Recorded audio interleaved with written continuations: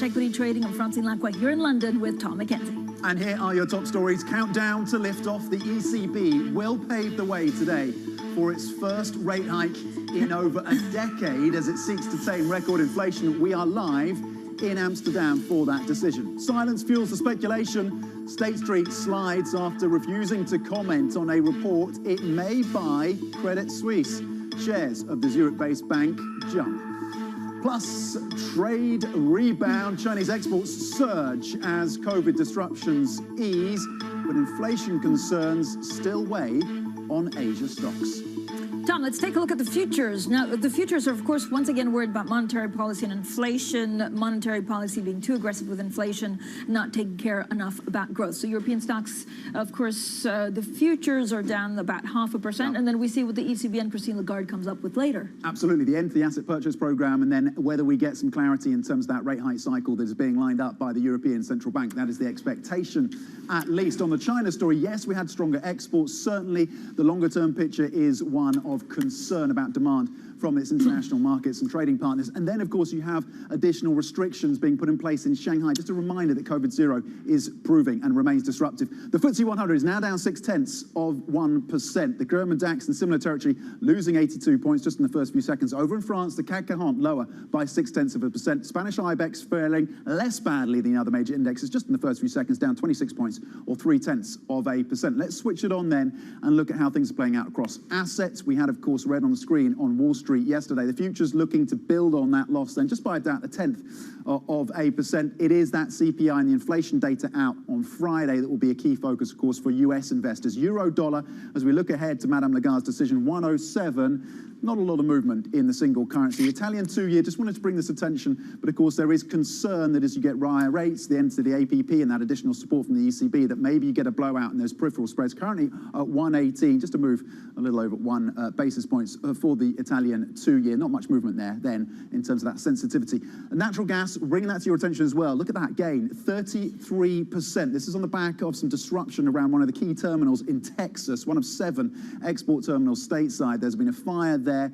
It means that potentially there is less US gas then on the international markets, and you're seeing a reaction to that, up 33%. Francine? Yeah, it's interesting actually on the Italian 2-year yield. I was speaking to a couple of Italian officials, and they were saying, look, it's always Italy at the forefront of some of these concerns, but this time they believe that it's not their fault. It's not about reforms not being done, but it's really about that proximity to Russian gas. So a lot of them really worried that the ECB will not do enough to help them, step in and make sure that that spread doesn't narrow too much between BTPs and Bunds. Overall, I don't have much for you, Tom. If you look at other sectors, they're down. So there's not one in the green. Just about actually energy, 0.2% higher. A moment ago, it was down. Utilities, telecoms down, and then the biggest losers, basic resources and technology, down over 1.5%. Okay, let's dig into some of these key themes then, percolating through these markets with MLive's Mark Cudmore. Mark, what are you looking at? Good morning, Tom. Well, as you and Francine said, it is always about Italy. And I may have a slightly different stance than Francine about whether Italy are entirely innocent for why it's always about them. But today, I think the ECB reaction will be really interesting. So I want to draw your attention to 2 charts.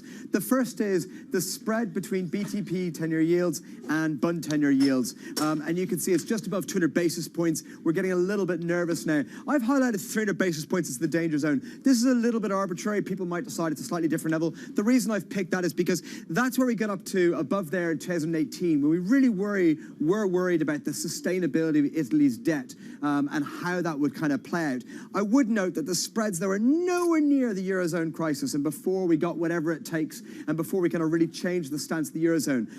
I think that we will get spreads above this level because we're in a different environment, even though I don't think the panic will be as great as 4 years ago, because I think the pandemic brought us ever closer towards debt mutualization. However, I want to bring one more chart into play. And the reason I'm drawing attention to this is I was at a macro roundtable last night, and half the group, a minority of the group, were extremely worried about Italy and kind of think this is going to be one of the big themes of the next 6 months, that people are underpricing. I'd say the other majority were less vocal, but a little bit more relaxed about it. But the reason some people are so concerned is that, hey, it's not just about spreads here. There's a reason to look at nominal yields. They're up at 3.4% at the moment of the 10-year yields.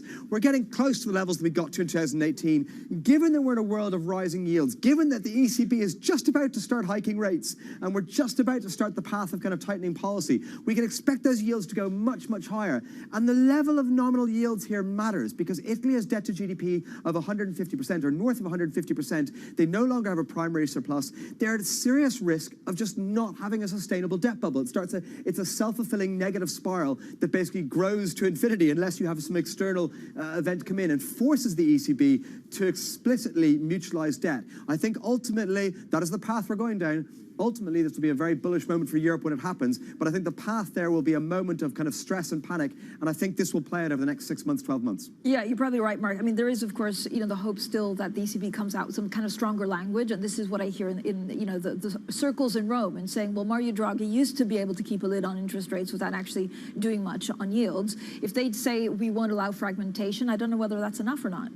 Look, I think how they discuss fragmentation today will be really, really important. We're not expecting anything in the statement, but Lagarde's going to be asked about that. Like, will there be an explicit plan to fight fragmentation, or kind of, what's their plan around that in the Eurozone? And I think how they handle that will be quite important. People are watching for that. I don't think it'll be a big disappointment if they don't have a clear plan. I'd be surprised if they have a clear plan already, in fact. But I do think that's something that's going to be increasingly focused over the coming months.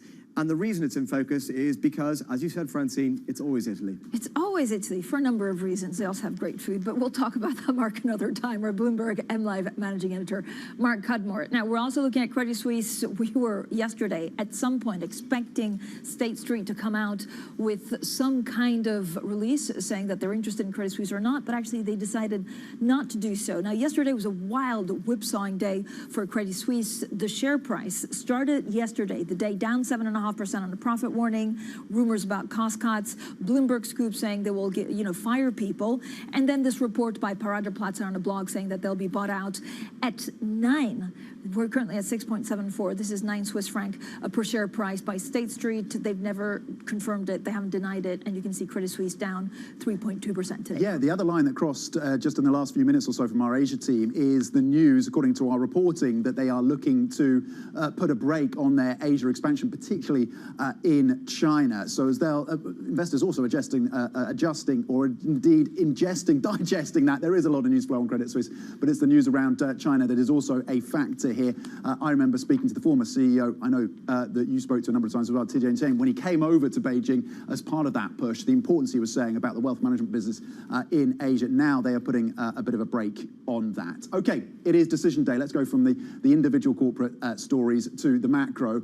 The decision day, of course, for the ECB President, Madame Lagarde, and her colleagues in what could mark a major shift in euro area monetary policy. Joining us live from Rome, from the Goldman Sachs Annual European Financials Conference, is Peter Oppenheimer, Chief Global Equity Strategist at Goldman Sachs. Good morning, Peter. Fantastic to have you on today, as ever. Thank you for your time. Let's start then with the look ahead to the ECB and the decision from Madame Lagarde.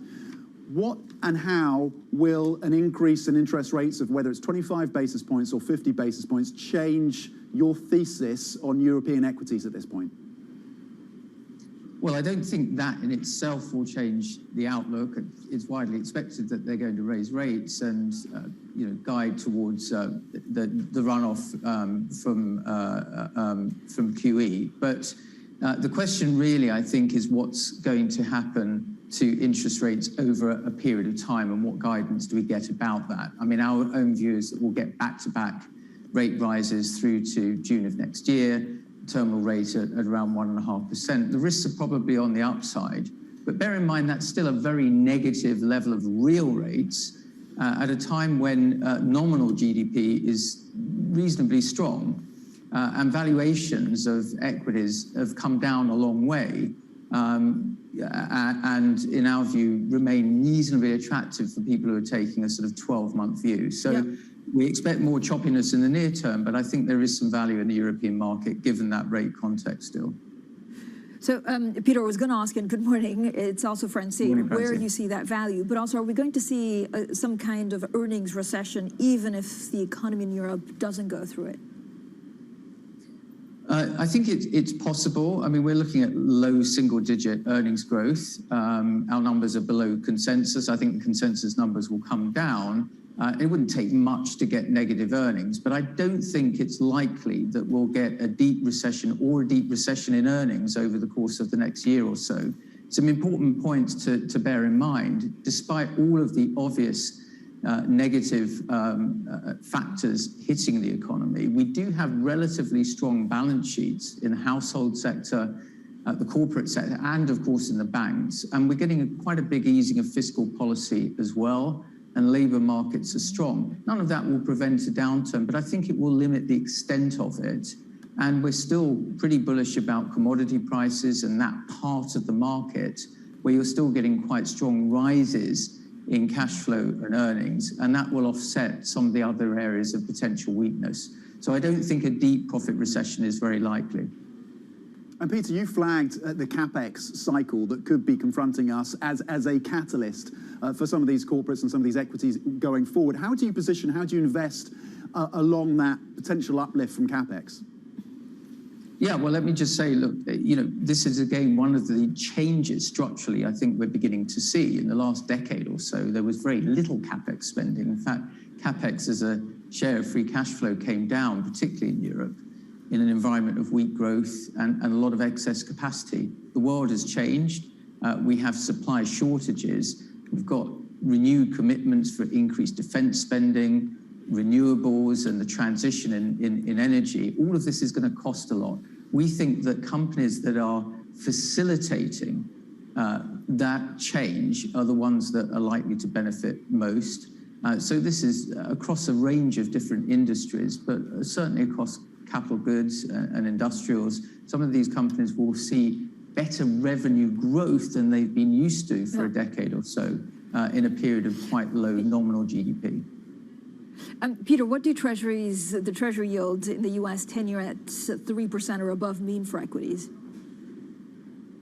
Well, financial conditions, of course, have tightened, partly as a result of that, and equity weakness as well. But arguably, they're still relatively loose compared to periods not so long ago.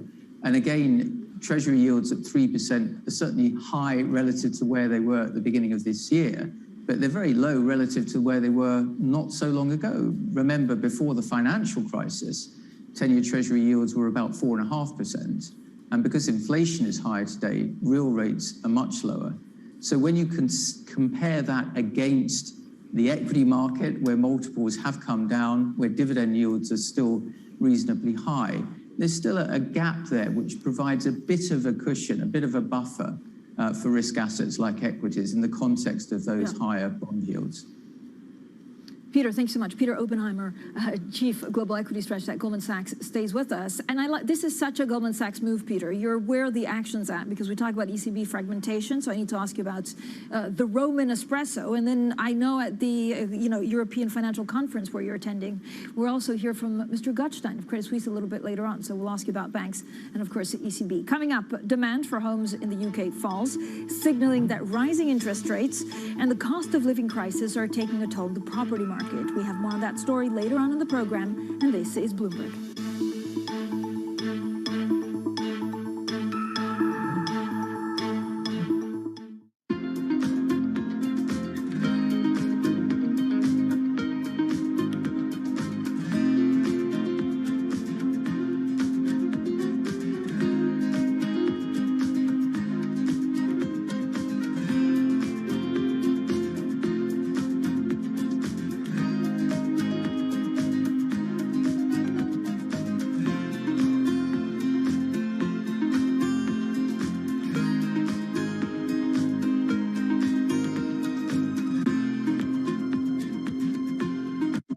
companies now, they're getting hundreds, maybe even thousands of applications. So software has come in to automate the process. You want to write your resume for robots, not for humans. The only job your resume has is to be comprehensible to the software that is reading it, because that software or robot is going to decide whether or not a human ever gets their eyes on it. These things are programmed by a certain segment of the population that might not be totally inclusive or not be fully aware. Concerns about how this technology could exacerbate discrimination. For the FTC, I think foremost, the FTC needs to be making sure that we're fully understanding this technology. We don't trust companies to self-regulate when it comes to pollution. We don't trust them to self-regulate when it comes to workplace comp. Why on earth would we trust them to self-regulate AI?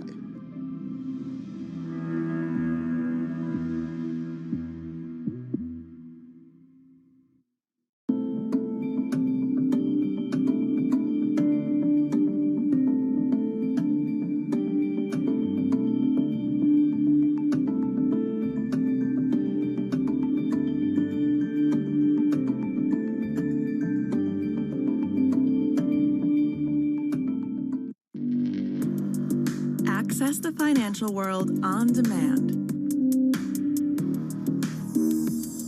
Hear from leading economists, policymakers, and industry experts via live and on-demand webinars, only from Bloomberg. Start exploring to see what's moving the markets. Visit Bloomberg.com/webinars.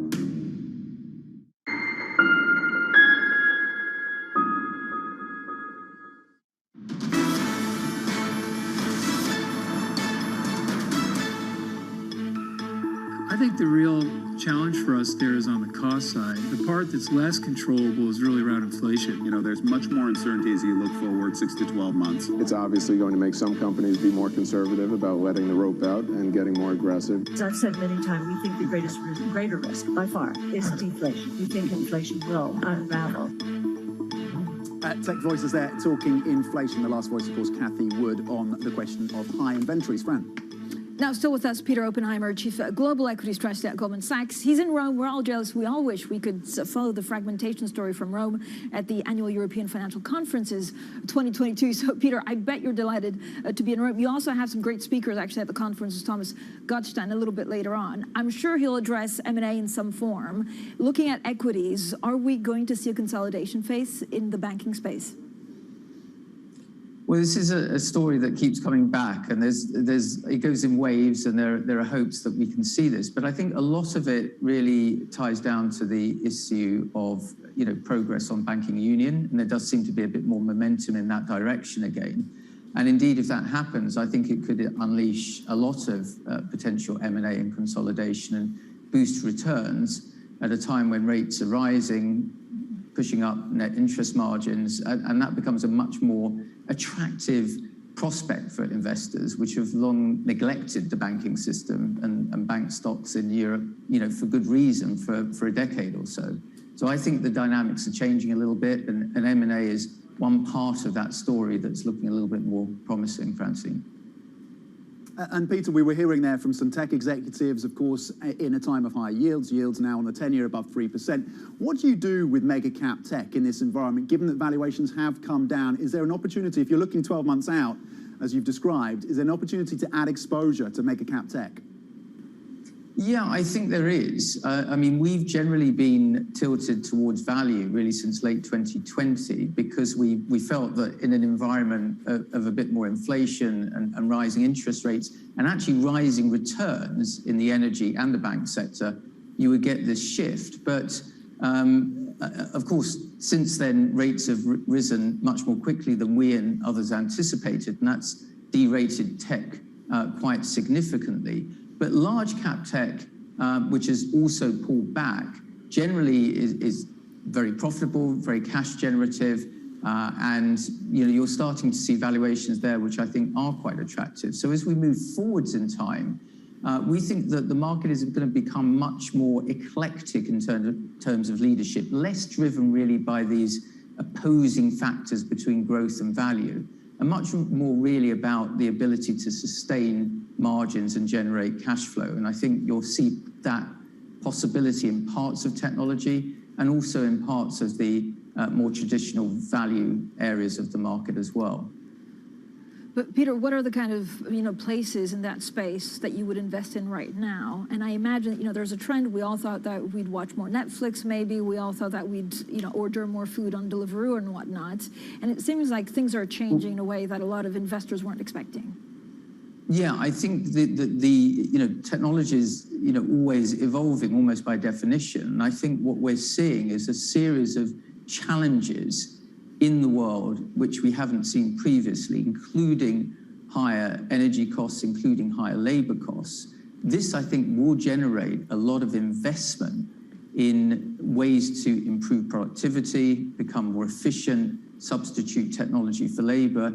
Technology will be part of the solution, and I think finding companies that can facilitate that improved productivity and efficiency will be part of what we see winning as we move forward. So things like robotics, artificial intelligence, and so on. So different types of technology. And also I think technology is sort of broadening out outside of the technology sector. It's becoming increasingly difficult to define what is and what isn't a technology company. Peter, you touched on, so from technology to energy, you've touched on energy. You're an equities man, of course, but let me take the liberty of asking you about commodities. It's part of our MLive Pulse survey for the week. Do you have a view on which commodity will outperform this year and which will underperform? Well, we're structurally bullish of commodities. We think they play an important increasing role in asset allocation as a real asset, as an inflation hedge. But structurally, we think commodity prices are going to be rising anyway because of a profound lack of supply and underinvestment over a very long period of time. We're particularly bullish on oil prices. We see still reasonably strong upside from where we are now, and think that will feed through to better performance in the equity space around the commodity sectors as well. Okay, Peter Oppenheimer, as ever, we appreciate your insights, the constructive case there for equities from the Chief Global Equity Strategist at Goldman Sachs. Joining us out of Rome, of course. We should be in Rome. Road trip to Rome. We need to make that pitch, don't we? The espressos and that split when it comes to BTPs. All about ECB. We're not the espressos to BTPs, I know, I prefer the espressos.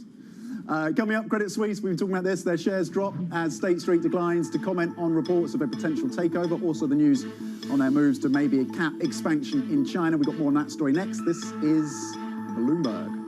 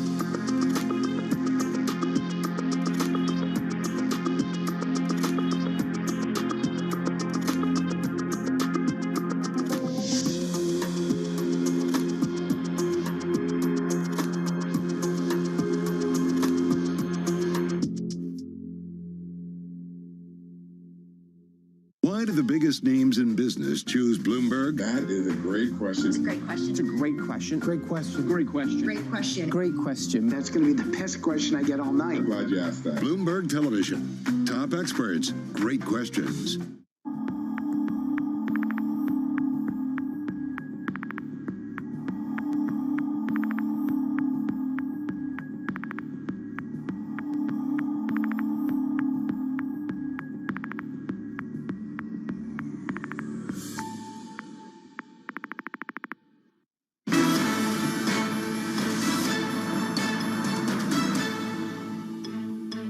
Welcome back to the Open, everyone. 23 minutes into the European trading day. You can see European stocks down between 0.5% and 0.7%. But really, it's all about the ECB starting, of course, that process of reducing the balance sheet. And the one thing that people want to know about is what they'll do with fragmentation. So watch out for the press conference of Madame Lagarde a little bit later on. Now, the banking world was abuzz with talk of a high-profile takeover yesterday. A Swiss blog said State Street can make a bid for Credit Suisse.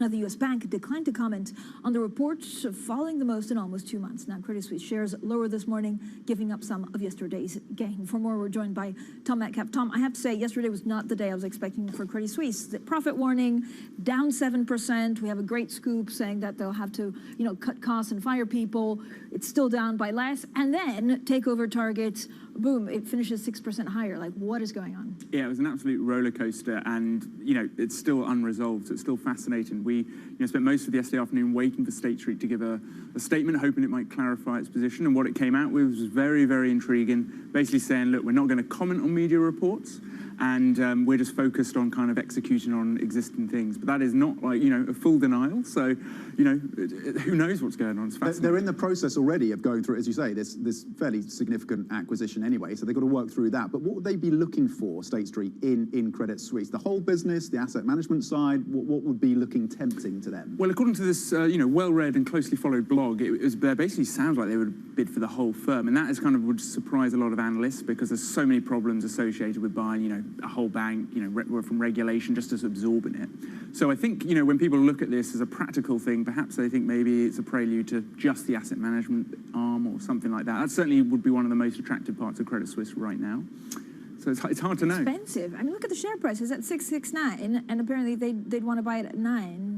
Like, I just don't understand why they would do that. Well, it's definitely a premium, but I mean, compared to what Credit Suisse was once worth, maybe going back a few years. More, Tom. Am I like really downbeat on this, and I shouldn't be? You're very anti-Credit Suisse right now.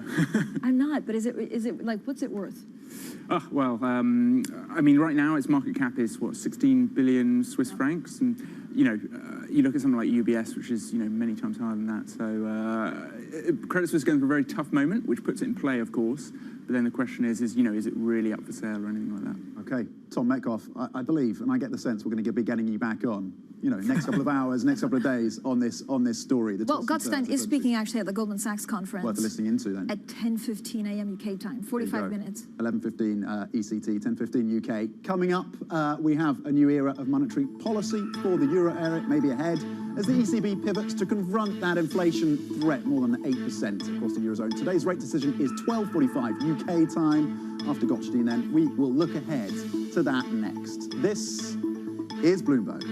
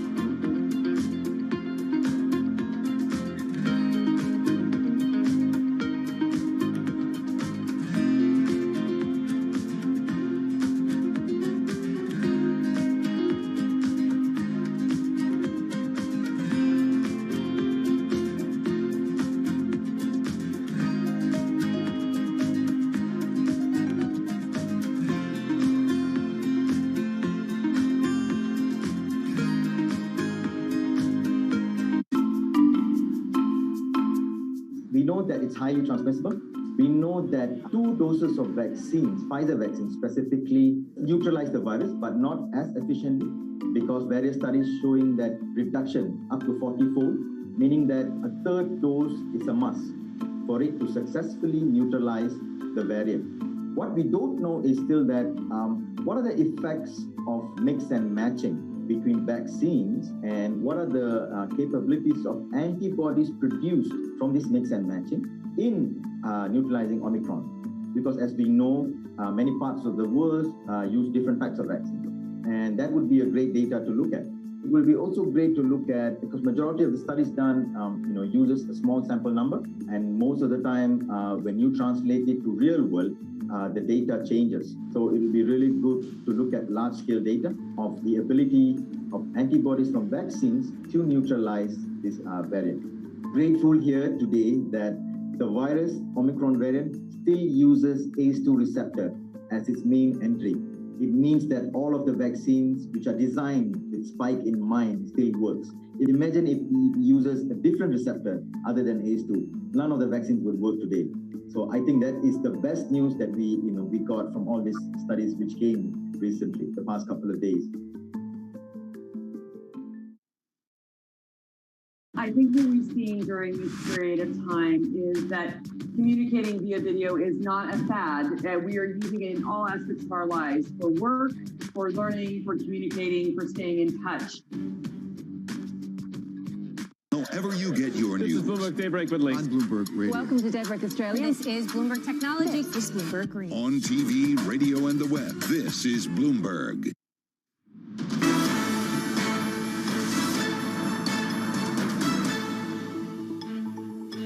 Welcome back to The Open, everyone. 30 minutes into the European trading day, and here are your top stories. Countdown to liftoff. The ECB will pave the way today for its first rate hike in over a decade as it seeks to tame record inflation. Live in Amsterdam. Credit Suisse seesaws. The Swiss lender's shares down in early trade after State Street refuses to comment on a report of a potential takeover bid. We also have news on what they want to do in Asia, plus trade rebound. Chinese exports surge as COVID disruption eases.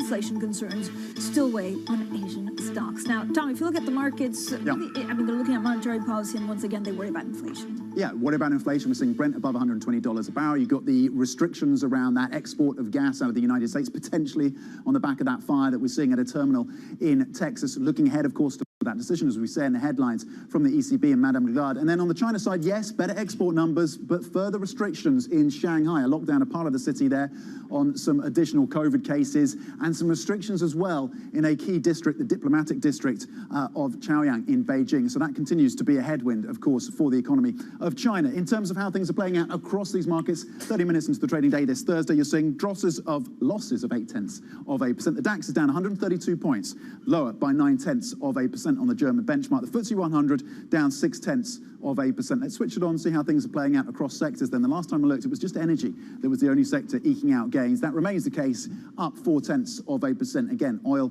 and gas a factor there. At the bottom of the list, you've got basic resources down 1.5%. That will be tied to what we're seeing in China, no doubt. Consumer and finance also lower. The story around Credit Suisse remains in focus. One of the key corporate stories for us today, of course, Francine.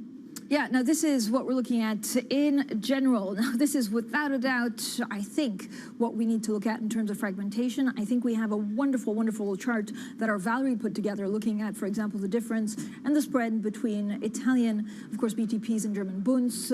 One thing that a lot of, actors in a lot of governments are hoping for is some kind of support coming from the ECB saying that they won't tolerate any fragmentation. Now, armed with new forecasts and with prices rising at a record pace, the ECB president, Christine Lagarde, and her colleagues look set 10 trillions of euros of asset purchases and cement a path to exiting 8 years of negative interest rates at today's monetary policy meeting. So for more, we're joined by our Europe correspondent, Maria Tadeo from Amsterdam, where ECB Governing Council are. Maria, Amsterdam, I mean, A, lucky you, but two, it's quite strange to see the ECB meeting there. A very highly anticipated meeting. What can we expect? Yes, Francine, very highly anticipated meeting. And of course, we're in Amsterdam. I think the shot kind of gives it away.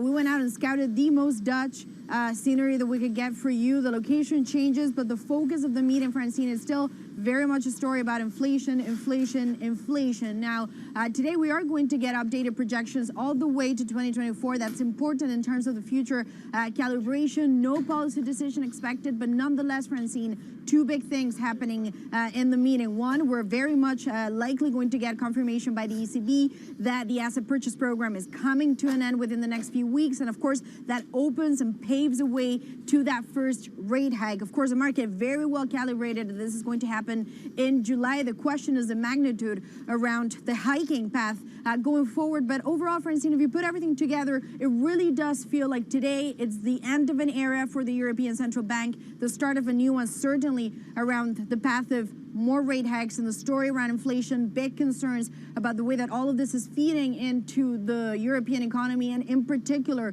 the cost of living. Just to give you an example, today we had the Dutch inflation coming out again at 10%. That more than almost quadruples the target of the ECB, just below 2%.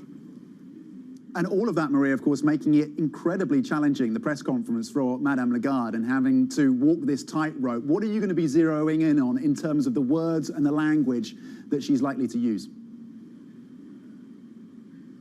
Yeah, and Tom, we always say the press conference at this point is more challenging than almost a decision. And of course, traders keeping a very close eye on the language here. I think there's two things that will really be the focus. Is she going to stay around the 25 basis points narrative that seemed to be consensus up until a few weeks ago? Or do we get a hawkish pivot that now potentially opens the door to 50 basis points? There's a number of calls out there by a number of banks already saying when you look at the inflation print, the ECB is going to have to go harder than 25. Now, the other big thing, of course, will be fragmentation. The more you normalize and, of course, you hike rates, the more volatility you could see in the bond market. That fragmentation, whether or not the ECB is ready to provide some buffer for the euro system, can provide a policy that works for 19 different economies. I think that's something that will be at top of the agenda. And not just fragmentation as an abstract concept, but are we going to get any hints that the European Central Bank is clearly working now on a tool to deal potentially with the spillover of the hiking policy? Okay, Bloomberg's Maria today on the ground in Amsterdam, previewing that meeting for us, that decision at 12:45 UK time. Let's get more on this now with Sarah Hewen, Head of Research Europe and Americas at Standard Chartered Bank. Sarah, thank you for joining us in the studio on this important day for the ECB. You are expecting rate hikes in July and September. Can the ECB push through rate hikes without causing that dispersion, that breakdown, or that blowout in yields across the periphery? They've flagged it very clearly. So we've had a very clear heads up from Lagarde, from Philip Lane, that rate hikes will start in July. And Lane has gone further. He's indicated 25 basis points, most likely. Now, that should be enough of a heads up for markets to avoid a big blow up. The question is, do they go for 50 basis points? As your correspondent Maria was saying, there is some suggestion that they might want to go more hawkish, and there are good reasons for doing that. High inflation, the fact that other central banks are taking more hawkish, front-loading rate hikes. But we think that they're going to take a more gradual approach and that this is going to be the message from Lagarde this afternoon. But Sarah, so we had an exclusive interview with Christine Lagarde 10 days ago in Davos, and she said, first of all, they're not in a panic zone. It was the day after the European blog, which was a clear message to the Governing Council and probably to the hawks as well. Wait, why do 50 basis points now? And is there a danger that actually her messaging is getting lost because the hawks keep on talking? I think it accurately reflects the dilemma because there is a real concern about inflation becoming embedded. And we know that Lagarde and Lane and me, and probably the doves on the Governing Council are worried that wages are going to accelerate. We've got minimum wages being increased quite rapidly across a number of major economies, and inflation expectations are building. So that would be the reason for front loading. But at the same time, of course, the economy is looking weak. Confidence is very weak. They are particularly concerned as well about tightening credit conditions. So the European Bank Survey suggests that banks are going to be tightening credit conditions quite dramatically in the coming months, and that's even without a clear signal about a 50 basis points hike. So this is a very good reason for staying gradual. We were speaking to Simon French of Panmura earlier, an economist there, looking at all things Eurozone. He was saying there's relative resilience in European corporates and in the financial system after years of easy policy. Does that resilience give some strength then going forward? Do you agree with that assessment in terms of the ability for corporates to weather higher rates across the Eurozone? I do agree. I think that there is a certain amount of ammunition that's being built up, and corporate balance sheets are in a much stronger position. What we can't account for are the geopolitical risks and the global risks. So the impact that high commodity prices is going to have on global growth, there are real concerns that we start to see a slowdown, not just in Europe, but in the US, and of course uncertainty over where China is for the second half of the year. In Europe specifically, there is another concern, which is what happens to gas imports later this year. Is Russian gas weaponized? And that would certainly tip the economy into recession if we were to see Russian gas imports cut off. So what happens if there was a gas embargo, probably from the Russia side? What happens to ECB policy? Is there anything that they can do actually to try and temper that? I think this goes back to the gradualism message. It's don't do too much too fast. Flexibility, optionality are the other key words that Lagarde has mentioned. And it's let's deal with the situation as we see it. We can predict that wages are going to start to pick up. We can't predict what is going to happen to commodity prices, but we need to be conscious of the impact and the fact that governments can offset to a certain extent. We have seen government support for corporates and for households, but that ultimately is limited. And we see that reflected in the very weak confidence numbers, particularly for households. That fiscal impulse, do we expect more from European governments as they weigh up those higher energy prices to cope in some way with that impact on households, and to what extent that fiscal impulse could offset some of the tightening from the ECB? Yes, governments are very alert to the risks that they're all facing at the moment, and I think that we probably will see further support. And of course, we have the Recovery Fund money which is coming through, which will be activated and is being activated and will provide something of an offset. Governments are in a tricky position, of course, and we have to mention the fragmentation word. The risk is that if you see too aggressive fiscal spending, particularly amongst the peripheral governments, then bond yields will rise very rapidly. It'll be interesting to see what ECB says this afternoon about how they intend to offset that. No, there's no silver bullet here. Sarah, thank you so much. Sarah Hewen, their head of research, Europe and Americas at Standard Chartered Bank. Now, coming up, we'll be back out at Goldman Sachs' European Financial Conference in Rome. We'll dive into capital flows with Richard Ramsden, the lender's head of financial institutional research. That's coming up next, and this is Bloomberg.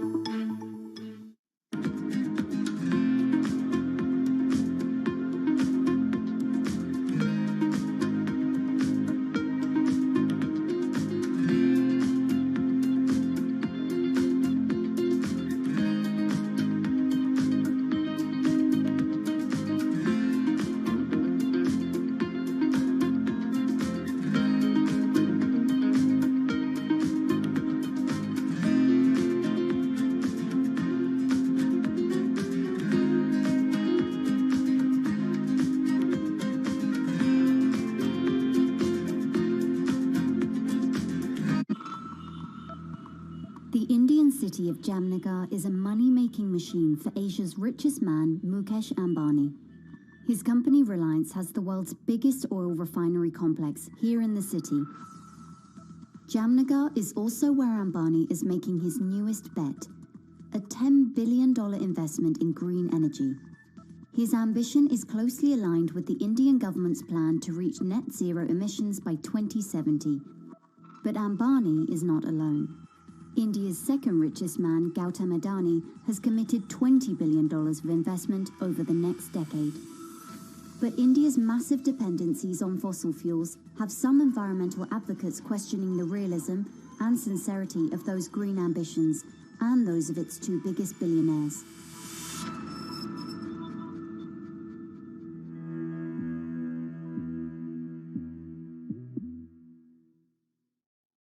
lot's happening on Wall Street. It's the basic law of economics. It validated what the market was already pricing. Need to catch up? This is Bloomberg Wall Street Week. I'm David Weston. We've got the information and insights. David, you just hit the nail right on the head. From businesses most influential and instrumental. And that's the way you run good risk management. It's a challenging dynamic. We could continue to see that kind of strength. Bloomberg Wall Street Week premieres Friday with replays all weekend on Bloomberg Television and Radio.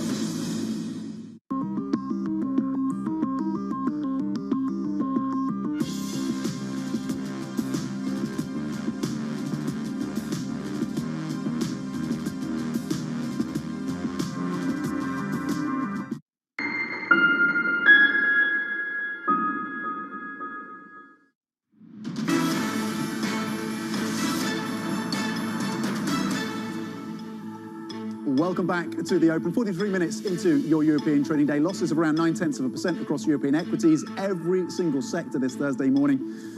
43 minutes into the trading session in the red, apart from energy standing out just with a gain of just a little over 0.1%. Of course, Brent remains elevated above $120 a barrel. Interesting, some fluctuations across the yield space, particularly when it comes to those Italian BTPs as we head up to that ECB decision.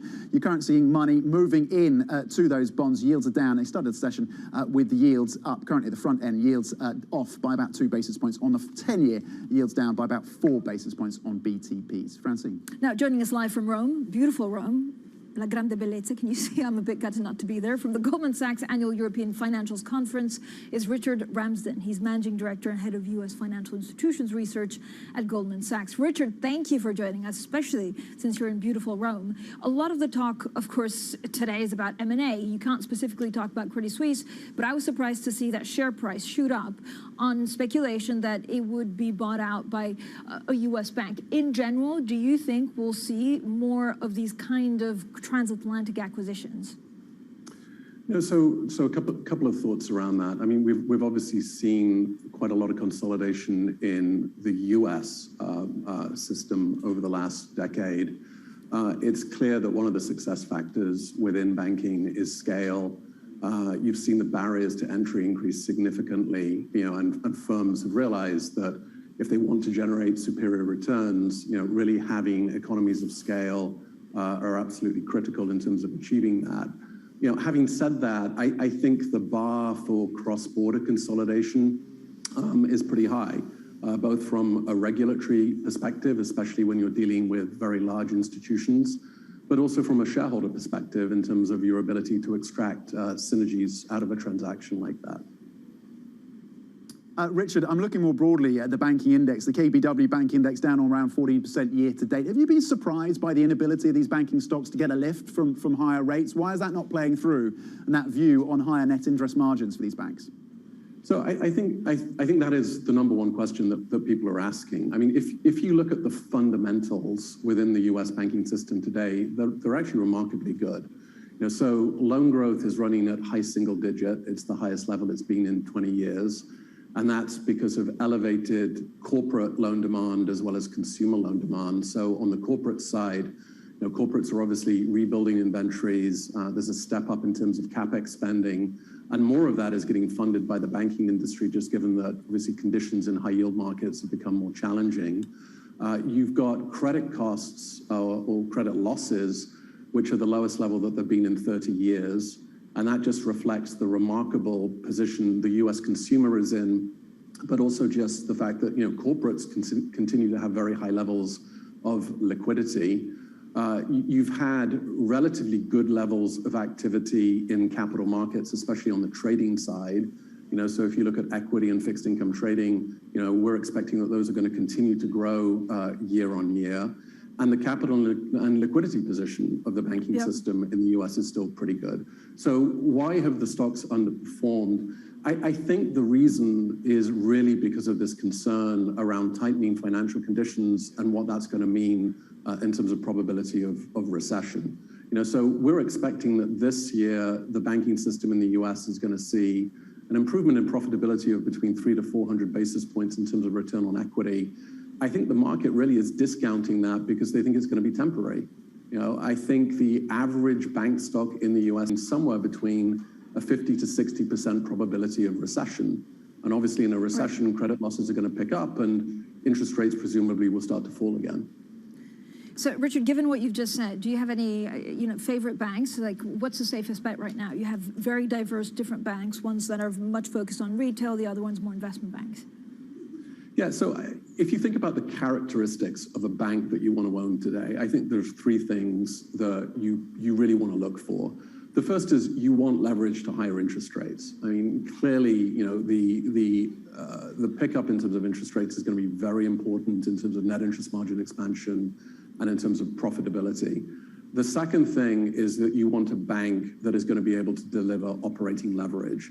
So the banks are not immune to inflation. They are seeing much higher labor costs. So you want a bank that's going to be able to deliver operating leverage. And the third thing is you want a bank that hasn't grown that rapidly into the downturn, because the loan portfolios that I think that will perform the worst in an economic downturn are probably the ones that you've accumulated over the last couple of years. So the bank stocks that we like Bank America. We think that they are very rate sensitive. We think they can keep expenses broadly flat this year, and they've been a very conservative underwriter. We like JP Morgan, again, because of the rate sensitivity and because we do think they have a fortress balance sheet. And we do like some of the regional banks as well, which are exposed to higher interest rates. The fortress balance sheet of JP Morgan, currently at $128 a share. You got the price target at 161. Do you get there by the end of the year to that price target, Richard? And are there catalysts there even amid these concerns of a recession?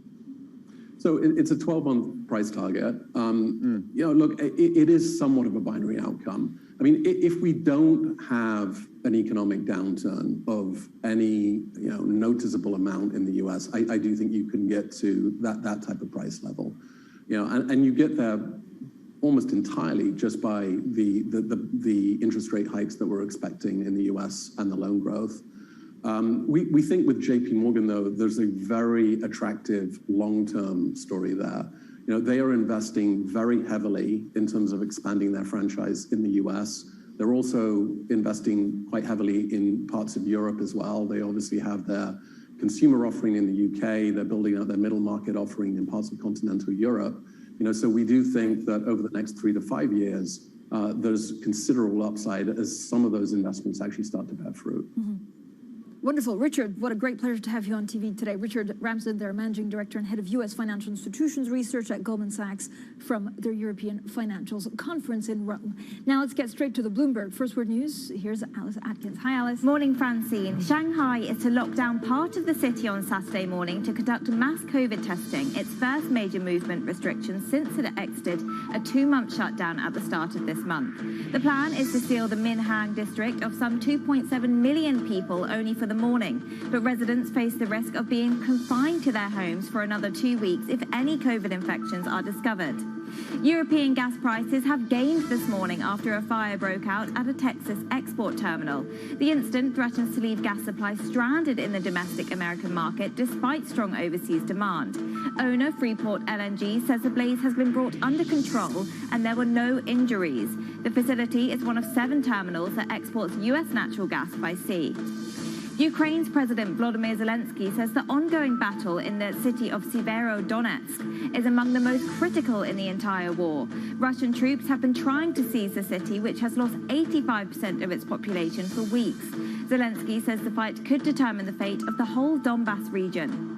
Global news 24 hours a day, on air and on Bloomberg Quick Take, powered by more than 2,700 journalists and analysts in more than 120 countries. This is Bloomberg. Tom, Francine. Thank you so much, Alice. Now, coming up, demand for homes in the UK falls, signaling that rising interest rates and the cost of living crisis are taking a toll on the property market. We have more on that story next, and this is Bloomberg.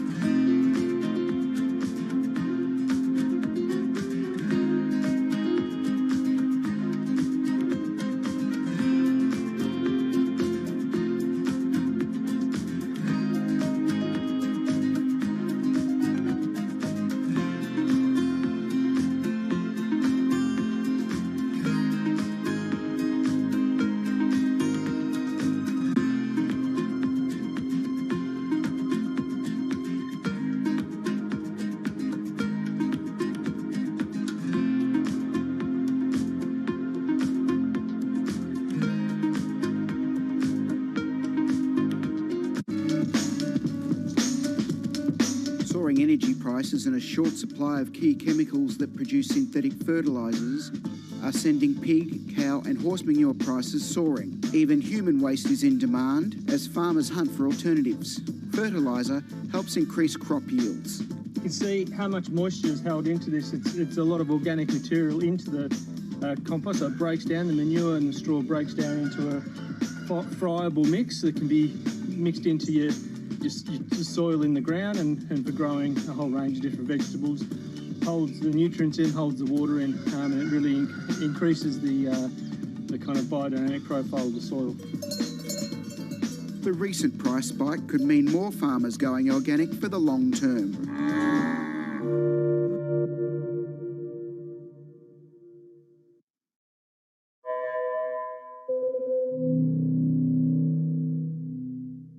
Crypto, you have a world of young people that want their own financial system and their own culture.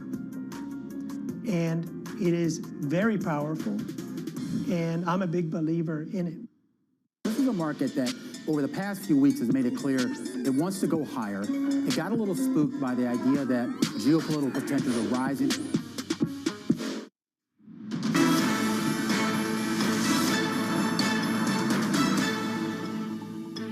Welcome back to the Open. We are 55 minutes now into the European trading day. Losses across European equities of 0.7% on this ECB day, but it's focused on the UK for now. Demand for UK homes falling for the first time since August last month, in an early sign that rising interest rates and the cost of living crisis are now taking a toll on the property market.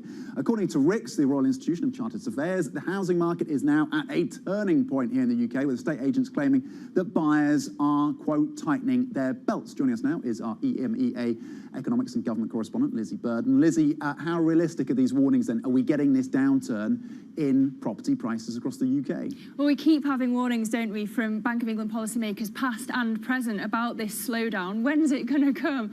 You saw Deputy Governor John Cunliffe last week saying that he was already seeing straws in the wind showing the slowdowns coming, so the RICS survey might be one of them. It's because you've got rising inflation, rising interest rates. The Bank of England's expected to hike again on Thursday.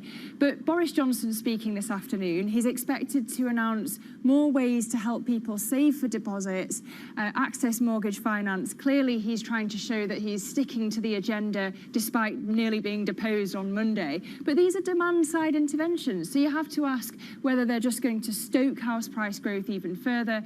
But really, surely that would help, given that more than half of British households are homeowners.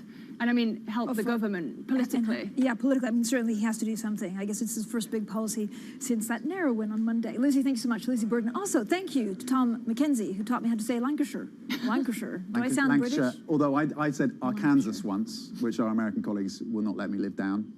Me neither. Now that I know that. Terrible. Never say that live on air. The markets across Europe, you're looking at losses 0.7%. Future stateside S&P E-minis are flat, range bound. Futures on the Nasdaq, similar territory. Stay with us. Surveillance Early Edition up next. This is Bloomberg.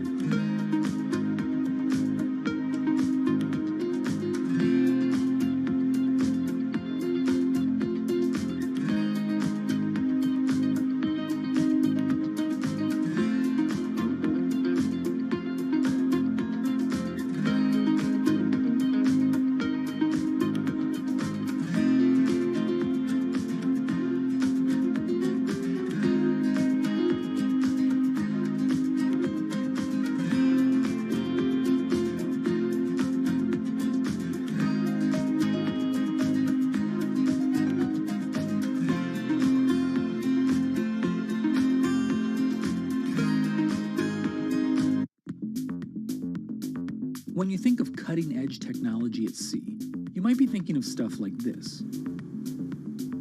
But there's an incoming revolution on the high seas that isn't quite as sexy, but could be significantly more impactful. Container shipping is the key component of global trade. About 80 or 90% of all the world's goods are transported at sea at some point. But there's a significant unseen cost to the modern era of global commerce. About 3% of all the world's CO2 emissions come from shipping. 3% may not sound like a lot, but that's roughly comparable to the entire CO2 output of Germany. Since reducing trade isn't a likely option, what about a technological improvement to help reduce the emissions from these well-stocked maritime behemoths?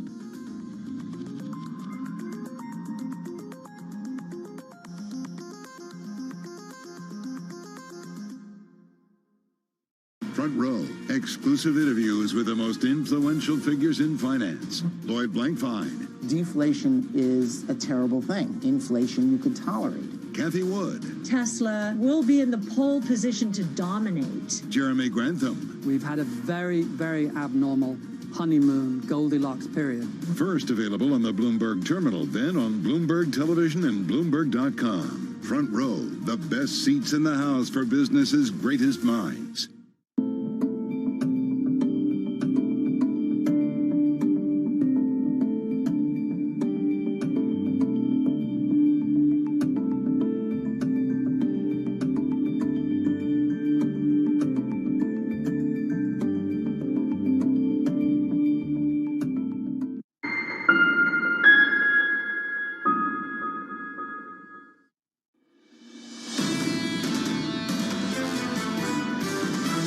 What's true in the United States is true in every country. Trickle-down economics does not work. We do need to continue with investment, and that will take a bit of time. It'll take more time. Innovation solves problems. We had a lot of problems through the coronavirus. Innovation solves problems. We were rewarded accordingly. This is Bloomberg Surveillance, Early Edition, with Francine Lacqua. Well, good morning, everyone, and welcome to Bloomberg Surveillance Early Edition on this Thursday, the 9th of June. I'm Francine Lacqua here in London, and here's what's coming up on today's program. Countdown to liftoff, the ECB will pave the way for its first rate hike in over a decade as it seeks to tame record inflation and relive in Amsterdam. Silence fuels the speculation. State Street slides after refusing to comment on a report that it made by Credit Suisse. The chief executive, Gottstein, will speak at 10 a.m. UK time. Plus, stay tuned for this hour. We'll be joined by Nanette Heschler-Feiderb and Frédéric Ducrozet to talk ECB. Plus, the former UK Chancellor, Philip Hammond, and Tate & Lyle's chief executive, Nick Hampton, will all discuss British politics and inflation. If you have any questions for any of our guests, write into IB Plus TV Go. Now, first thing is first, always check on the markets. And actually, we're seeing a little bit of anxiousness out there when it comes to markets. I think we have a cross-board asset check. But first, let's start with some of the maps. The FTSE, the CAC 40, the FTSE MIB over in Italy, and the DAX down between 0.6 and 0.8%. Of course, the pressure is still markets trying to figure out monetary policy normalization, what that means for inflation, therefore what it means for risky assets. And then the other thing we're looking out for is, of course, China. We did have some encouraging data to say that exports are rising as they get out of lockdown, but then certain parts of certain cities will also be closed on Saturday for testing, and so a little bit of a wait-and-see situation over in China. Now, armed with new forecasts and with prices rising at a record pace, ECB President Christine Lagarde and her colleagues look set to end trillions of euros of asset purchases. They're expected to lay a path to exiting 8 years of negative interest rates at today's monetary policy meeting. Well, we spoke to the ECB president 2 weeks ago in Davos. She said the bank is not acting reactively. We are not in a panic mode. And we've started that journey, thinking about it very carefully, back in December, with steps along the way. And we are now at a stage where there is every certainty that we will stop net asset purchases very early in July. Let's get more now on this with our Europe correspondent, Maria Tadeu, who's in Amsterdam for that meeting. Maria, there's a sequencing. The ECB clearly put out exactly what they want to do, but then the market, and certainly it's priced into the money markets, they're expecting a 50 basis point hike, possibly in July and then September. Will Christine Lagarde push back against that? Yes, she did. And Francine, I remember that interview, of course, that you did in Davos, that big exclusive in which she told you repeatedly, we're not in a panic mode, we're not behind the curve, and she really defended the actions of the ECB. But if you look at the market, and a number of calls now increasing, I should say, a number of calls from a number of major banks now do say that the European Central Bank does look behind the curve and is going to have to be more aggressive in July. So to me, the focus today, knowing, of course, that she will finally make it official as the purchases will come to an end in the next few weeks. And of course, that now opens the way for the first rate hike. The debate is she going to stick with that 25% basis points narrative? We have a hold on this, or actually now hint at a more hawkish stance from the European Central Bank. Of course, very much tied to this, Francine, is the language around the fragmentation and potentially the spillover from this normalization. The more you rate or increase rates, you could see that volatility feed into the bond market. We've been seeing it lately with BTPs. Is she going to give a clear signal now that the European Central Bank is ready to provide some buffer to that for that central bank and potentially tailor policy for 19 different economies? So I think a lot of this will depend on the language around the rate path that we go from here. Is it more hawkish or not? And then two, the fragmentation that really is a buzzword in markets today. Yeah, and that, of course, is something that she'll have to navigate during the press conference, Maria. Yeah, and Francine, it's always difficult, and we always say this. I get the impression we always focus more on the press conference than, in fact, the statement itself. But the language today will be key, whether she can match the expectations of the market, whether she can be in tune with what's already priced in, but also give clear signals on those two very important topics. Are we heading for 25, now maybe open to 50, but also two, what happens if we start seeing persistent jitters in the bond market, particularly, of course, in the periphery? Maria, thanks so much. Our Europe correspondent, Maria Tadeo, there in Amsterdam, where the ECB meeting is today. Now let's bring in Annette Heschler-Feiderb, Chief Investment Officer, International Wealth Management and Global Head of Economic Research at Credit Suisse. Nanette, thank you for joining us. So much is being priced in on what the ECB can do in terms of aggressiveness. Do you think the hawks have taken hold at the Governing Council? Well, it's a close call.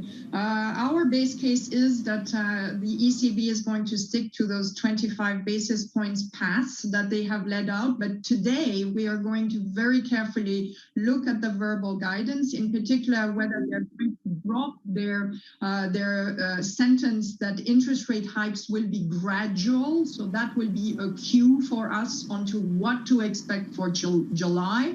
We will also pay a lot of attention to the long-term inflation expectations. If they are around 2.3 to 2.4% as opposed to closer to 2%, then this is a hawkish cue as well. And as you also pointed out, the fragmentation tool and more on that may be actually also an indication that they're preparing to front load some of those future interest rate hikes into July. So today, very important to look at the verbal guidance.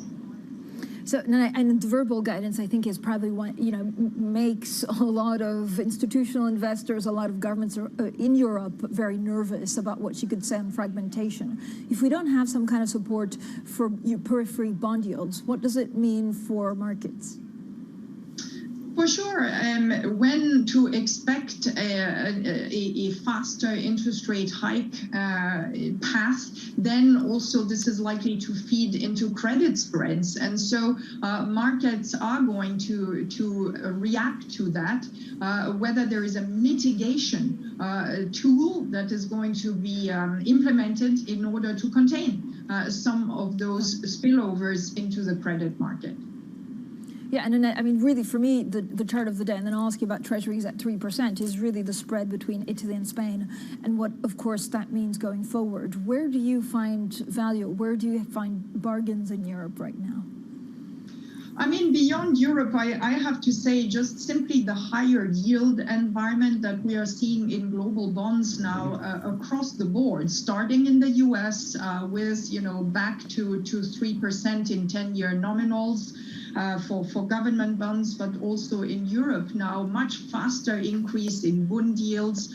All of that is giving us actually, just a better even base to look at many segments of fixed income. So I have to say, have been of the view that in emerging market, hard currency bonds, if you're asking me concretely, where do I see opportunities that are arising thanks to benchmark yields that are higher, it is in these areas. There we already see some very attractive yields in our view, but also I think there is now the case to be more neutral rather than underweight in government bonds as well, just simply because of the higher yield level that we are seeing. Nanette, I mean, there has been a pretty dramatic shift in markets overall as how they're pricing risk around the world. Do you think worldwide there still needs to be more correction to price in possible recessions, to price in this, possible stagflation environment for longer? Really, I mean, the way I've been thinking about markets is in a sequence of things. The market so far has really repriced interest rate levels, and especially what equities have done. And those equities that are particularly sensitive to interest rates, in my view, has been really reconfirming that interpretation of what has happened on the market. The next phase is going to be on how the market is anticipating now the effects of tighter monetary conditions, higher interest rates on the economy. The UK, whether it's in the housing market, whether it's on private consumption, whether it's altogether on GDP expectations, a very good example in case. And that's going to be the second phase that markets will be looking at. So cyclical sectors will probably have to be reassessed against the expectation that economies are going to get cooled over time. It brings us back to watching quality earnings, to watching companies that have good pricing power, to watching where there is value also in the valuations. At the moment, we think, for example, there is a very good case to be made for China equities, but over time, there will be other opportunities arising. Nanette, what are you expecting actually Treasury yields to do? And again, has the fallout of Treasury yields at 3% and above been already hitting the markets? Oh, I think those yields in 10-year U.S. Treasuries are probably going to continue rising a little bit, but at a much slower pace and really not in the same magnitude as before. So just concretely over the next 12 months, I could see very well the 3.4, 3.5% type of level there for 10-year nominal U.S. Treasury yields. But what it tells you already is that at those higher levels where we are now, and with much slower further increases, just total returns on U.S. Treasuries are going not to look as bad anymore as a few months ago. So I do expect that a number of investors are going to see this push above the 3% level that we are starting now as also a possibility to rebalance their allocations a little bit, a bit more in favor of fixed income as before. Nanette, thank you so much. As always, Nanette Heschler-Feider, the Chief Investment Officer, International Wealth Management, and Global Head of Economic Research at Credit Suisse, joining us this morning. Now, coming up on the program, we'll continue the conversation on the ECB with Frédéric Ducrozet. He's Head of Macroeconomic Research at Pictet Wealth Management. And then a little bit later on, we'll also be joined by the former UK Chancellor, Philip Hammond, to discuss the UK economy and what next for a divided Conservative Party. This is Bloomberg.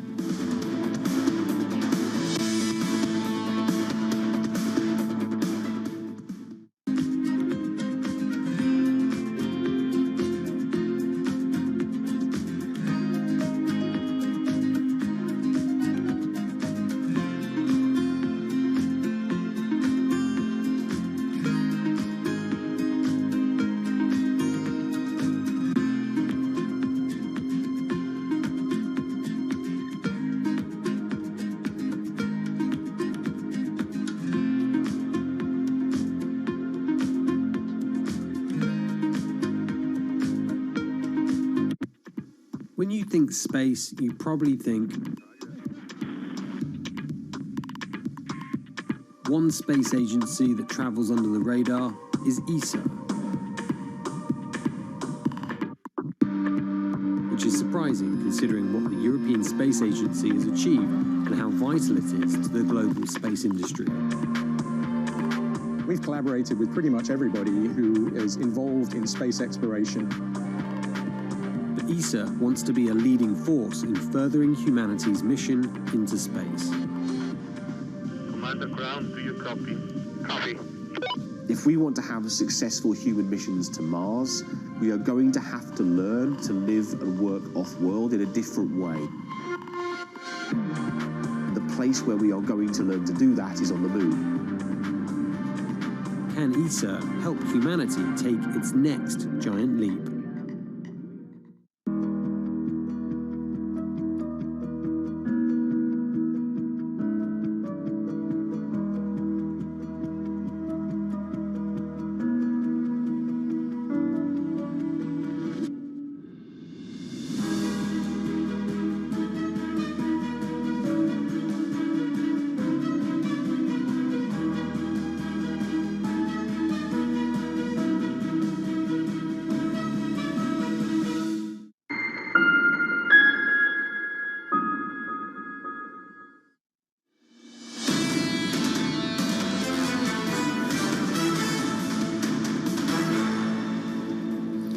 Economics, finance, politics. This is Bloomberg Surveillance Early Edition. I'm Francine Lacroix here in London. Now let's discuss more on the ECB with Frédéric Ducrozet, Head of Macroeconomic Research at Pictet Wealth Management. First off, Frédéric, congratulations on the promotion, but also you're one of the smartest thinkers on the ECB. So never forget the ECB in all of your research. What are you expecting for Madame Lagarde to actually position what they'll do in July and beyond? Yeah, it's all about guidance today. It's been 8 years since essentially the start of QE, when Mario Draghi in Amsterdam 8 years ago announced and paved the way for QE. And now we're here back in Amsterdam with the Governing Council announcing the end of net asset purchases. So that's a given. What we will be all watching in the statement and during the press conference is the verbal guidance for the pace of policy normalization. The thing, I think the difficulty today in terms of communication for Christine Lagarde is that just a few weeks ago, on the 23rd of May, she did lay out the path for normalization with a rather gradual pace of 25 basis point hike. So we all appreciate the case now for a faster pace of normalization, including 50 basis point hikes. It's difficult for her to completely switch from this gradualism to something much more aggressive. That's, I think, the most difficult challenge today. So, Frédéric, how do you think she'll actually position that? And what are you expecting of the ECB? Because, I guess things could then turn if we're looking at peak inflation now. I don't think they will pre-commit to the exact size of timing and pace of hikes as of today. I think the statement will be open to potentially a faster pace of normalization should they see a further deterioration in the inflation outlook. The staff projection will be very important. I think it will be the first time ever that the ECB staff will project long-term inflation above 2%. That in itself is obviously a strong case for, a swift exit, at least from negative rates. And then again, we have a couple of data that will be very important before the next meeting on the 21st of July, which is the next HICP print, inflation and core inflation in particular. If we see a further increase, I think this will potentially tip the balance.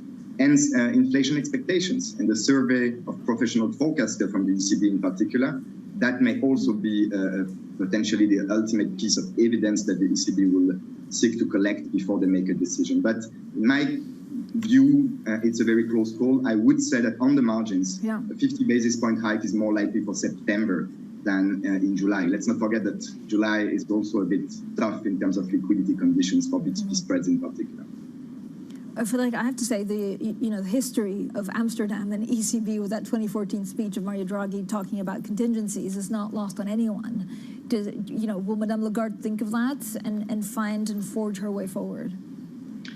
As she said during your interview in Davos, actually, the ECB has been preparing for that, moving from gradualism, flexibility to something also slightly different, which is optionality. optionality, and she could argue this today, means both ways, looking at risk in either directions, including in terms of hawkish surprises that we've had for several months now. And there is, again, I think, a fundamental case for the ECB to move faster in the first step. But then the difficulty is that they need to come with this slightly change for the first step of the normalization, going back above zero, essentially, and mitigate that, I would say, by a more gradual, cautious tone beyond September, let's say, and moving towards neutral levels that, to me, is a much more difficult challenge to meet for this. Frédéric, do you think the ECB should come out with some kind of anti-fragmentation tool today? And is the time, sooner the better, or can they wait a couple of weeks and months? I think they will wait, really. I wouldn't hold my breath, and I don't think they will get much details about that. The first line of defense is the PEPP reinvestment. We know already, actually, it's not news from this week's story that reinvestment can be brought forward in time, that can be spread across regions. They can use that as a first tool. But when you look at BTP spreads, they're back below 200 basis points. They have, more importantly, in my view, moved in sync with Euro area IG credit spread. So it means that Italy is still perceived by investors as interest rate risk. Everything has been repriced higher, but not an idiosyncratic credit risk, which is a big difference for the ECB. And I think both the hawks and the doves will be willing to wait, and constructive ambiguity will prevail for now. Apart from anti-fragmentation, is there anything else that the ECB can do in place to keep those bonds under control? I know it's something no one talks about, but there are still TLTROs. There are still liquidity operation. And when you look, the ECB will stop buying bonds in net terms at least. Next year, in the coming years, we have a big question mark in terms of fiscal policy, fiscal rules. Who else can meet this demand for sovereign bonds? Well, the private sector, banks in particular, and liquidity tools have been part of this toolkit from the ECB. We're not talking about this at the moment, but if and when banks start to repay those TLTROs, this will, I think, add to the risk also in terms of demand, lower demand in that case, for sovereign bonds. And that could be also part of the solution. But overall, again, I think they will wait for spreads to move meaningfully higher and wider before they make any decision. Frédéric, thank you so much. Smart conversations and, of course, research notes. As always, Frédéric Ducrozet, their head of macroeconomic research at Pictet Wealth Management. Now, coming up, who is behind Elon Musk's Twitter offer? Up next, a secretive $5 billion fund that is pledging the third largest amount to Musk's bid. That's coming up next, and this is Bloomberg.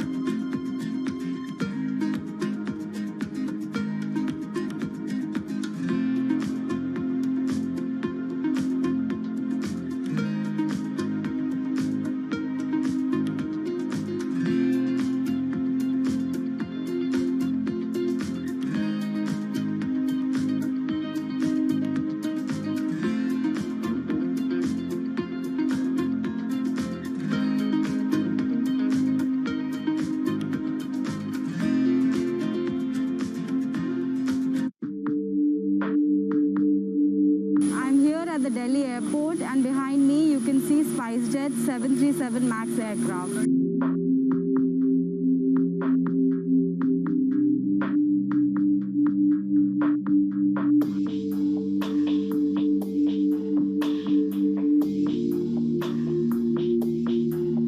SpiceJet Chairman Ajay Singh earlier today said that Boeing is going to compensate SpiceJet in form of cash and aircraft.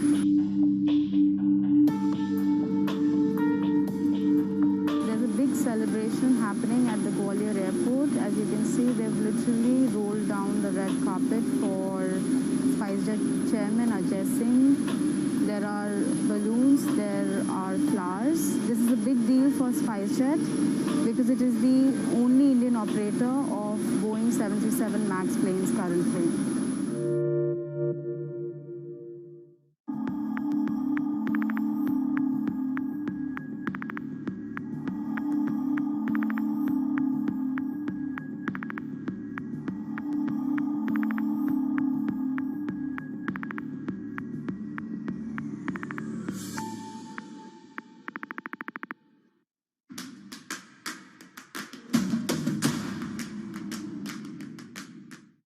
I think that it's hard to put your head around any narrative. Let's just be honest. We've had sort of a shift in, are we in some sort of stagflation fears moment? People were talking about that all day yesterday.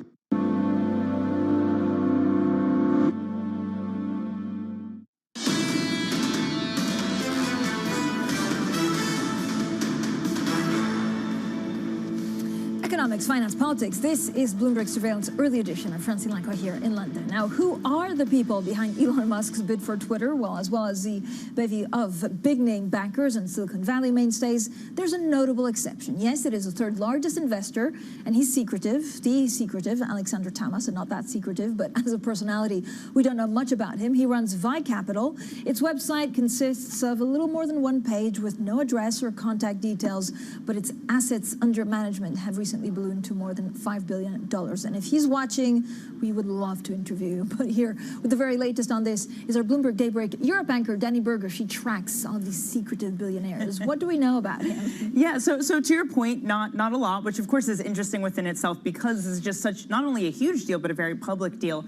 So we know that part of his career started out working for tech deals at Goldman. He then went on to work with the Russian-Israeli billionaire Yuri Milner. From there, he eventually founds his own fund. We know it's grown a lot recently, doubling the size from a 2020 statement that said it was around $2 billion. And we know that he's also been cultivating ties with Elon Musk. He has put money into the Boring Co., SpaceX, Neuralink. We also know that one of his interns is actually the son of a key aide to Elon Musk. So he has connections there. So there's definitely connections. What do we know about the bid? So apparently, Twitter's complying. They're going to give him the data. Like, does Twitter want to be sold now? Well, it seems like Twitter's doing everything they can to be sold, to get Elon Musk to live up to this contract. There was a report from Washington Post and New York Times saying they've unleashed the fire hose. They're going to give Elon Musk 500 million tweets each day that come out to sort through the data. That is quite the headache to sort through, but, it might make him have to comply with this deal. Have to comply. What a fun story. Danny Berger, our anchor for Bloomberg Daybreak Europe. Coming up in the week that Boris Johnson narrowly survived the confidence vote, we speak to the former UK Chancellor, Philip Hammond. That interview is next. And this is Bloomberg.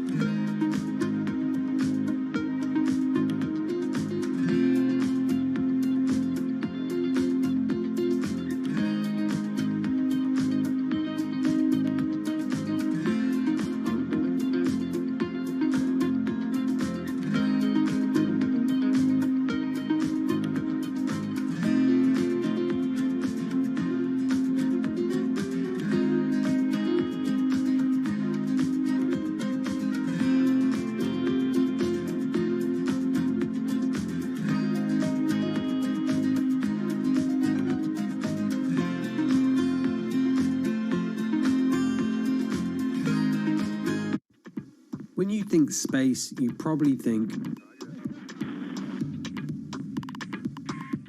one space agency that travels under the radar is ESA, which is surprising considering what the European Space Agency has achieved and how vital it is to the global space industry. We've collaborated with pretty much everybody who is involved in space exploration. But ESA wants to be a leading force in furthering humanity's mission into space. Commander Ground, do you copy? Copy. If we want to have successful human missions to Mars, we are going to have to learn to live and work off-world in a different way. And the place where we are going to learn to do that is on the moon. Can ESA help humanity take its next giant leap? Bloomberg has enhanced search on the terminal to deliver what you need when you need it. Now, you can simply type phrases in everyday English in the command line. Compare financials. Find people. Analyze markets. You can enter phrases or ask questions. What do you want to know today? Ask a question or visit SearchGo to find answers now. Mercedes-Benz is on a path towards CO2 neutral mobility. So we have flicked the switch there, and really we're going to step by step electrify everything. And what does that mean? Combustion engines get electrified. It's really a reminder, isn't it, just how sensitive the markets are to any commentary about trade. We did see some pressure on the yuan, we did see some pressure on the futures. That is now being reversed.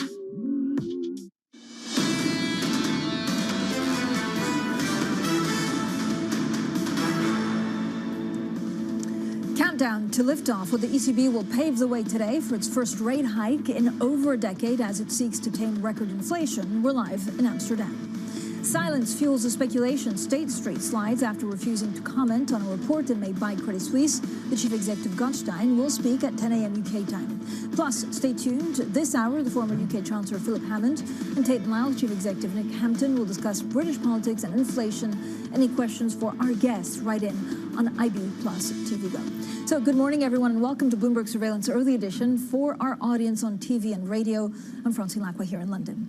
Now, Boris Johnson will promise to reform the UK housing market today as he attempts to heal his fractured Conservative Party in his first big policy speech since narrowly winning a vote on his leadership. Well, we're delighted now to be joined by Philip Hammond, Lord Hammond, former UK Chancellor of the Exchequer. What a week to speak to you, Lord Hammond. I mean, I feel like everything's happened all at once. Can Boris Johnson survive this for the next year? Will he still be Prime Minister in 2023?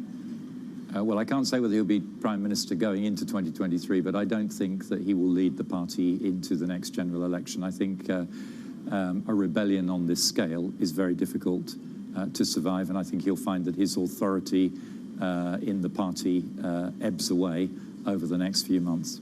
Does he realize, and will it change the policies that he'll put in place?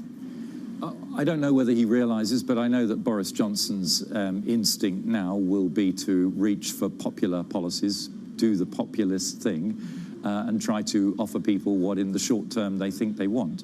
Unfortunately, we're at a point in our economic cycle where what we need is a dose of realism. We have some challenges in this country to face. The sooner we get to grips with them and face them honestly and openly, the quicker we'll get out of them and the better chance we've got of resuming a strong growth path and rebuilding living standards. So 40% of his own MPs in the Conservative Party voted against him. Why are they against him? I mean, this is not necessarily about Partygate.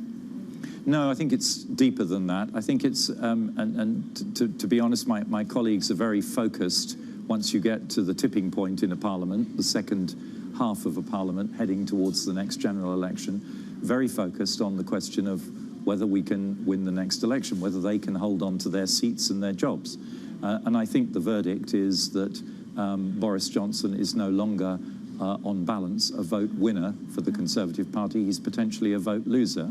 And I think the message is seeping through that the party needs to change direction, and for anybody taking over the leadership of the party to be able to rebuild trust with the British people is going to take some time. It's no good doing this 6-9 months before a general election. It's going to have to be done sooner rather than later. Why do they think he's a vote loser? The evidence around them, the polling evidence, and we'll see evidence in by-elections over the coming weeks. Do you think he should resign? Well, it's a bit academic, really. That isn't in the nature of prime ministers, and I'm not at all surprised that the prime minister's position is that he's won the vote, and even if he'd won it by a single vote, he will soldier on. That was also Theresa May's position after she won a confidence vote in 2018, but the writing was on the wall from that point onwards. Authority just quietly drains away. It doesn't happen overnight. It's a cumulative effect, and I think we'll see a drip feed of, unfortunately, bad news around the UK economy over the coming months that is going to make it much, much more difficult for the Prime Minister. But can you draw real parallels between Theresa May and what's happening to Boris Johnson? Or because the personalities are so widely different, Boris Johnson will also deal with it differently? He will deal with it differently, but I think the other big difference is that, of course, Theresa May had no overall majority in Parliament and was therefore immediately vulnerable to defeats in Parliament. Boris is much less vulnerable to defeats in Parliament because of the size of the Conservative majority, although clearly, if even a half of the people who voted against him on Monday were to vote against the Tory whip in the Commons, the government would be badly defeated. But that's probably not the way it's going to happen. I think this is probably going to be about a slow attrition of authority over the course of the summer and into the autumn. So, Lord Hammond, talk to me a little bit about how it works in your Conservative Party. Are there, behind-the-scenes conversations now about who could replace him? Are they coalescing behind a candidate, or is it still all out in the open? Well, I don't think they are coalescing behind a candidate, and that, of course, is part of the problem for the rebels and part of the good fortune of the Prime Minister, that there is not an obvious successor. Wind the clock back 6 months, and Rishi Sunak looked like the obvious inheritor, building a very strong position, but he has been damaged by the, perhaps unfairly, but he has nonetheless been damaged by the issues around his wife's tax status. And I think just by, at a time of cost of living crisis, people being reminded that he comes from a very different set of circumstances from most of them. So I think, most of my former colleagues in Parliament do not regard Rishi Sunak as being the likely front runner in an early competition. If it goes long, he may have a chance to rebuild his position. So who is the front runner? I mean, we hear about Jeremy Hunt, Liz Truss. Yeah, well, all of these people will definitely be runners in the race, and Nadeem Zahawi, Tom Tugendhat, people who are spoken about very often among colleagues. I mean, they all have strengths, they all have weaknesses as well, and there will be a lot of jockeying for position over the coming weeks. The exquisite dilemma for cabinet ministers now is how to position themselves. Nobody who's in the cabinet wants to immediately put themselves offside with the Prime Minister, but every single one of them, however strongly they're professing their undying loyalty, is privately thinking about when is the moment to make their move, to distance themselves from the Prime Minister if he's ultimately going down, and positioning themselves either to be a runner or at least to have a role in the cabinet of a future leader. But this is extremely difficult because, as opposed to your boss, Theresa May, it seems like Boris Johnson will not tolerate any dissent. So that is another big difference. Theresa's response to the vote of confidence was to try and build a broader coalition, to try and reach out to people within the party who she thought were at least amenable to reason and to try to be conciliatory. Boris, I think, will take the opposite approach. Certainly my experience with Boris was that he takes a very extreme view of anyone who challenges him personally. And if he can find out who the 148 are, I'm certain that their prospects will be very limited over the remaining period of his tenure in office. How many of the 148 you think also voted against him because of what's happening in tax and the fact that, I was told in a private conversation by a big, large party donor that this is not a Conservative government just because of the tax increases. So there is definitely a mood among a lot of traditional Conservatives that this is the government's policies are not truly Conservative policies, that it's far more interventionist, far more big government than they would like to see, far higher taxing government than they would like to see. But of course, what the Prime Minister is trying to do is manage the coalition that he built in 2019, which was never going to be a sustainable coalition. On the one hand, traditional Conservatives who want to see smaller government, lower taxes. On the other hand, the new Tories, if you like, in the red wall seats, who've been promised lots of spending on infrastructure and levelling up, who've implicitly been promised higher wages for themselves.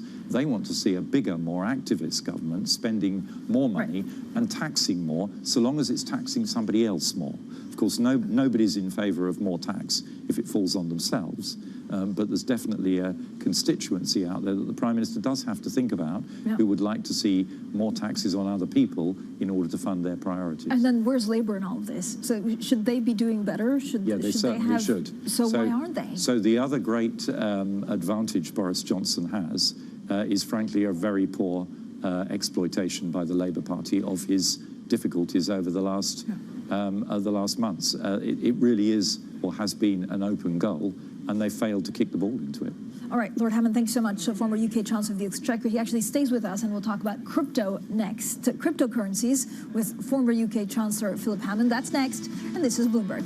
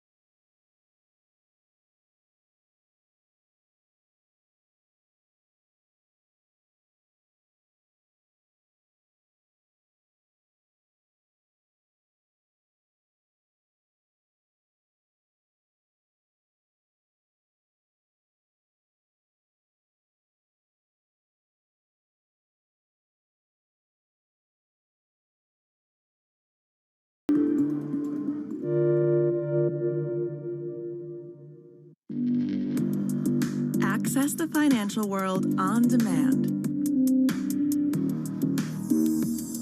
Hear from leading economists, policymakers, and industry experts via live and on-demand webinars, only from Bloomberg.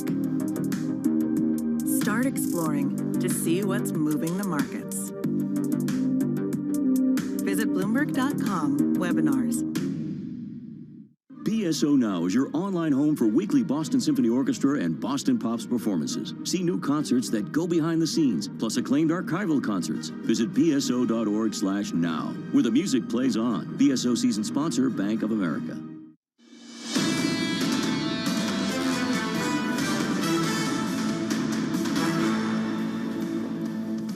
Economics, finance, politics. This is Bloomberg Surveillance Early Edition. I'm Francine Lacqua here in London. Now let's get straight to your Bloomberg Business Flash. Here's Leanne Gerrans. Hi, Leanne. Hi, Francine. European gas prices have gained this morning after a fire broke out at a Texas export terminal. The incident threatens to leave gas supplies stranded in the domestic American market despite strong overseas demand.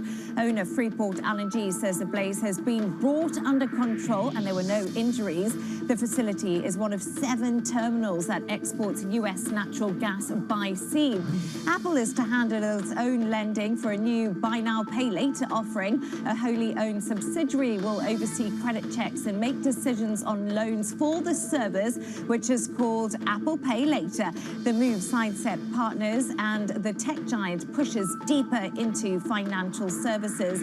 Uber CEO says the company is recession restrained. In an interview view. At the Bloomberg Technology Summit, Dara Khosrowshahi said spending on services has remained robust and the ride-hailers' supply of drivers is up almost 80% on a year ago. He also said he doesn't see any need for job cuts.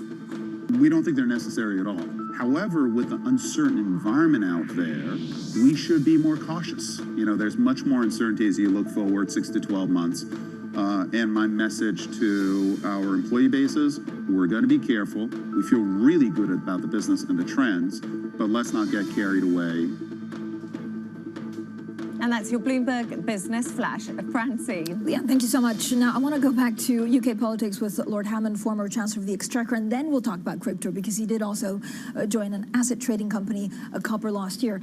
Lord Hammond, let's just go back to something that you told me in the break, which I find fascinating. So there was a vote with 148 rebels from Conservative MPs on Monday. You were telling me that if this vote happened yesterday, he would have lost it. Why? If the vote was run again yesterday, I think there would have been significantly more people voting against him. I suspect that on Monday, everybody was surprised by the outturn. Many of my former colleagues would have voted for the Prime Minister with heavy heart, expecting him to win, not wanting to break cover at this stage. Knowing what they now know, that there are 148 rebels solidly against him, I think if the vote were rerun, there would be certainly more than 148, possibly as many as 180 that would vote against him. I mean, is it possible for him to even survive the summer, given what you think? Well, I think it's going to be very difficult. As I've said, it's pernicious. Authority drains away once you get into this kind of position. I also want to talk about cryptocurrencies because, of course, you joined the London-based digital asset trading company Copper last year, and you basically say that the UK has fallen behind other European hubs or in the European Union in setting clear regulation on the burgeoning crypto industry. So you want, Lord Hammond, the UK to become a global leader in digital asset technology. First of all, are we confusing stable coins, Bitcoin, and some digital assets that could be useful? Like what's good and what's not?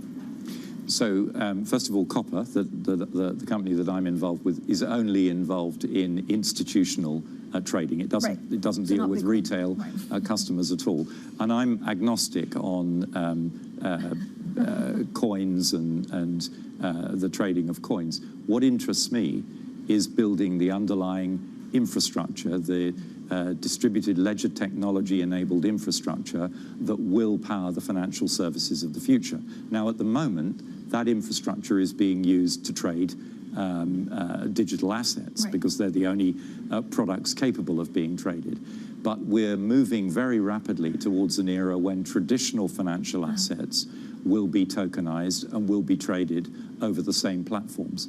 And the jurisdiction which has built that infrastructure most effectively will have a massive first mover advantage. And that's not the UK. I want that to be London. But is it already too late? Well, I don't think it's too late, but we're really up against it. Look, I wasn't, as you know, a great fan of leaving the European Union, but we made that decision. We've left the European Union.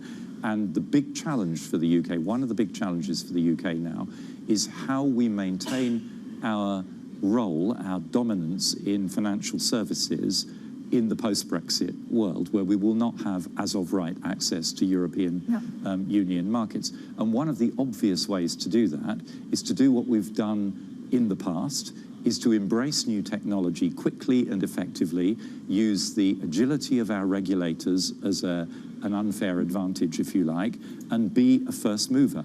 And we have not done that with crypto, and it's a great disappointment to me. So why? Do you think because they're scared to regulate it, because they don't have the right staff to regulate it, because it's still quite complicated and open? So it is complex. I think there are two big reasons. One is that in the public's mind, the whole debate around crypto is mixed up with perceptions about the use of crypto assets in money laundering and organized crime and so on, and the underlying value of building this digital infrastructure has not really been conveyed.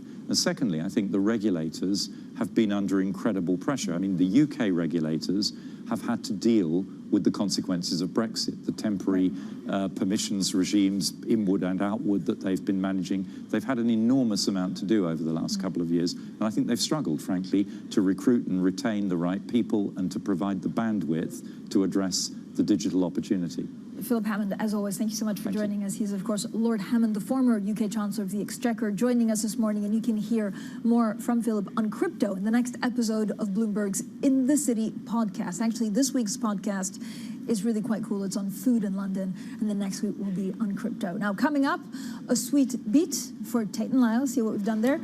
Its full-year net income comes in better than estimates. We'll dive into the results with the company's Chief Executive Officer, Nick Hampton. That's coming up next, and this is Bloomberg.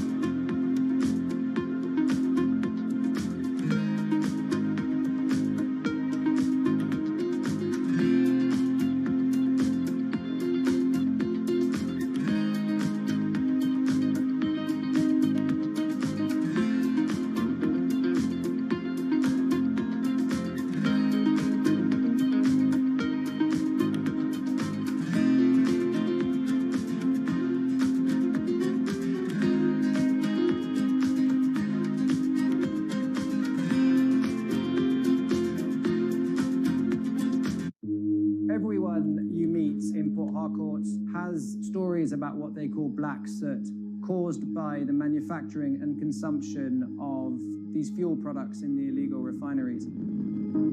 Oil theft, known as bunkering, and the refining of its spoils is worsening the damage from decades of fossil fuel exploitation, creating one of the world's most severe ecological disasters. Our sacred forests, our homes have to give way to oil wells, and no one gets much benefit. Imagine a resident of Port Harcourt who inhales this soot every second in 24 hours, 7 days a week, 30 days in the month, and for years now, we are dying slowly but surely, and our lifespan is reducing every day.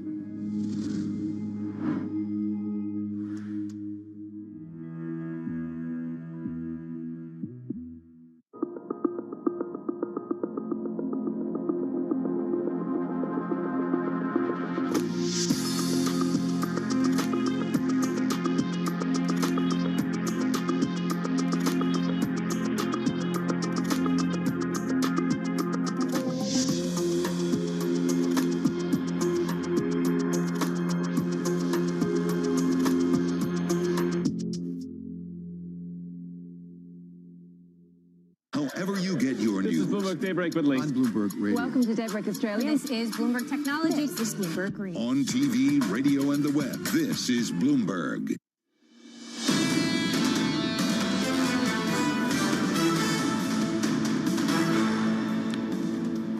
Economics, finance, politics. This is Bloomberg Surveillance Early Edition. I'm Francine Lacqua here in London. Now, China, we understand, is considering reviving Jack Ma's anti-IPO as crackdown eases. Yesterday, we had a number, of course, of gaming companies, but also financial companies benefiting from an understanding that actually China is easing some of the restrictions that we saw in the last couple of years when it comes to cracking down. So we'll have, of course, a very close eye on that, and we'll keep an eye on also Alibaba gaining 4%, turning positive in U.S. pre-market trade.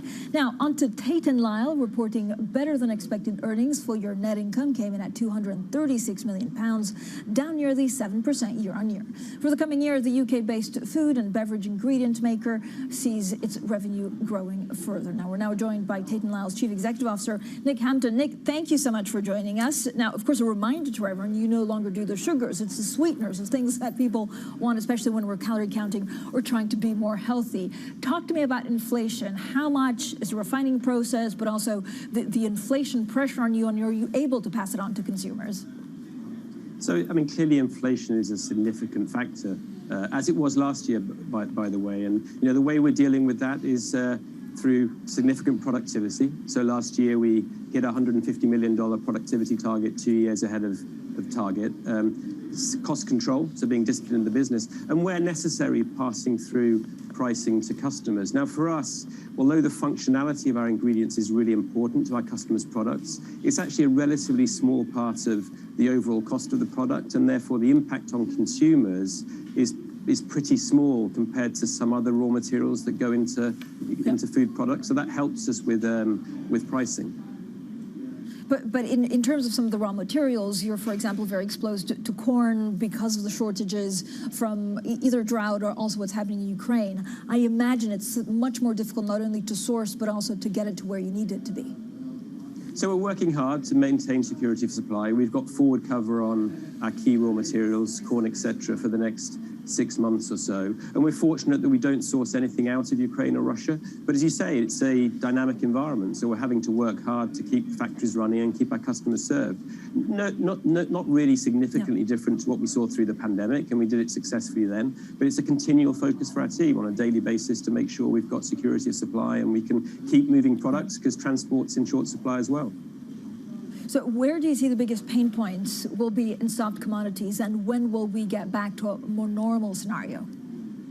Well, it's no doubt that the challenge is greater in Europe than it is in the rest of the world because of the terrible situation in Ukraine. In terms of forward view of inflation, we're planning for continued inflation for the foreseeable future. So, you know, we're managing our business assuming inflation will continue, and it's very difficult to predict precisely how long that's going to go on because things are evolving so rapidly at the moment.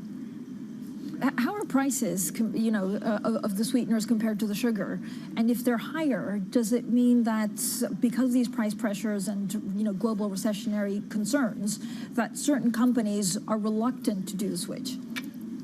So we're not seeing any slowdown in demand for what we do. You know, our new products, which is where a lot of that shift comes from, grew by 35% last year.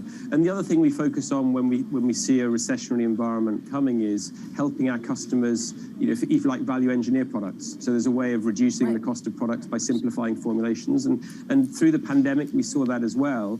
And we successfully grew. So we have to balance our innovation efforts to focus on both and support our customers in both areas. So creating healthier products, but also making them more value-oriented for consumers. So where's the biggest demand coming from in terms of products, but also regions? So encouragingly, last year we saw double-digit growth across all of our regions. You know, we saw good recovery in North America and Europe as we came out of the pandemic, and the faster-growing markets in growth markets grew very well. In terms of products, we're seeing you know, very strong demand for sweeteners. You know, especially our stevia business, which over doubled last year. We're seeing very strong demand for dietary fibers as consumers become increasingly conscious about the need for extra fibers in their diet. And you know, as part of that drive, we just announced today the completion of an acquisition in China of a dietary fibers business, which exposes us not just more to dietary fibers, which is growing, but also to China, which is clearly a big growth market for us for the future. Nick Hampton, thank you so much for joining us, the Chief Executive there of Tate & Lyle. Well, Bloomberg Surveillance Early Edition continues in the next hour. Matt Miller, Kaylee Lyons in New York, Anna Edwards in London. Happy Thursday, ECB Day. We'll see whether they discuss and deal with European fragmentation. This is Bloomberg.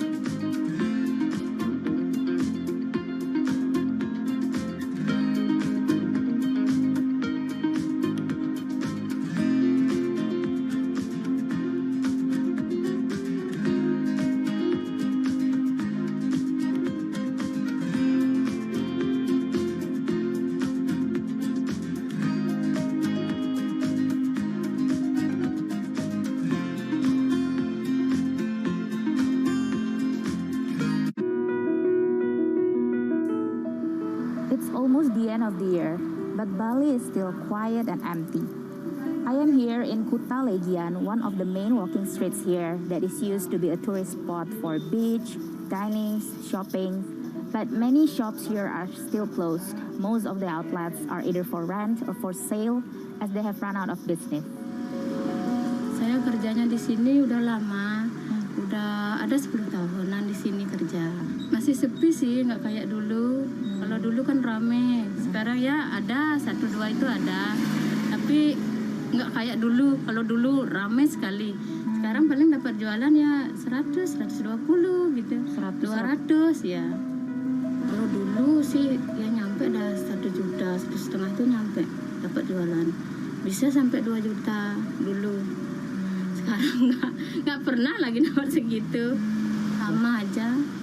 Belum ada turis ke Bali, masih ya domestik aja. While Bali has reopened its borders for foreign tourists since October, they're still not coming in. Many international airlines are yet to reinstate their direct flight to the island. Balinese people here really hope they can see more people from Australia, China, and Europe to come visit next year. Stocked early enough all these precious materials you were just mentioning, and we were on the lucky side that our prognosis was spot on in a way, forecasting what kind of material we would need and what quantity we would need. Lots happening on Wall Street. It's the basic law of economics. It validated what the market was already pricing. Need to catch up? This is Bloomberg Wall Street Week. I'm David Weston. We've got the information and insights. David, you just hit the nail right on the head. From businesses most influential and instrumental. And that's the way you run good risk management. It's a challenging dynamic. We could continue to see that kind of strength. Bloomberg Wall Street Week premieres Friday with replays all weekend on Bloomberg Television and Radio. This is a market that over the past few weeks has made it clear it wants to go higher. It got a little spooked by the idea that geopolitical tensions are rising.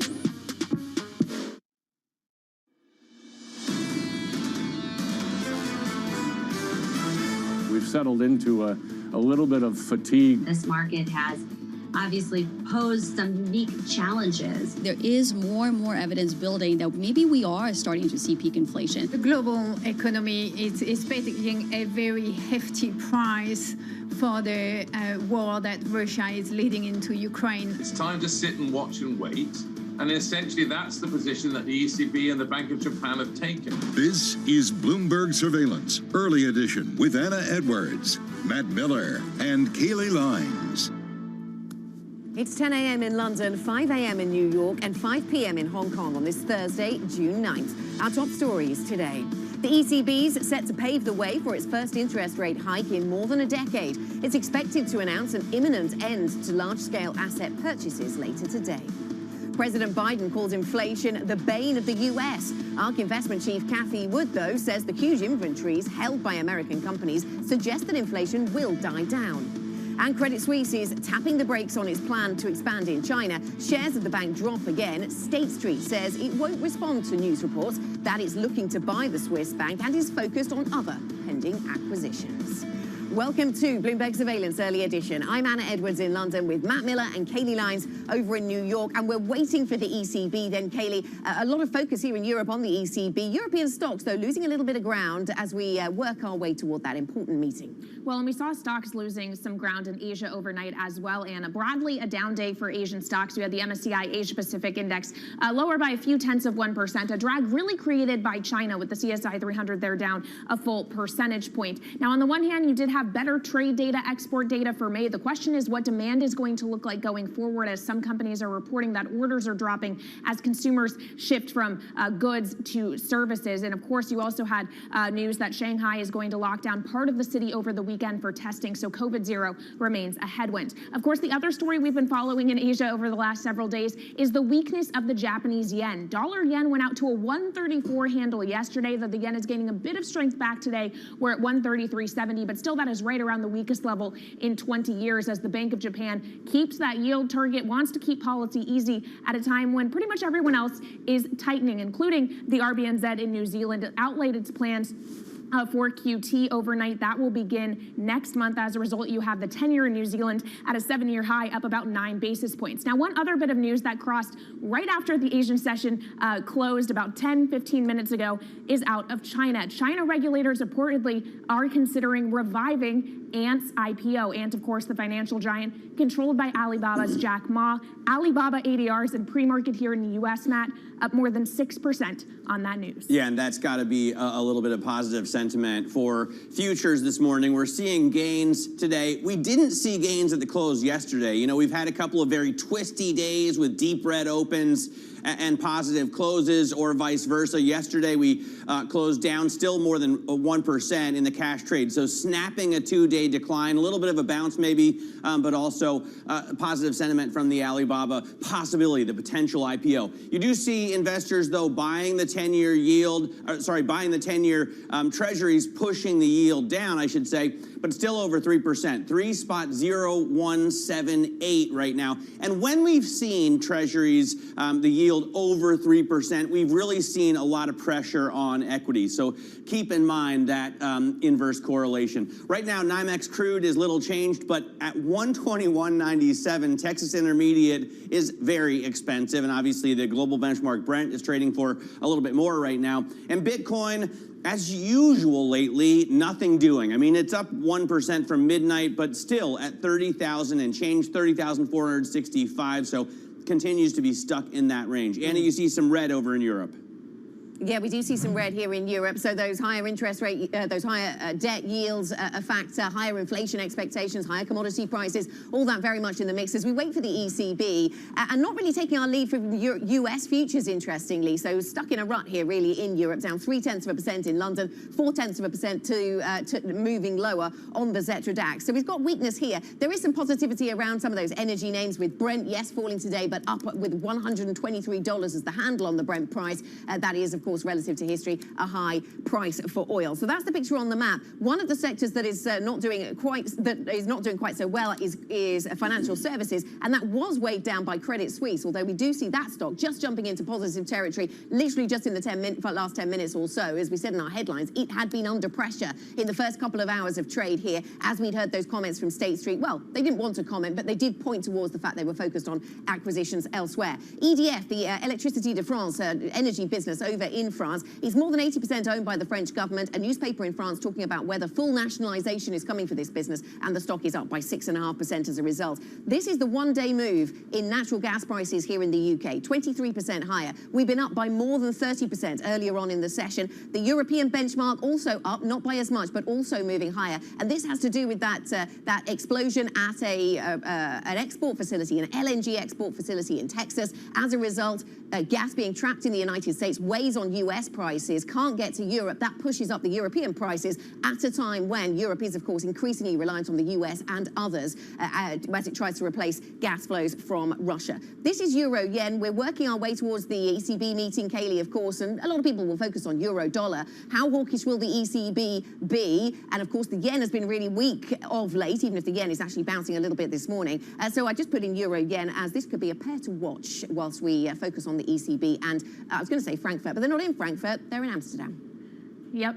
Changing locations for today, Anna. That is definitely something we will be watching in the day ahead. There's also some other things that we should be paying attention to, including President Biden attending and delivering remarks at the opening plenary of the 9th Summit of the Americas. That's out on the West Coast. Then Boris Johnson will promise to reform the UK housing market in his first big policy speech since narrowly winning a vote on his leadership. And finally, as Anna mentioned, we will be getting that ECB rate decision. That is at 7:45 a.m. New York time. Matt, I cannot wait. Yeah, paying very close attention, although we don't expect any change to the rate. We should hear about the end of the asset purchase program, or at least winding that down, and then get a clue as to the coming rate hikes in July and September. Of course, they take an August holiday like most civilized people. The ECB then set to announce an imminent end to the APP. We spoke to Christine Lagarde exclusively at Davos last month, where she made it clear she isn't in a rush. We are not in a panic mode. And we've started that journey, thinking about it very carefully, back in December, with steps along the way. And we are now at a stage where there is every certainty that we will stop net asset purchases very early in July. Let's get more with our European correspondent, Maria Tadeo, who's been covering the ECB for years in Frankfurt. And thankfully, this time, you're in Amsterdam, Maria. Yes, Matt, we're in Amsterdam. You have the little boat, you have the canal. Some will say this is the most cliched shot of Amsterdam, but I like to think of it as a tribute to this beautiful city. But, you know, I think location changes, but nonetheless, Matt, the focus is the same. It really is about inflation. As you said there, we're not expecting policy changes today, but this is a press conference that is really worth watching over two things. We're going to get confirmation the asset purchases are coming to an end in the next few weeks, and that, of course, will open now and pave the way for the first rate hike. This is in July. The market is very well priced in on that and well calibrated. The question is, and this to me really is the key point today, is Madame Lagarde going to stay fixed on the 25 basis points, or actually does she signal perhaps a more hawkish tilt now, potentially 50 basis points to come? The other thing to me that's important in this press conference particularly will be the language around fragmentation. The more you normalize policy, the more you take rates higher. You could see that volatility in the bond market. We already see it play out in BTPs. Is she going to talk about fragmentation, the risk of it, particularly, as I say, when you look at the Italian bond market? And is the ECB ready to provide some buffer on that front? And not just as an abstract concept, but perhaps even pointing now to an actual tool that would deal with those spillover effects from the rate path. So I think to me, it's those two things. Do we hover around 25 or 50? And what does she do if we see spreads once again jump in across the euro area? Maria Tadeo in Amsterdam. Dankjewel. Thank you very much for reporting on the road with the ECB. Now, investor Kathy Wood says the massive inventories now held by US companies suggest that inflation will die down in the US. She spoke exclusively to Bloomberg's Ed Ludlow at the UP Summit. As I've said many times, we think the greater risk by far is deflation. Deflation cyclically. But you're talking over a longer time horizon. I'm talking about now, too, because I think this inventory issue highlights the cyclical reason we've been saying we think inflation will unravel. The secular deflation story is very powerful. Let's get more on this then with Bloomberg's Danny Berger. Really interesting commentary there. And inventories is something we've been looking at when it comes to US retail, certainly for a while. Yeah, really fantastic interview by Ed there. Yes, it is something we've been looking at. Of course, it's important to note that Kathy Wood is talking her book to some extent, not perhaps to some extent, to a large extent. She owns a lot of tech. ARK has fallen 50% this year. If we went away from inflation, didn't have these rate hikes or even cuts down the road, that would certainly help her portfolio. But Anna, you're right. This issue of a retailer inventory glut is something that a lot of people have been concerned about. Markets have been concerned about. When we've heard from Walmart, Target, all the legs talking about this huge buildup of inventory, it's really been enough to spark markets moving lower. Now, BI estimates show that the amount of inventories as a proportion of sales is the highest since data going back to 2007, because these retailers, due to COVID issues, supply chain issues, and demand, put a lot of inventory in their warehouses. So the concern is, if it's building up now, does that mean you have a consumer who's spending less because inflation is biting? Of course, the other possibility is that we're just spending on services. We're not spending on goods as much even anymore. That's why tomorrow's figure of CPI, seeing the breakdown of goods and services and whether services has stayed elevated, is going to be really important, Kaylee. Absolutely. We're looking forward to that print at 8:30 a.m. New York time tomorrow. Bloomberg's Danny Berger, thank you so much. And while we're talking inflation, we know that it's something that has dogged President Joe Biden for some time. He talked about that last night on a show hosted by Jimmy Kimmel. Look, inflation is the bane of our existence. Inflation is mostly in food and in gasoline at the pump. Jack Fitzpatrick, Bloomberg government reporter, joins us now from D.C. The bane of our existence, Jack, pretty strong language, and yet that probably is true for the president and the Democratic Party as we draw closer to the midterms. Yeah, beyond the economic effects, is clearly a political bane of the president's existence, and he's made it clear that he understands the amount of blowback coming his way and has talked quite a bit about the limits of his own powers to address inflation in the immediate term. You've heard him talk a lot more about reducing the deficit from the recent highs. I thought it was pretty newsworthy that he specifically said trying to lower prescription drug costs is one thing they can do. That's not an immediate panacea, but that is part of the sort of remnants of the Build Back Better so-called legislative package that may still be alive. Something along the lines of prescription drug costs, changing the tax code, and maybe an environmental and energy portion is what they're still talking about now and then. So that if it's a possibility that the inflation political pressure on the president moves things forward on those issues, again, that's not an immediate fix to inflation, but it would be quite significant if there's a lot of pressure to take some sort of action to do something on prescription drugs. Inflation, you know, Reagan said inflation is as violent as a mugger, as frightening as an armed robber, and as deadly as a hitman. But guns are the #1 killer of children in this country these days. President Biden also spoke about gun control on Kimmel. Where do we stand on the negotiations in Congress? Yeah, you know, it was interesting that Jimmy Kimmel, of all people, a late-night talk show host, did seem pretty determined to press the president and ask some tough questions, and pressed him on why he can't do more through executive orders. Biden pushed back a bit on that and said that his legal abilities are limited, but there are still talks going on in the Senate in particular that look somewhat promising, but very limited. They're talking about things like red flag laws, shoring up background checks, especially for people under 21, younger people who may have some things in their background that were expunged. The House actually voted on a more ambitious bill just yesterday and passed it almost exactly along party lines, very little crossover. That got into raising the age on some purchase of most semi-automatic weapons to 21. But again, there were only 5 Republicans who crossed over in the House. It's not the kind of thing that would have a great time in the Senate. So we're still looking to the Senate in the behind-the-scenes talks they're having on something slimmed down, and they are still hopeful that they can come to some very modest proposal that could get 60 votes in the Senate. All right, Jack, thanks very much. Bloomberg's Jack Fitzpatrick there reporting on the White House facing inflation and gun violence. Now, Credit Suisse is tapping the brakes on its China expansion and postponing its biggest mainland project there. Bloomberg's learned the Swiss lender has delayed the launch of its locally incorporated bank by a year to 2024.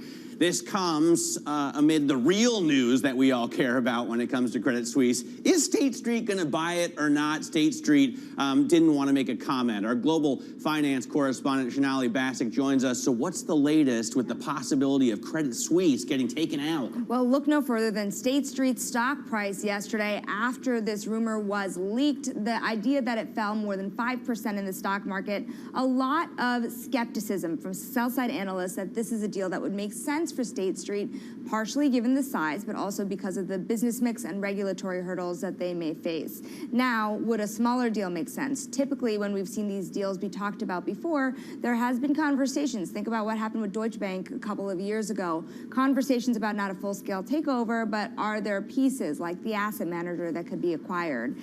These rumors have been perennial I've been here 9 years, and these rumors have existed as long as that. So it's fair to say that there are reasons for skepticism for a deal of this size, but there is a broader question. Is it time? Is now the time, with depressed valuations, for finally European banking mergers?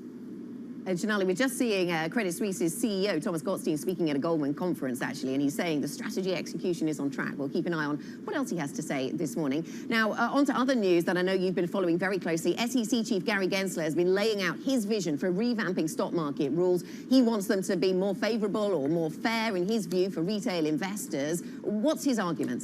Yeah, the landmine here is really the idea of changing payment for order flow, which obviously has been touted as a way to really improve execution for retail traders, leveling the playing field. And he's saying now that the playing field really isn't very level at all. He wants his staff to consider creating an order-by-order auction mechanism. Now, right now, the main way of competing with payment for order flow is internalization. What market participants are really asking the SEC to do is create a lot of disclosure here about the true price improvement for investors. Bloomberg Intelligence's Larry Tabb says the current system allows investors to capture 38, almost 40% of the spread under the current mechanism. So can the SEC's changes really make life better for retail investors? The data still needs to show it.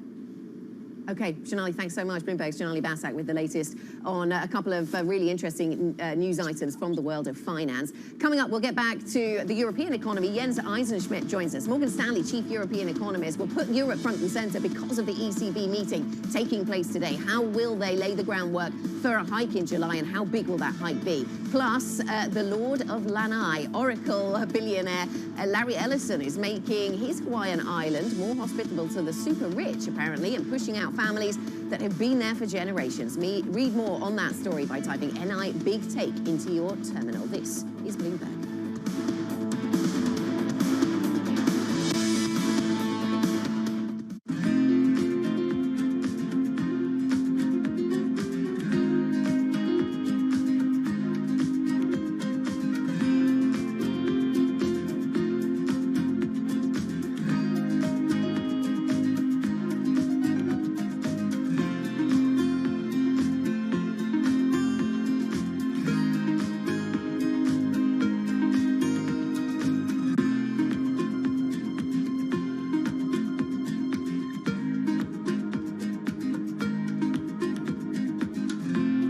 Companies now, they're getting hundreds, maybe even thousands of applications. So software has come in to automate the process. You want to write your resume for robots, not for humans. The only job your resume has is to be comprehensible to the software that is reading it, because that software or robot is going to decide whether or not a human ever gets their eyes on it. These things are programmed by a certain segment of the population that might not be totally inclusive or not be fully aware. Concerns about how this technology could exacerbate discrimination. For the FTC, I think foremost, the FTC needs to be making sure that we're fully understanding this technology. We don't trust companies to self-regulate when it comes to pollution. We don't trust them to self-regulate when it comes to workplace comp. Why on earth would we trust them to self-regulate AI?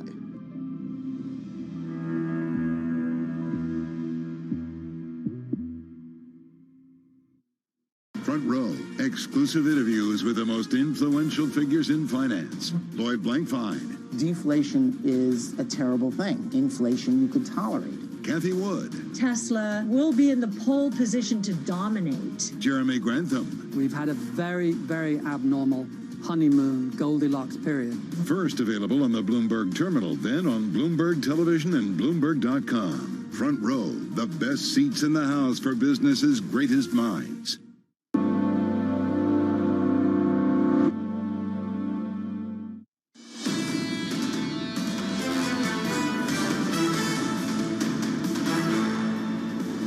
Welcome back to Bloomberg Surveillance Early Edition. Eddie van der Welt of the Bloomberg Markets Live team joins us on set here in London to talk us through his thoughts on markets. And I really want to get your perspective on natural gas this morning then, Eddie. Really interesting dynamics, trapping gas in the US, not able to export it, LNG this is, to Europe. And so UK prices jumped by 25% this morning. Is that the top?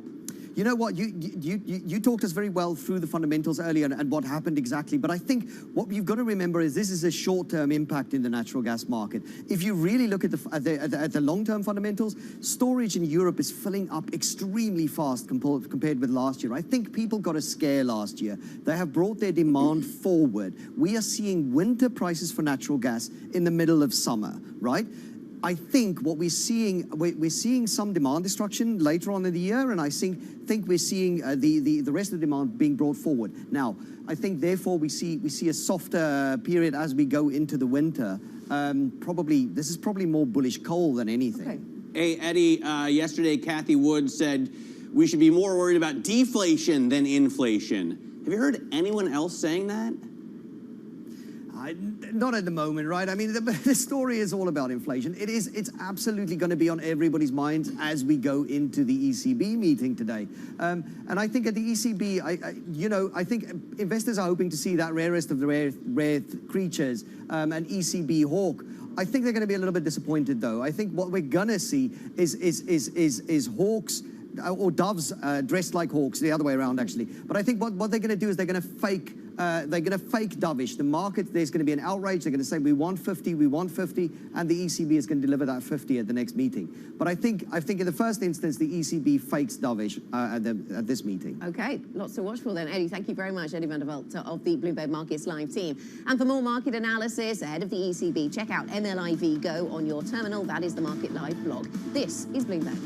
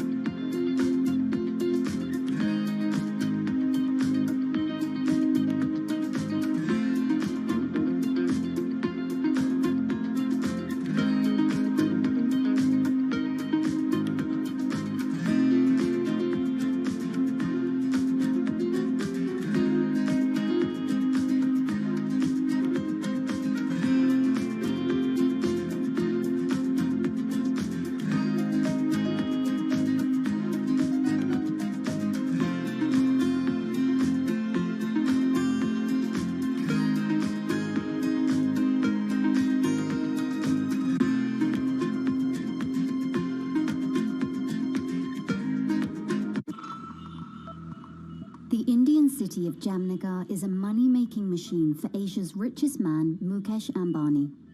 His company Reliance has the world's biggest oil refinery complex here in the city. Jamnagar is also where Ambani is making his newest bet, a $10 billion investment in green energy. His ambition is closely aligned with the Indian government's plan to reach net zero emissions by 2070. But Ambani is not alone. India's second richest man, Gautam Adani, has committed $20 billion of investment over the next decade. But India's massive dependencies on fossil fuels have some environmental advocates questioning the realism and sincerity of those green ambitions and those of its two biggest billionaires.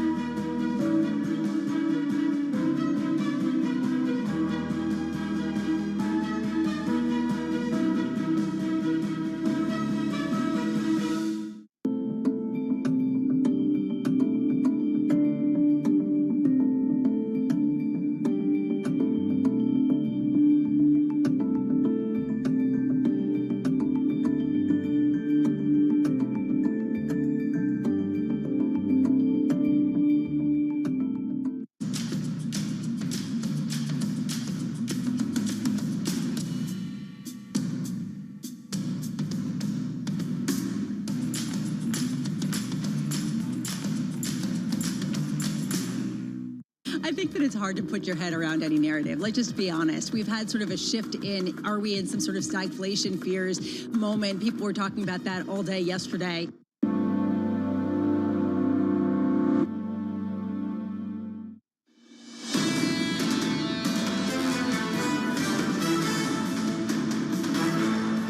Keeping you up to date with news from around the world, here's the first word. A fire at an LNG plant in Texas will temporarily reduce exports, lowering prices in the U.S. while raising them in Europe. The Freeport LNG export facility will remain closed for at least 3 weeks. Almost a fifth of all overseas shipments of gas from the U.S. went through the terminal last month. A secretive $5 billion fund is one of those helping Elon Musk's bid for Twitter. Vi Capital has committed $700 million to finance the $44 billion deal. Alexander Thomas's firm is the third biggest outside equity investor in the deal. The German national has a history of connecting himself to big-name investors. Coming up, investors are awaiting the ECB decision in just over 2 hours' time. We'll preview that with Jens Eisenschmidt, Morgan Stanley chief European economist. This is Bloomberg.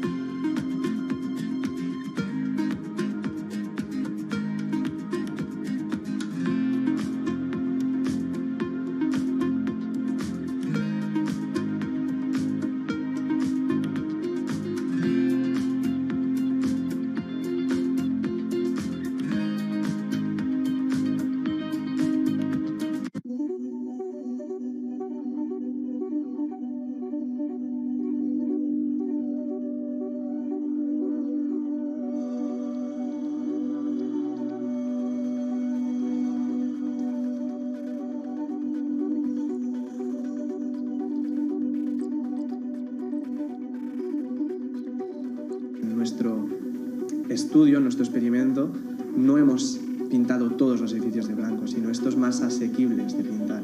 Y ya hemos detectado reducciones medias en el área metropolitana de 0,8 grados aproximadamente en un periodo de ola de calor y con picos máximos de 4 grados de disminución en un momento puntual del día, en una zona puntual del día.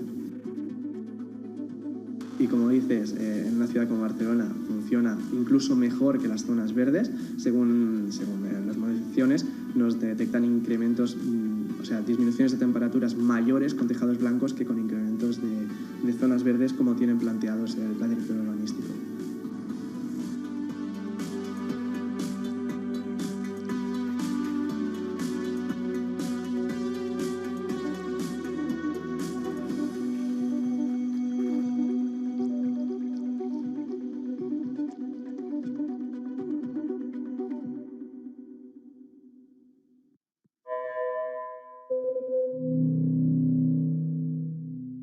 Why do the biggest names in business choose Bloomberg? That is a great question. It's a great question. It's a great question. Great question. Great question. Great question. Great question. That's going to be the best question I get all night. I'm glad you asked that. Bloomberg Television. Top experts. Great questions.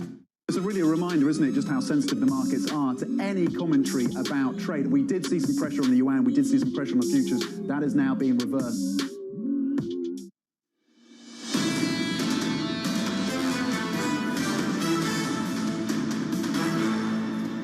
This is Bloomberg Surveillance Early Edition. Here's what you need to know. The ECB is set to pave the way for its first interest rate hike in more than a decade. It's expected to announce an imminent end to large-scale asset purchases later today. Officials are trying to tame record inflation while averting further damage to an economy bruised by the war in Ukraine.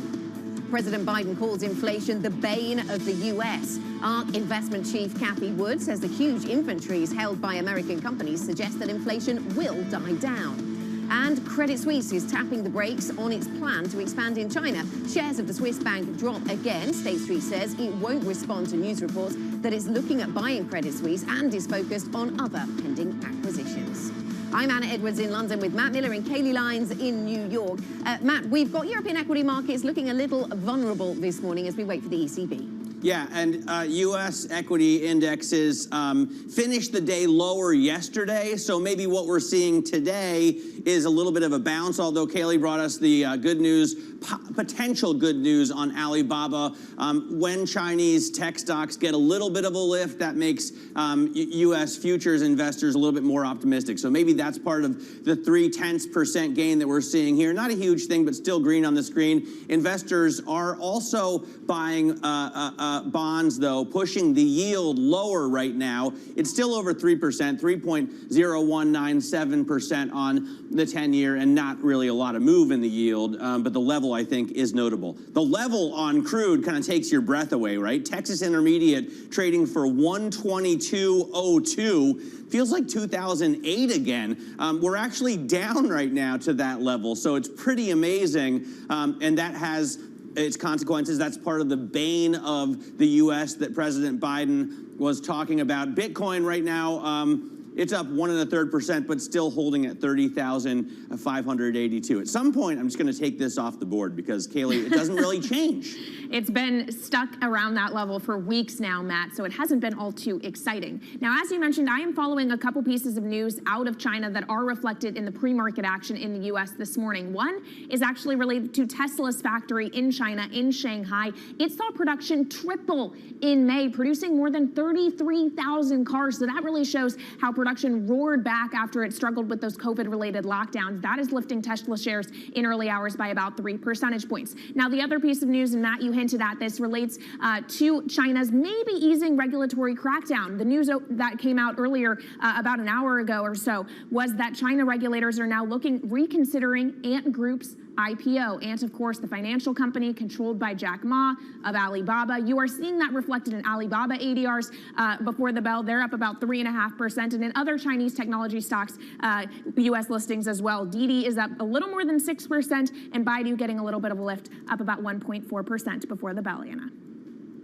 Kaylee, European equity markets then on the back foot this morning, a little bit weaker, down by 0.5%, not really being lifted in terms of sentiment by what we're seeing in U.S. futures this morning. Part of that is weakness in financial services, and Credit Suisse is down again, down 2%. Yesterday, we were talking at this time of day about a weaker share price for Credit Suisse after they produced a profit warning. Then later in the day, of course, there was that speculation in one particular website that was talking about whether we might see a bid coming through from State Street. They didn't want to comment, but pointed to other M&A that they're doing, and so the Credit Suisse share price falls as a result. What is not falling is natural gas prices here in Europe. This is the UK benchmark, up by 22% this morning. It's been up more than 30% earlier on. We saw that fire in the refiner, in the in the export terminal for LNG that Kaylee was referencing earlier on in the program, and that, of course, keeps LNG in the United States, stops it getting to Europe, and pushes up prices here in Europe. And I put in euro-yen, Matt, because I know we're going to talk about the ECB next, and some who are watching the FX markets as we work our way towards the ECB's meeting tell me that this could be interesting.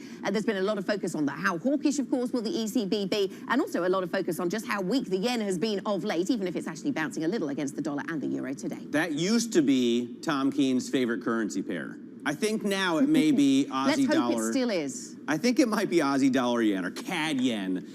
Maybe. In any case, very interesting to watch, and it'll be interesting to hear what Christine Lagarde has to say in the meeting today if they don't do anything with rates. They're not expected to. But the debate right now is, do they go 25 or 50? The hawks seem to be gaining a little bit of momentum, and if you look at the charts, the ECB is just almost staggeringly behind what you see at the BOE and the ECB. So very interesting meeting today. Jens Eisenschmidt, Morgan Stanley chief European economist, joins us now. Jens, what do you expect from Christine Lagarde and co., and why aren't they in more of a rush to try and slow the highest inflation ever recorded in the European Union?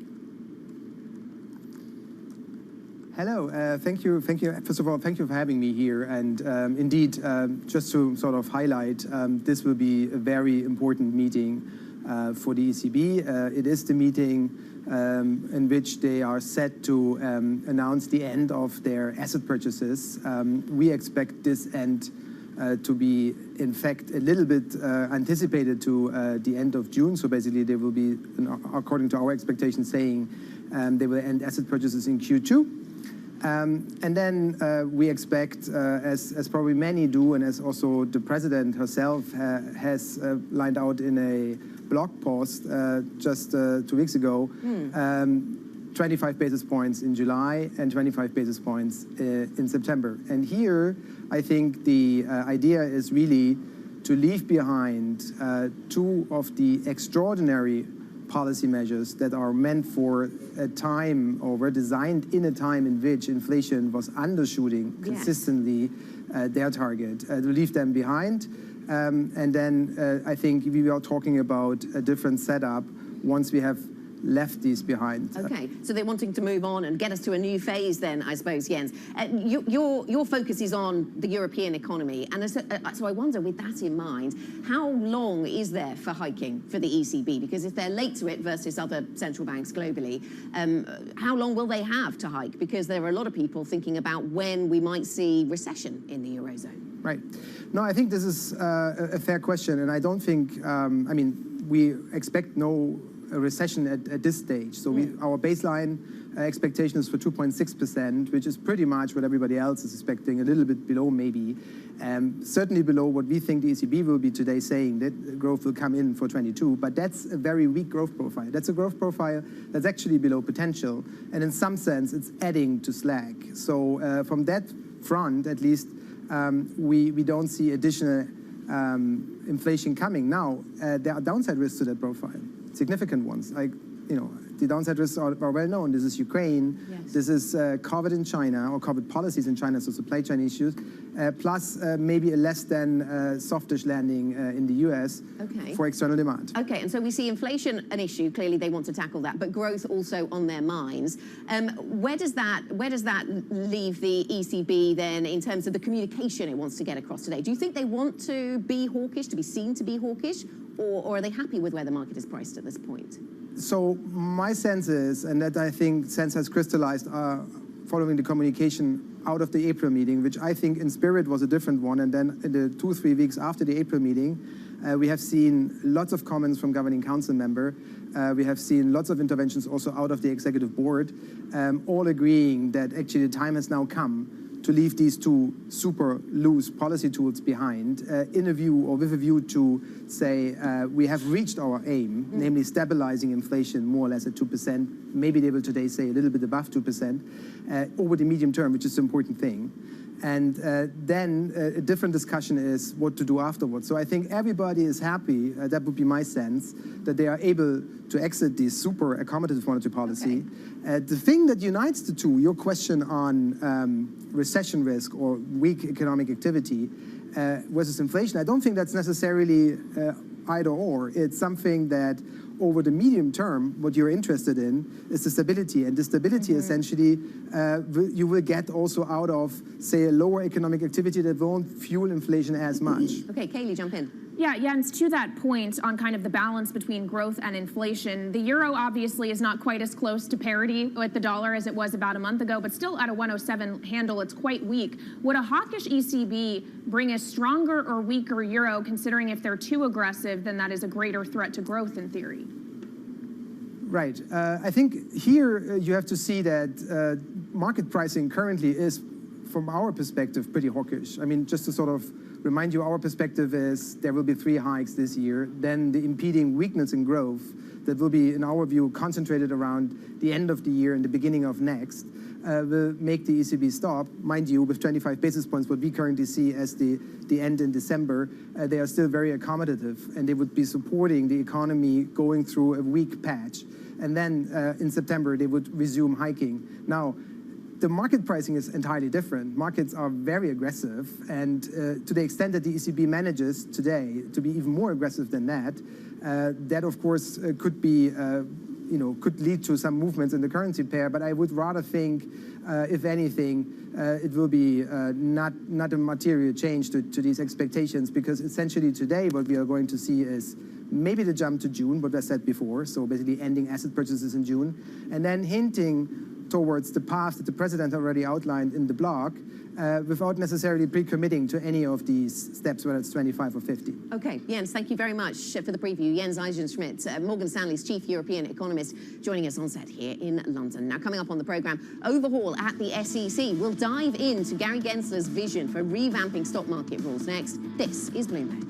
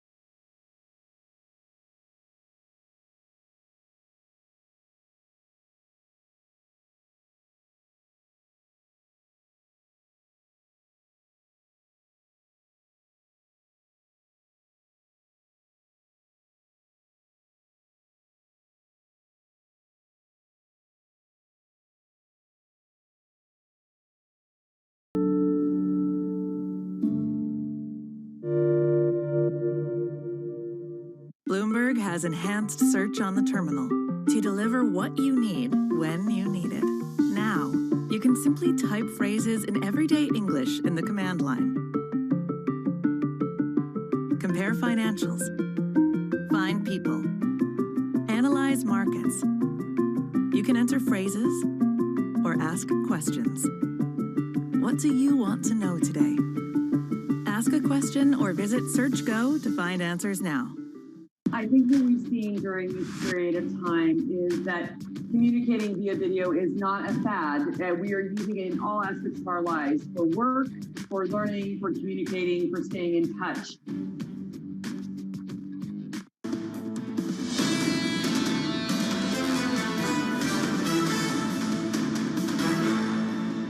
Right now, you see there is not a level playing field amongst the different parts of the markets, the wholesalers, the dark pools, the lit exchanges. It's not clear with such market segmentation and concentration, and yes, with an uneven playing field, that our current national market system is as fair and as competitive as possible for investors.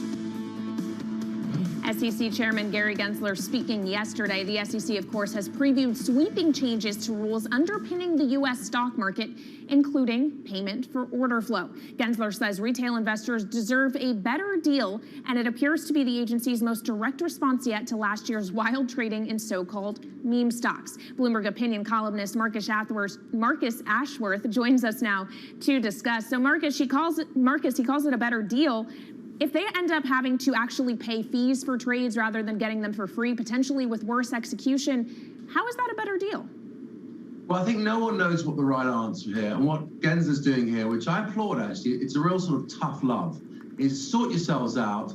Here's what I'm going to do if you don't get your acts together and come up with something better which works for everyone. Because it's more about suspicion. No one can really put a finger on whether payment for order flow is bad, illegal, unfair. There's a huge suspicion around it that it might be, and in certain circumstances almost certainly is. And it's just, the whole system isn't doing itself any favors, and it needs to clean its act up. But it's sort of, if you want to self-regulate in effect, then come up with much better regulations that suit you and doesn't evidently put the risk of retail trades at some form of unfair advantage. Because it's so obvious, putting it through market makers rather than direct on the exchanges, that there is a lack of visibility what's going on. And I think that's what Gensler wants. More visibility and hopefully not worse costs or indeed execution. But the key is no one really knows. I mean, if you read Matt Levine's columns, which I think we all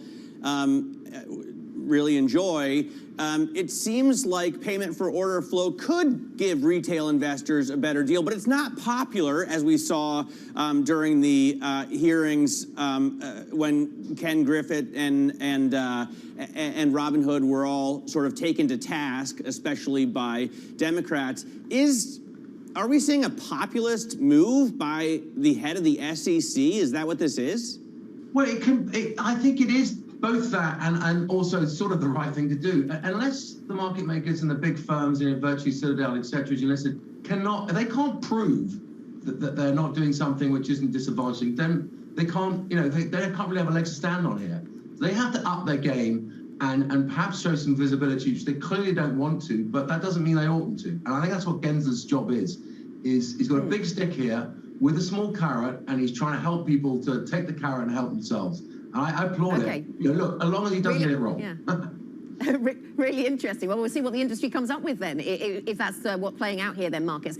On another story that I know you've been focused on very closely, Credit Suisse, and of course, will there or won't there be an offer for them, State Street? There was a report yesterday that State Street might be interested. The Credit Suisse CEO declining to comment on State Street rumors, as you might expect. What was your take? I just think, how can I say this is complete rubbish without ruling out the possibility I might be wrong? I cannot see why on earth State Street would want to buy Credit Suisse. I can see absolutely why Credit Suisse wouldn't want to be bought out by State Street, or indeed the Swiss government allow it. But they're not two completely different types of organizations. There's no real compatibility. Now, it's possible that elements of Credit Suisse, some of the American operations, asset management possibly, might fit in nicely to an overall State Street, which is a huge organization. but I just can't see it happening. I just don't think cross-border bank mergers in Europe, including Switzerland in Europe here, ever really work. And I can't see why this one makes any commercial sense for either side. That's interesting. And taking the sector as a whole, a number of guests saying to me that perhaps some of the Basel changes we've seen recently might make them more likely, but we'll bear your thoughts in mind. Marcus, thank you so much for joining us. Bloomberg Opinions, Marcus Ashworth with us to talk about a couple of themes in finance. Coming up on this program, could deflation be the greater risk? That's the warning from ARK Investment Management CEO Cathie Wood, part of our exclusive interview next. This is Bloomberg.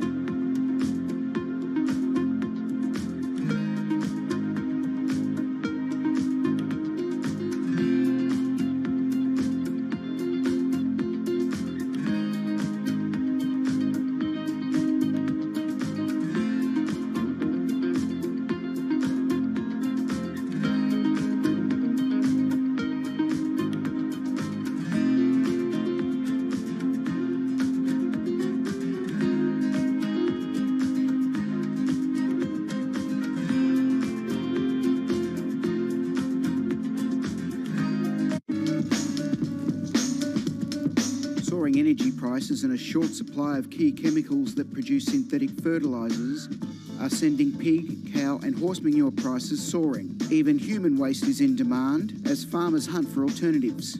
Fertilizer helps increase crop yields. You can see how much moisture is held into this. It's a lot of organic material into the compost, so it breaks down. The manure and the straw breaks down into a friable mix that can be mixed into your soil in the ground and for growing a whole range of different vegetables.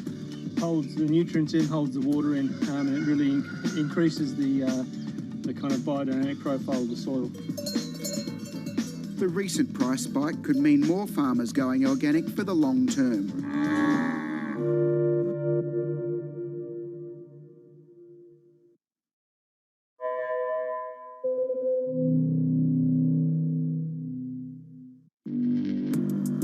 Access the financial world on demand. Hear from leading economists, policymakers, and industry experts via live and on-demand webinars, only from Bloomberg. Start exploring to see what's moving the markets. Visit Bloomberg.com/webinars. However you get your news. This is Bloomberg Daybreak with Lee. On Bloomberg Radio. Welcome to Daybreak Australia. This is Bloomberg Technology. This is Bloomberg Green. On TV, radio, and the web, this is Bloomberg.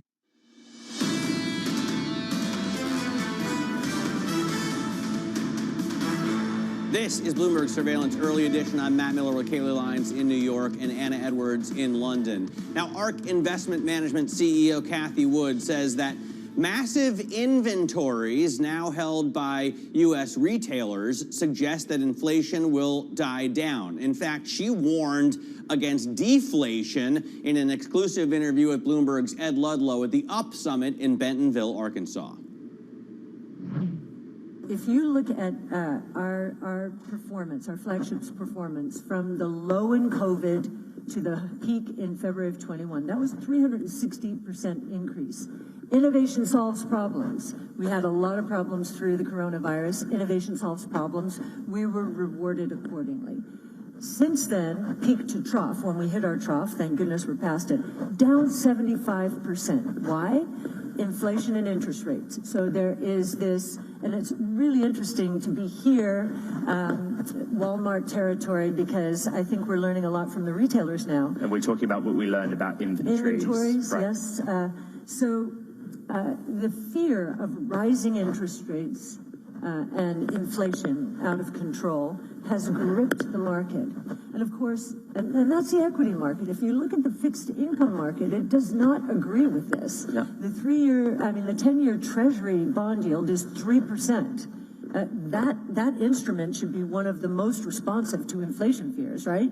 So 3%, which suggests GDP growth 3 to 4% during the next 10 years. So it's not being corroborated by the fixed income markets. And I don't think that we are in a period where we can't extricate ourselves from this. In fact, the inventory stories are a very good example of why inflation has become a problem. You know, the scrambling to bring more and more inventory to satisfy demand, stay-at-home demand, went into overdrive, and I believe the narrative in the last year, inflation, gave purchasing managers this idea that, okay, what's the worst that could happen if I build inventories? The worst that could happen is that I'm able to deliver inventory profits, sell at a higher price. Well, that's not going to happen. That's not going to happen. When we see, I've never seen inventory surges like this in my career, and I've been around for a long time. So 33% at Walmart, 42% at Target, 74% at, 50% at Kohl's. So very broad-based. And so I think we're going to see a lot of discounting. And what's beginning to happen now, just at the margin, and we're seeing it because our strategy is now starting to outperform the rest of the market. I've never been in a market where the market has gone to new highs and we are hitting lows. I've never been in a market. So there's been, and it hasn't been supported by the fixed income market. So we'll see what happens. Kathy Wood there speaking exclusively with Bloomberg's Ed Ludlow, talking about inventory buildups at retailers, but not in the businesses that she owns, right? Certainly not at Tesla. There's no inventory at car makers, but I guess that wouldn't fit the narrative. Joining us now is Tom Keene, co-anchor of Bloomberg Surveillance. And typically you bring a chart of the day, Tom. I know you in the past have really cared about euro-yen. We're expecting to see or hear something interesting from the ECB today. What are you focused on? Well, we're going to focus on the ECB. We're going to see the announcement at 7:45 Wall Street time and then on to the press conference. And I must say, this is a different ECB meeting. Am I going to be hanging on every word? No. But there will be times here where Christine Lagarde can really message the compromise she has to strike across a fractured Europe. It's just going to be fascinating to see, all in all. All right, Tom, really looking forward to your breakdown of the decision and the guests you speak with on surveillance later today. Tom Keene, co-anchor of Bloomberg Surveillance, thank you so much. Now, in addition to the ECB, what else are we paying attention to today? I will be watching Chinese ADRs because we got news about an hour ago that China regulators are considering potentially allowing the Ant Group IPO to revive. And this was something market watchers had really been focused on as a sign that the worst of the crackdown is over. Maybe a bottom is in Chinese technology stocks. You're definitely seeing those ADRs getting a lift in pre-market trading this morning, Matt. So definitely something to watch throughout the trading day. Yeah, I'll be watching banks. You know, we've been talking for years about the possibility of a big European bank M&A. We haven't seen any, but now we're looking at the possibility of State Street buying Credit Suisse. Neither of those banks would comment on the reports in the Swiss blog parade plots, but it'll be interesting to see if anything comes of it. Right now, Credit Suisse shares are trading under 7, and the offer was reportedly for 9. Anna? Yeah, we'll keep watching Credit Suisse then. We've seen the CEO has been commenting just as we've been on air, hasn't he, around various things, but not commenting on the potential for any deal, of course, as we might expect. I'll watch the ECB then. Very much in focus is whether we get any suggestion that 50 is on the table for July or any pushback against that. Also think about fragmentation of bond markets as the PEP plan comes to an end, that bond buying program. What's happening to Italian spreads? How concerned, if at all, is the ECB about that? That's it for Early Edition. Surveillance is next.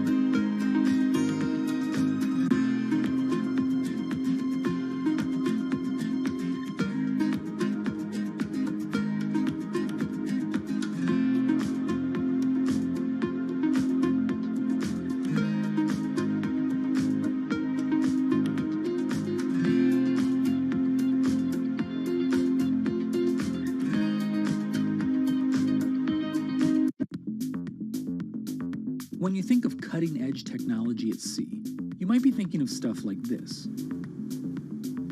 But there's an incoming revolution on the high seas that isn't quite as sexy, but could be significantly more impactful. Container shipping is the key component of global trade.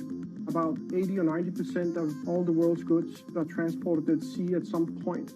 But there's a significant unseen cost to the modern era of global commerce. About 3% of all the world's CO2 emissions come from shipping. 3% may not sound like a lot, but that's roughly comparable to the entire CO2 output of Germany. Since reducing trade isn't a likely option, what about a technological improvement to help reduce the emissions from these well-stocked maritime behemoths?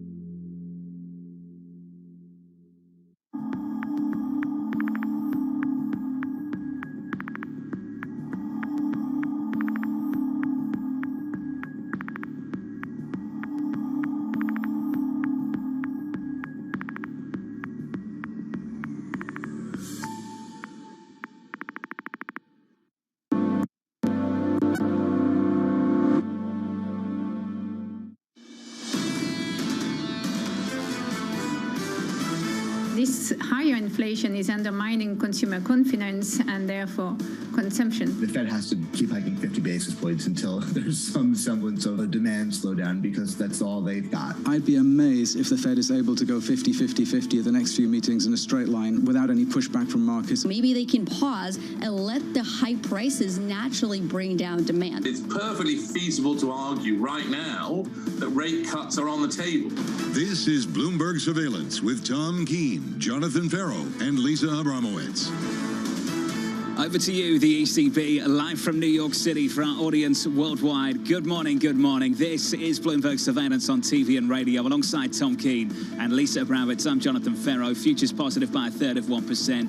An ECB decision, TK, just around the corner. Just around the corner. I thought Kitchuk summed it up nicely here, a nice back and forth of the different trends we're seeing, including what we see in energy. And he just simply said, John, and you know, you and I make jokes, it's a snooze fest. It's not a snooze fest. What will Lagarde do to make us gasp this morning? Stay awake for this one, Tom, I think. They are set to announce the end of QE. We're expecting that, then lay the groundwork, of course, Tom, for a rate hike, and then maybe another one after that. We saw all that in a blog from the ECB president just last month. Tom, for me, the risks around that view and the forecasts we get in the presser, those forecasts could be pretty ugly a little bit later this morning. And very different than America. I think for those waking up in the United States, Jason Furman laid it out in the Wall Street Journal a few days ago. There's huge differences here across the Atlantic, and we can't just say the Lagarde press conference is like a Powell press conference. It's not.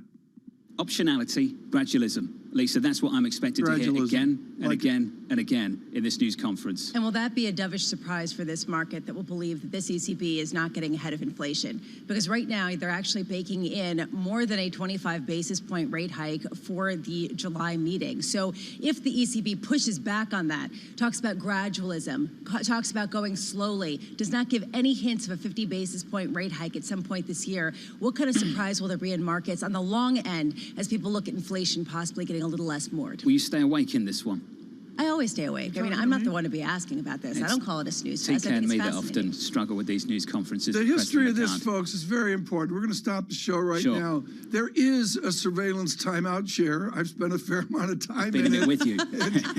There it was. I called it a snooze fest, and they were very unhappy over about that characterization. I said, yeah, but it was.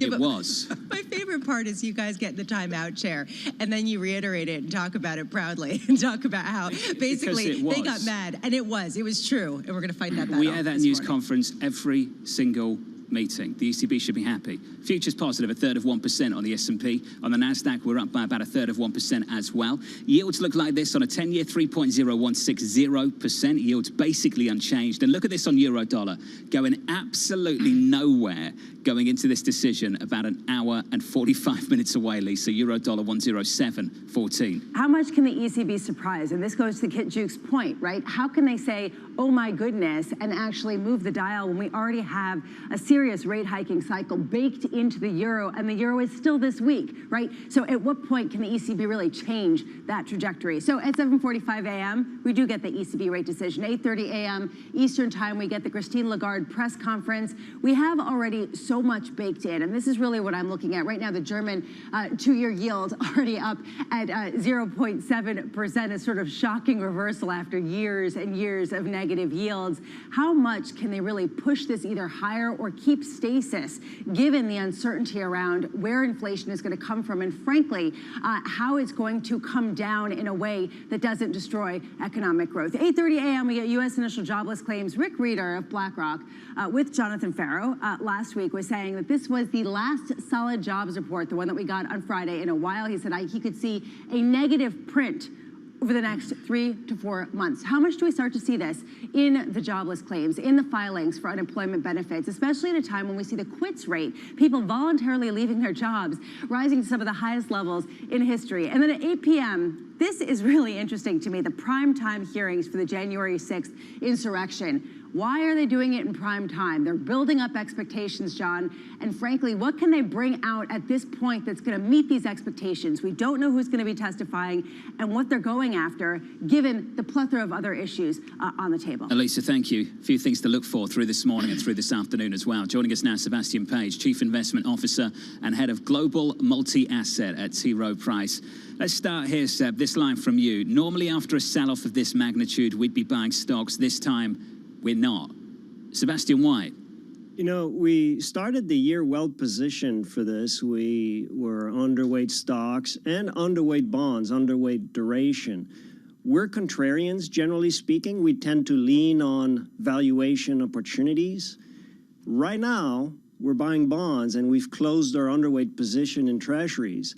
But we remain on the margin underweight stocks. And the key question, Jonathan, and you talk about this on surveillance quite a bit, is whether inflation will trigger a recession. And there are transmission mechanisms for this through gas prices, through monetary policy. It impacts corporate margins. But that is the key question. And is the next shoe to drop a recession and then earnings and pressures on margins? Look, S&P 4 12-month earnings are up 7% year to date. If you look 12 months forward, that's a high bar to clear. So that is the risk that we're worried about. There's a very narrow path between an inflation problem or a growth problem. Ben Laidler takes the other side of the coin. He's been an Uber bull since 2018, and he says stay invested. And he also says inflation has peaked. Are you about inflation driving higher, inflation sustaining, or even if inflation peaks, you're cautious? You know, first of all, I'm going to say this. We don't have a consensus at T. Rowe Price on inflation. I don't think we have. But that's the history of your firm. Let's make this clear, folks. T. Rowe Price on the buy side invented argument. Continue. We have. We don't have a house view. But in our asset allocation committee, we debate this inflation question all the time. I would say overall, we probably lean towards, yes, inflation is peaked, but we worry a lot about where are we going to get stuck on the way down. Right? Are we going to get stuck at 4 or 5% year over year with the more structural components of inflation? That could be a problem. And Lisa, what's really difficult here is I can imagine Roger McNamee back at T. Rowe Price years ago. He leaped across the table and took a swing at somebody. They're arguing about tech. Well, right now, when I read some of the comments on social media in response to different inflation calls, it's getting pretty heated. Sebastian, as you look forward into how to position, how to buy assets, how much is liquidity a key concern for you, given some of the speculation that we could see some financial market accidents, even in the rates market? Liquidity isn't an issue until it really is. It's kind of like there's a fire in the building, everyone's trying to get out. And I say this often, but the difference in financial markets is that in order to get out of the building, you need someone to get in. And that applies to holding credit or generally less liquid assets, you need a buyer. So it is a consideration. Look, I want to be clear, we're invested, right? We're invested, we're diversified, we're underweight stocks, but we're not saying investors should not buy or hold any stocks for the long run. But really the key question is inflation. And if I might say, Lisa, there's something more important to inflation than Fed policy, and maybe I'll get in the timeout chair here, in the surveillance timeout chair for saying that, but that is, to me, pent-up supply. And if you look at the New York Fed index of supply chain pressures, it's not 2 standard deviations, it's 3 standard deviations above its historical long-run average. And you can think of pent-up supply in semiconductors, but it's everywhere. There's pent-up supply of labor, and that's starting to soften. There's pent-up supply for just transportation in general. There's pent-up supply in housing. Houses under construction not yet finished, just very high number. There's pent-up supply in commodities, in energy, and so on and so on. So this is the key question we're debating in our asset allocation committee. Will releasing some of that pent-up supply do part of the Fed's job in bringing inflation down? I think that is the scenario where we get a softish landing. Will pent-up supply releasing do part of the Fed's? Sebastian, just to jump in, maybe we're already seeing that on the good side with the inventory story, say, over at Target. I just wonder if the genie's already out of the bottle on the service side, that the psychology of the consumer's already shifted. Just a final point on that, Sebastian. Do you think we're already there? I don't think we're already there. I think the turning points are always difficult to call, but look at the overall index of supply chain pressures. That's one index. There are many indices. You can use Bloomberg to find data on pent-up supply, but it's still there in housing. It's definitely still there, Jonathan, on energy and on natural gas. So yes, some parts of this pent-up supply are going to start softening over the next few months, and that's going to help with inflation, and that's going to help with, again, doing part of the Fed's job, but we're not out of it yet. Sebastian Page of T. Rowe Price, thank you, sir. As always, brilliant. Bramo, I think what's not been talked about enough since payrolls last week is that we've seen a few months now of pretty robust jobs growth, really strong jobs growth, yet we haven't seen unemployment come lower or wages accelerate. I just wonder what people start to make of that if we start to see more of those reports. Some people point to the participation rate ticking up just a bit, and then there are questions about how many people really have so much power in the labor market, also the composition of jobs that actually are coming back into the market. That said, it does seem as though there isn't a wage price spiral, or at least those kinds of concerns that people had a while back, which raises questions about the supply and demand, and frankly, how much more the consumer can actually continue to buy if their wages are not keeping pace with inflation. Let's keep it on supply, Lisa, and talk about what's happening in China. So, Tom, Shanghai is going to lock down a district in the southwest Saturday morning to conduct what they call a mass testing drive. It's the first movement restriction we've seen in the financial hub, I think, since they started easing things at the start of this month.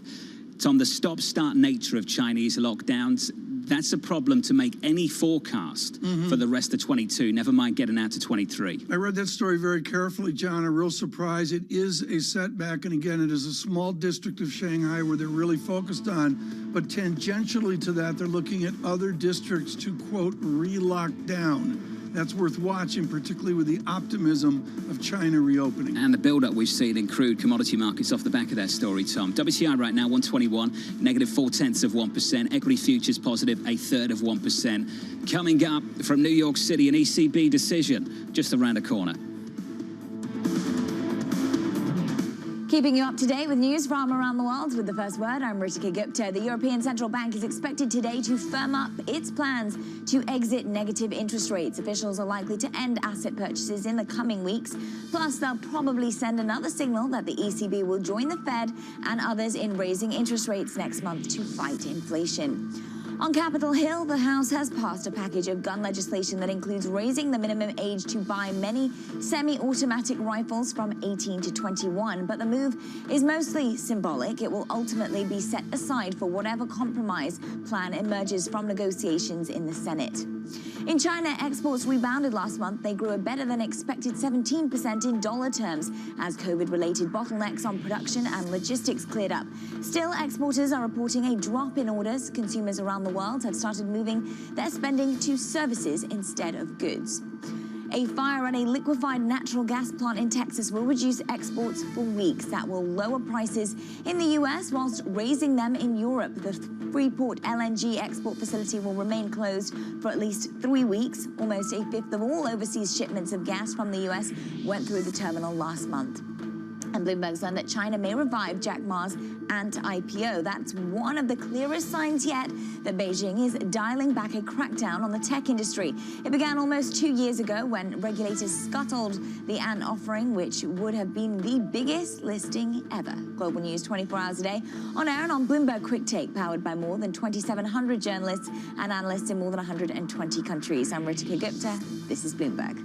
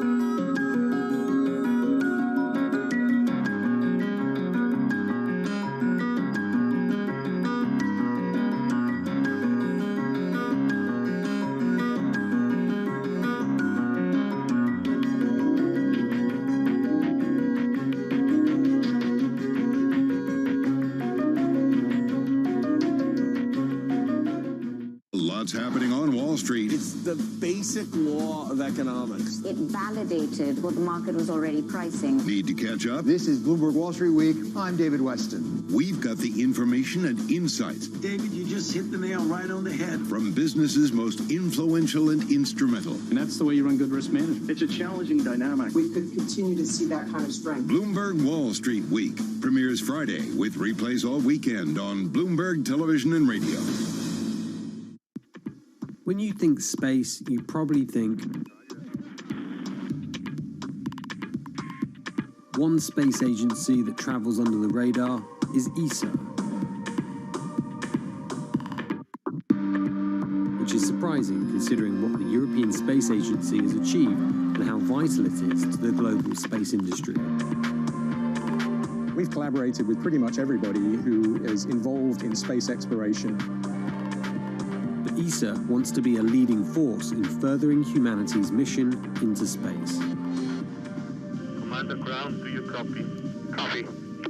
If we want to have successful human missions to Mars, we are going to have to learn to live and work off-world in a different way.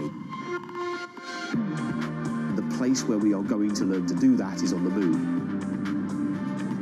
Can ESA help humanity take its next giant leap? Front Row, exclusive interviews with the most influential figures in finance. Lloyd Blankfein. Deflation is a terrible thing. Inflation you could tolerate. Kathy Wood. Tesla will be in the pole position to dominate. Jeremy Grantham. We've had a very, very abnormal honeymoon Goldilocks period. First available on the Bloomberg Terminal, then on Bloomberg Television and Bloomberg.com. Front Row, the best seats in the house for business's greatest minds.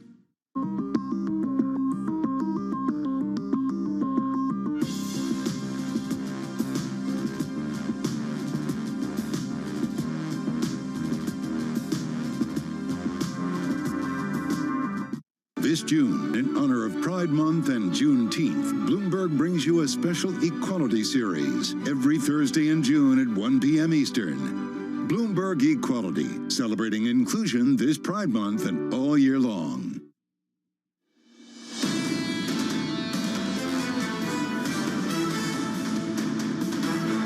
What's true in the United States is true in every country. Trickle-down economics does not work. By working with close friends who share our values, we can make sure that we are not left vulnerable to unexpected shocks while generating economic opportunity for the people in our region. President Biden there at the Summit of the Americas from New York City this morning. Good morning. Equity futures look like this going into the ECB later today and onto US CPI tomorrow. Futures positive, 1/3%. Yields going nowhere at 3.02%, and euro dollar totally unchanged, Tom. Look at that. Going absolutely nowhere into this decision later this morning. 107.19. You could call it a resilient dollar as well. Yen, after that move, pulls back from a 134 to 133.36. We're watching foreign exchange dynamics off of the press conference that we'll see this afternoon from Amsterdam. Jet Fitzpatrick joins now in Washington. And to those of you in America, it's an Amstel Light. Maria Tadeo's doing the real thing. She's on the Amstel River in Amsterdam in front of the Heritage Museum, and joins us as the ECB discovers heritage today. Maria, this is not Willem Duesenberg's ECB. This is Christine Lagarde's ECB. How is it different now than in its early days? Yeah, and Tom, you're very right, because this almost feels like it's the end of an era for the ECB. It's the end of Mario Draghi and the whatever it takes. We're now heading into something new. What that looks like, I think that is going to be the challenge today for Christine Lagarde. It's very clear now that we're heading into a liftoff. July, that is well calibrated. The market is fully aware of that. I think to me, there's two things that will be very important today here. Does she stay on the 25 basis points narrative? That was consensus up until a few days ago. Or actually, are we going to see a hawkish Christine Lagarde that potentially opens the door to something that looks like 50 basis points? The other thing to me, and this will be a big test, potentially also a big point of departure from Mario Draghi and the old ECB, is the fragmentation around the euro area. The reason why we're here in Amsterdam is because the European Central Bank does a meeting like this once a year. They like to showcase the diversity of the euro system, 19 different economies. But will the central bank manage to take rates higher, but also tailor policy in a way that it doesn't send the bond market into major jitters, and particularly when it comes to Italy? So I think the word fragmentation will be very, very important in this press conference. The symbolism is extraordinary as they go to the Netherlands and Belgium with all that heritage. Maria, at what level are they, quote unquote, on the same page in Amsterdam? Well, look, we're about to see. We know that this meeting, of course, 2 days now was going to be tough, especially as we're already seeing those jitters of that liftoff in July play out. I think when you look at countries like the Netherlands today, we had inflation reported 10%, Tom. That almost quadruples the target that the European Central Bank sets out. I think there's also, when it comes to the diagnosis, a difference between the South and the North. Some say that this is persistent inflation, that the European Central Bank should change the way it looks at inflation. And of course, others that just say this is Ukraine is imported, and of course we should keep an eye on the impact on the European economy. So we're about to find out if the 19 economies are in tune or not. But this is a very difficult job. Whether Christine Lagarde can do it, I mean, that will be the start of her new era at the European Central Bank. But you're very right to say today it does feel like it's the end of something, the start of a new central bank here. Jack, it's also the end of a low gas price era in the United States, which is part of the issue that we're dealing with inflation. A new record high on gasoline on average cost, now $4.96 a barrel. What do we know about the trip that President Biden may take to Riyadh, to Saudi Arabia, to talk about output? One thing that we don't know is that it might be particularly important, especially to the Saudis, is whether there would be a meeting or communication with Mohammed bin Salman. Obviously, that would be a key part of any developing change in the relationship with the Biden administration and the Saudis. Looking for more production, obviously, is the broad goal, but the details are a little hard to come by, because when the story broke that this might happen, President Biden pushed back and said there was no plan, nothing concrete.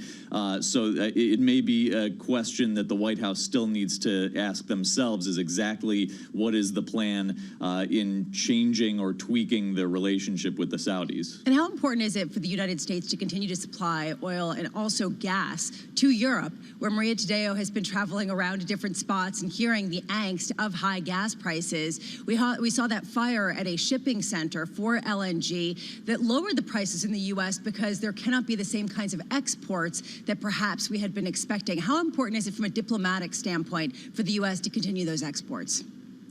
From a diplomatic standpoint, it's important. It has filtered into a broader debate in Congress about what they can do short-term versus long-term to increase those exports, to shore up, maybe even change any policies with the Strategic Petroleum Reserve. Again, that's a bit more of a long-term issue. At its face, that is an important issue, and there's a lot of agreement that the U.S.'s role in exporting oil and gas can be important. The question then turns into, and it's a little bit of a bickering match on Capitol Hill, what policies would need to change and what's the long-term outlook there, and that's where it gets a lot stickier. Bramo, what do we have to do to get on the Tadeo Euro Tour?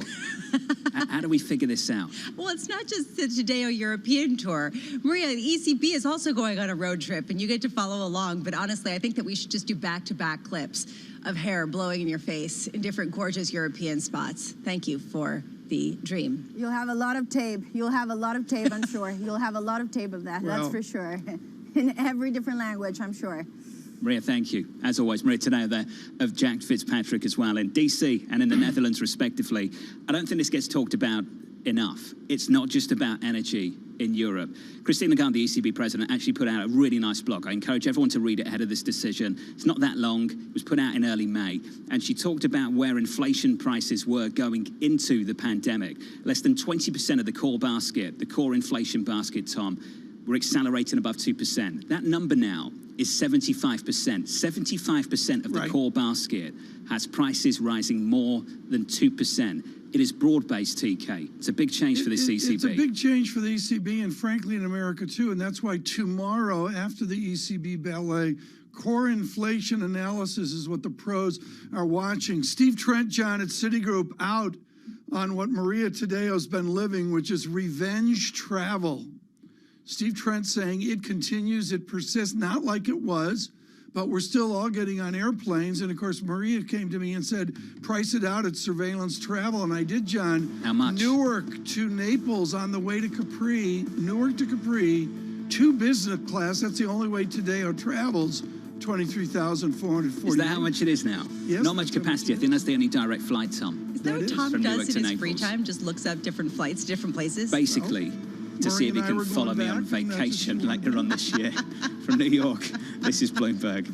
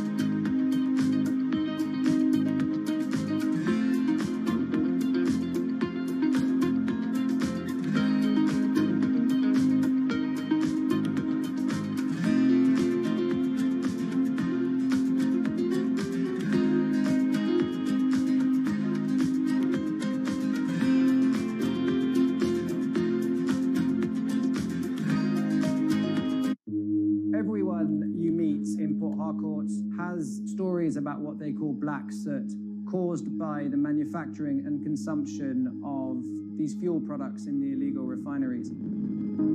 Oil theft, known as bunkering, and the refining of its spoils is worsening the damage from decades of fossil fuel exploitation, creating one of the world's most severe ecological disasters. Our sacred forests, our homes, have to give way to oil wells, and no one gets much benefit. Imagine a resident of Port Harcourt who inhales this soot every second in 24 hours, 7 days a week, 30 days in the month, and for years now, we are dying slowly but surely, and our lifespan is reducing every day.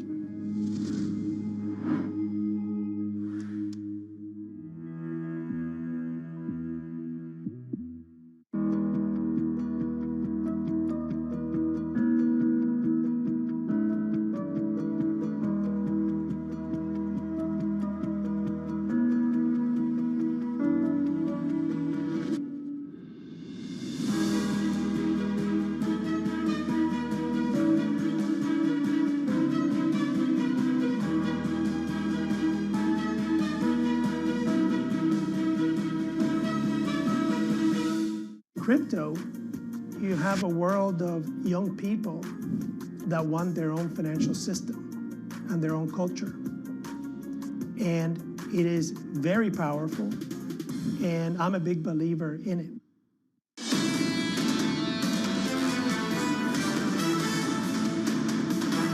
Live from New York City this morning. Good morning. Here's your price action this Thursday morning. We're positive 0.6% on the S&P and the Nasdaq 100 up 0.8%. We need to get Julian Emmanuel of Evercore on the phone right now. Yep.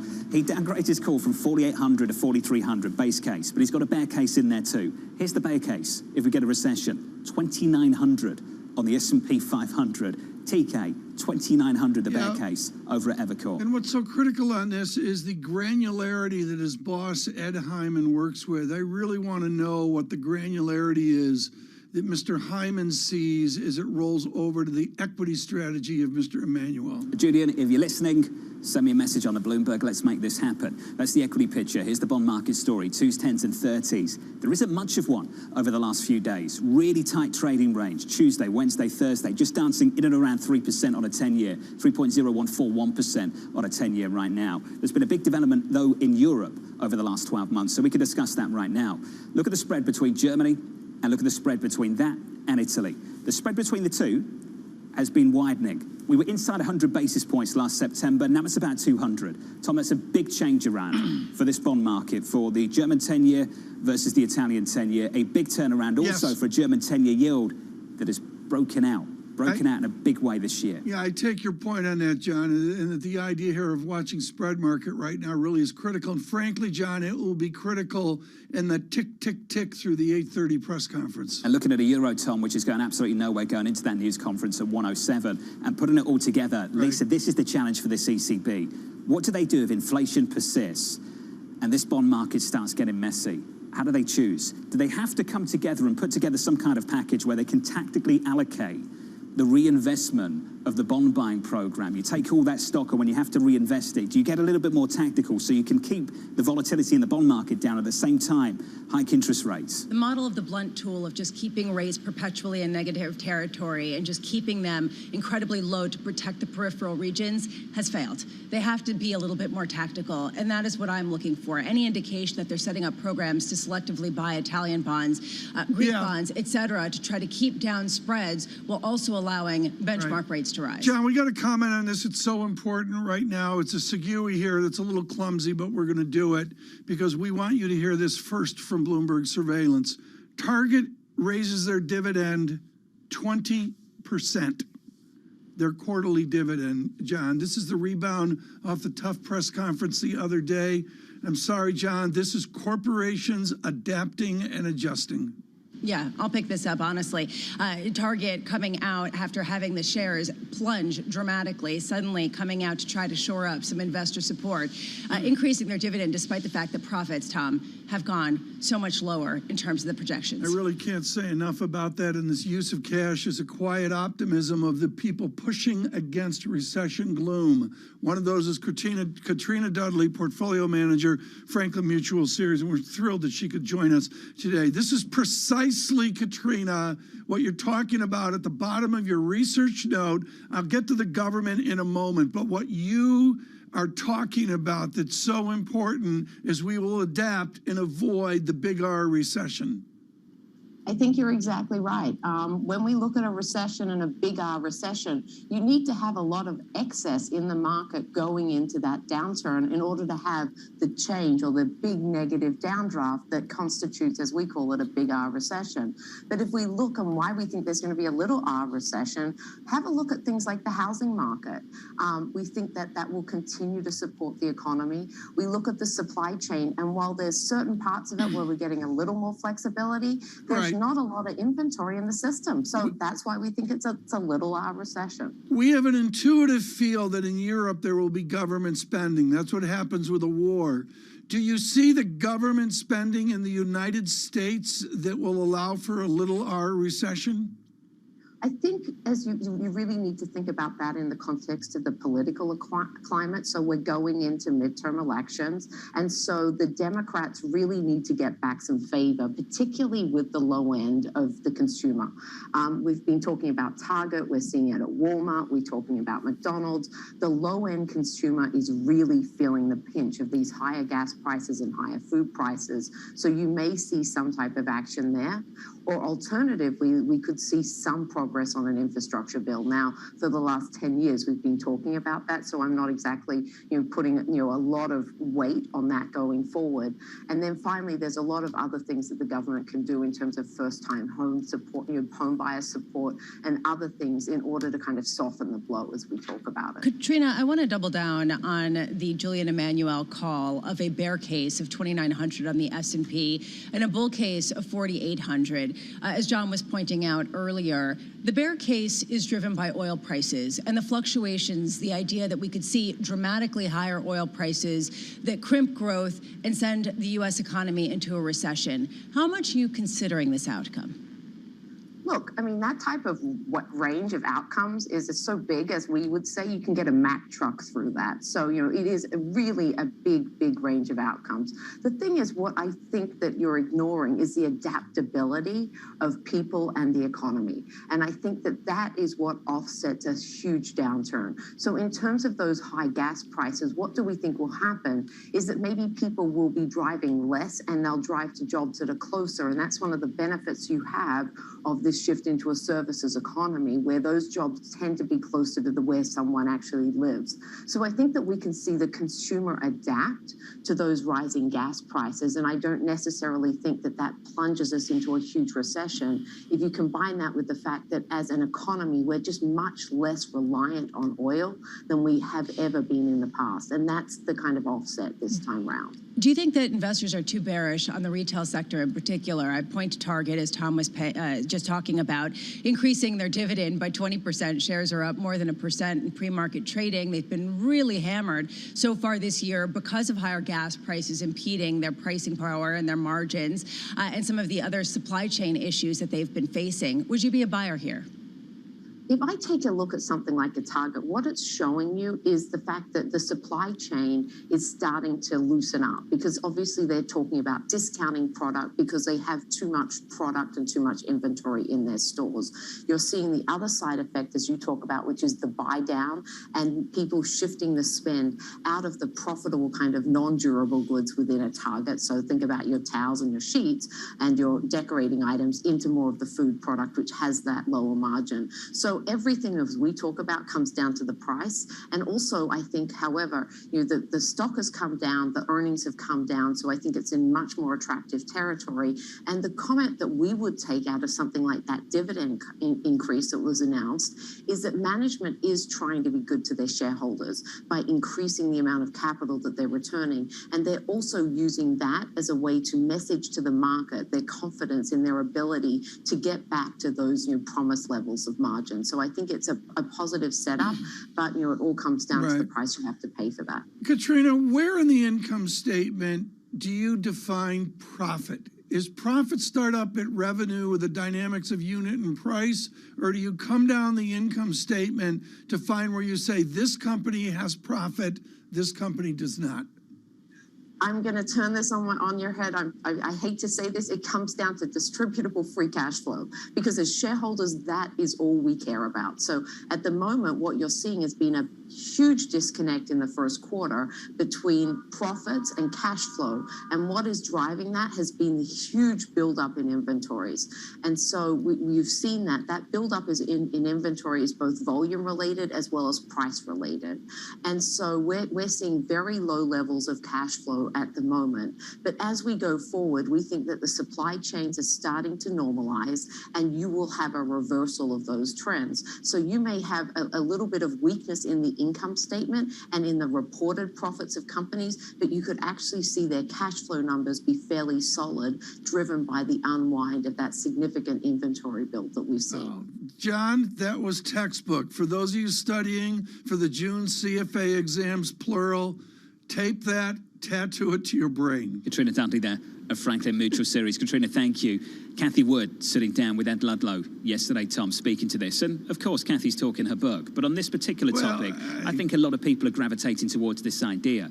I've never seen inventory surges like this in my career, and I've been around for a long time. She went on to say, this inventory issue highlights the cyclical reason we've been saying we think inflation will unravel. That's the view from Kathy Wood. Has been for a while, Tom, and increasingly after that Target news this week, it's starting to become the consensus position on the good side of the inflation story. Yeah, I thought Ed Ludlow really nailed that, to be honest. And John, what's so important here, and I'm going to give credit here to The Economist, and I think it was 2 issues ago, I really can't remember, just a tour de force explainer on inventories, which is from my ute. And the answer is, John, we make jokes about LIFO, FIFO. This is serious stuff where once it's cleared out, free cash flow pops, and they go from just in time to the new reality, John, which is just in case inventory. This is an element of the tech bull thesis, this inflationary goods side of the story, Lisa, so let's talk about it. It's this idea that there's too much inventory, we get all the markdowns, there's a shift from goods to services, you start to see that disinflationary force take hold of things. Maybe it's offset by the services story, we can talk about that through this morning, but ultimately the tech bull thesis is that inflation starts to come down for cyclical reasons that Kathy's been talking about. Rates don't have to go much higher, and guess what wins? What wins in the equity market when that starts to happen, Bramo? The stocks that she holds. Exactly. That's the hope. That's the hope. That's why some people talk about this as a somewhat self-serving prophecy. It's one that's interesting to know, especially on the heels of what Ed Morris of Citigroup was saying yesterday, in terms of how we're judging some of the price moves, how idiosyncratic some of them may be, and how they stem from an unprecedented period of time, how much we don't have a handle on what people are buying and when. Were people buying physical goods because they had nothing else to spend their money on? Now we're facing a very different reality, and people are not going to be spending their money at all, possibly, especially in light of there you go. That's a gloom we need. That is, Tom. That's it. That's just, Tom, I'm reliably informed there are desks on sale at Target. No. There are desks on sale at Target. He wanted to buy one. I was going to buy us one That's for us good. all to sit around. Now the show can begin. Bring us together. Just bring us together. Futures positive, 22 on the S&P, up 0.5%. Yields coming in a couple of basis points, still in at around 3%. God. An ECB decision, Tom, an hour away. The VIX is under 24. Have a tank. Relax. Is that a message for me or for Bramo? Bramo. I don't think we want Bramo on tank. One of us is enough. This is Bloomberg. Keeping you up to date with news from around the world. With the first word, I'm Ritika Gupta. The European Central Bank is preparing for its first interest rate increase in 11 years. Today, policymakers are set to announce an end to large-scale asset purchases. The rate hike is expected next month. Officials are trying to bring down record inflation whilst averting more damage to an economy hurt by the war in Ukraine. President Biden called inflation the bane of the U.S. In an interview with ABC late-night host Jimmy Kimmel, he said that high food prices and gas prices could be offset by legislation lowering the cost of prescription drugs and childcare. Inflation has become one of the president's foremost political problems. And authorities in Shanghai are locking down part of the city again. They'll conduct a mass COVID testing drive Saturday in the first major movement restriction since the city ended a bruising 2-month shutdown at the start of June. More than 2.6 million people will be involved. Bloomberg's learned that a consortium of Apollo Global Management and Reliance Industries has made a binding offer for the international unit of Walgreens Boots Alliance. The proposal puts a value of about $6.3 billion on the business, which runs more than 2,200 Boots drugstores across the UK. A rival group, Britain's Isa Brothers and TDR Capital, has considered dropping out. Global news 24 hours a day on air and on Bloomberg Quick Take, powered by more than 2,700 journalists and analysts in more than 120 countries. I'm Ritika Gupta. This is Bloomberg.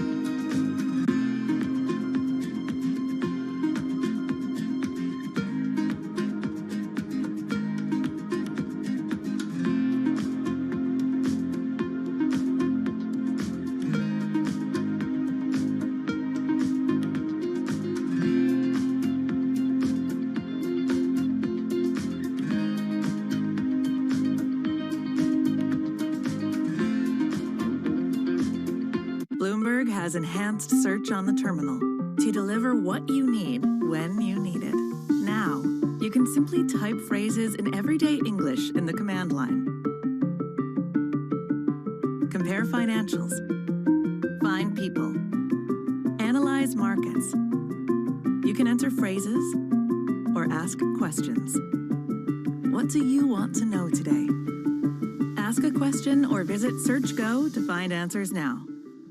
Companies now, they're getting hundreds, maybe even thousands of applications. So software has come in to automate the process. You want to write your resume for robots, not for humans. The only job your resume has is to be comprehensible to the software that is reading it, because that software or robot is going to decide whether or not a human ever gets their eyes on it. These things are programmed by a certain segment of the population that might not be totally inclusive or not be fully aware. Concerns about how this technology could exacerbate discrimination. For the FTC, I think foremost, the FTC needs to be making sure that we're fully understanding this technology.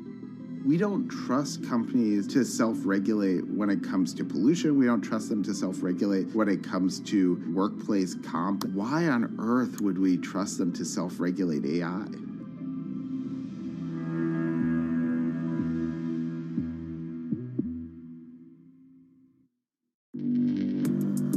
Access the financial world on demand. Hear from leading economists, policymakers, and industry experts via live and on-demand webinars, only from Bloomberg. Start exploring to see what's moving the markets. Visit Bloomberg.com/webinars.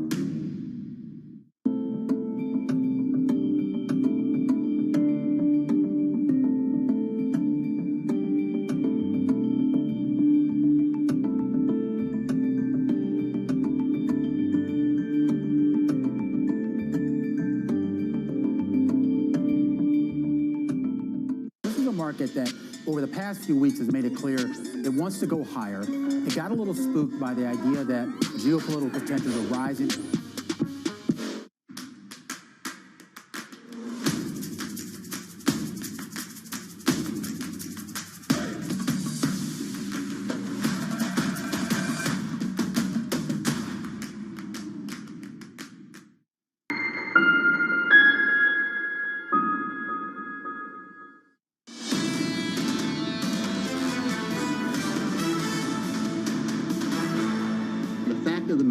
That U.S. exports have been booming. When companies had to look away from Russia for diesel, where did they go? They went to the U.S.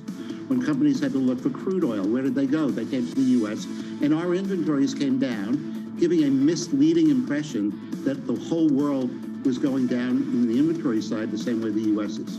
Ed Morse there, the global head of commodities research at Citigroup. His view that we get down to 85 on Brent at some point over the next 12 months against Goldman's view. Jeff Curry pushing for 140, 130 over the next 12 months. Futures right now, positive 0.5%. The ECB just around the corner, 1 hour away, and euro dollar just about positive, up by almost 0.1% on that currency pair. Just about a stronger euro in the mix here. Euro dollar Tom 107.24. We love the macro babble, John, of hydrocarbons, and of course the world-class team at Bloomberg leads on this. And what I would suggest, folks, is stop what you're doing now and listen to the micro analysis of where a barrel goes. From 123, does it go to 133, or does it go back to 113? Paul Sankey joins of Sankey Research. Paul, I want to go right back to the Szymanski-Sankey combine at Deutsche Bank. You guys did granularity like no one. Reaffirm how expensive it's going to be to produce oil in America. How expensive it's going to be to produce oil in America? Well, the cost of capital of the companies has come down. So they do have a lot of cash available to them. Obviously, at the COVID lows, they simply didn't have any money, and that's where the major underinvestment in oil supply growth occurred. What's interesting now is if you look at rig counts in the US, and if you look at frac spreads, which is what you need to actually generate the oil from the drilled well, they're both just ticking down a little bit. And at the same time, we're not seeing any growth in gas production, natural gas production, never mind actual gasoline production either. But in the case of the former three, that is oil, fracking, drilling, fracking, and gas supply, it's just very surprising that there's zero growth, basically, at, as you mentioned, 120 Brent, 120 WTI, and what was yesterday $9 natural gas. Now, natural gas has come down a lot because there's a problem with one of the major LNG plants. So one of our concerns is the government may ban exports in some form. Paul, after our conversations with Christian Malik of JP Morgan, I want to combine the two threads here of analysis and the idea of a Sankey-Malik nexus. At what price point does investment click in, which JP Morgan screams we desperately need? Well, at the moment, they just don't have the people or the pipes or even the rigs. So it's not really an economic decision. It's a lack of capacity. And that's exactly the same problem in refining. And that's why everything's so tight. And then within a Democrat administration who hasn't still to this day been helpful in terms of providing regulatory certainty, they're reluctant to commit the level of risk that they would have to. Now, one stealth thing that's happening, Tom, is there is a bit of M&A happening. For example, yesterday, Devon, which preaches a very high level of capital discipline, dropped $900 million on a bolt-on acquisition. And I'm like, I don't know how big a bolt-on acquisition can be, but that's a pretty big bolt-on, spending $1 billion in North Dakota. But there's a definite problem with reinvestment. Well, another good example, Tom, just to continue, is if you look at Saudi, they've said they'll massively increase their capex. But the effect of that is only to increase production by 1 million barrels a day by 2027. So, it's just not happening anywhere globally. Paul, how much of a swing factor is China, given the fact that we're seeing renewed lockdowns in Shanghai and parts of Shanghai, one part of Shanghai, and the threat of more of them? Is this going to drive either prices going higher or lower, depending on whether those lockdowns ease or whether they tighten up? Absolutely over the cycle. But the problem is with China, as you know, there's a lot of inventory stocking kind of playing around, which means that the short-term effects of what they do domestically are very muted.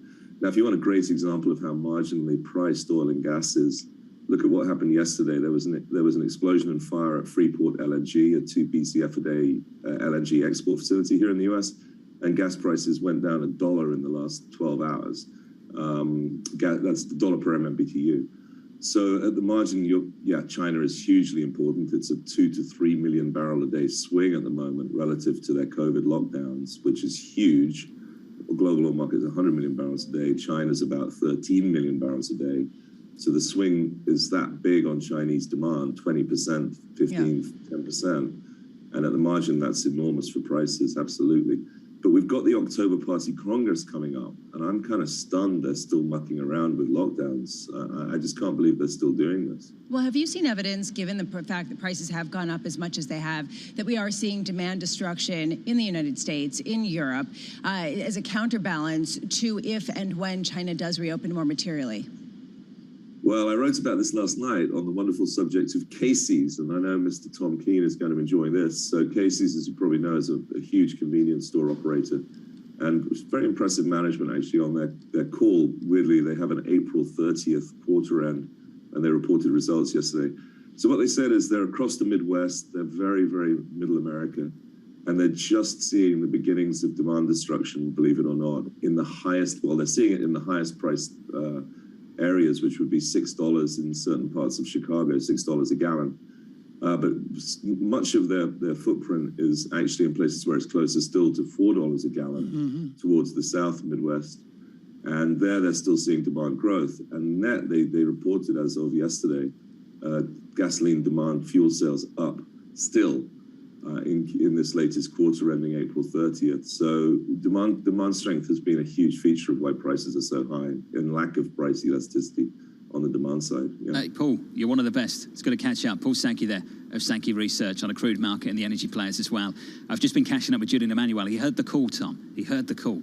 He's going to join us in about an hour and 30 minutes. We got to say thank you to all of Global Wall Street for tuning in every morning on radio and television. I mean, John, we just sort of grind it out every day, but we're really thrilled that people like Emmanuel can come on so we can grill him. Over at Evercore. Not grill him too hard, Tom. He's doing us a favour. Seriously, I want to know. Seriously, though, we will be grilling him about this 2,900, Tom, bear case in his equity forecast. And I want to know how that links into what Ed Hyman's seeing in railroads, or what Paul Sankey just said about the first click-in of demand destruction. Lisa, 4,300 is the base case. The bear case, 2,900 for Evercore. No, it's called the Bramo case, John. Get with it. They should rename that, shouldn't they, Tom? In a Southside Research, the Bramo case and a base case, and then the bull case. I'm not making a call, and frankly, I think that there are a lot of potential good outcomes. I just love the idea of putting out the call and having a signal, like the bat signal, but the surveillance signal, would it be, the light shining up of a cup of Tang? I'm not sure what it would be. A quick message over to Bloomberg is always helpful, too. Julian's going to join us a little bit later this morning. Julian Emmanuel of Evercore at 8:15 Eastern Time. Looking forward to that. Futures are positive, about 0.6% on the S&P. On the Nasdaq 100, up 0.6%. Also, we're counting you down to an ECB rate decision, a news conference with President Lagarde, with your euro basically unchanged against the dollar. Euro-dollar 107.19. That currency pair positive by just 0.03%. From New York, heard on radio, seen on TV, this is Bloomberg Surveillance.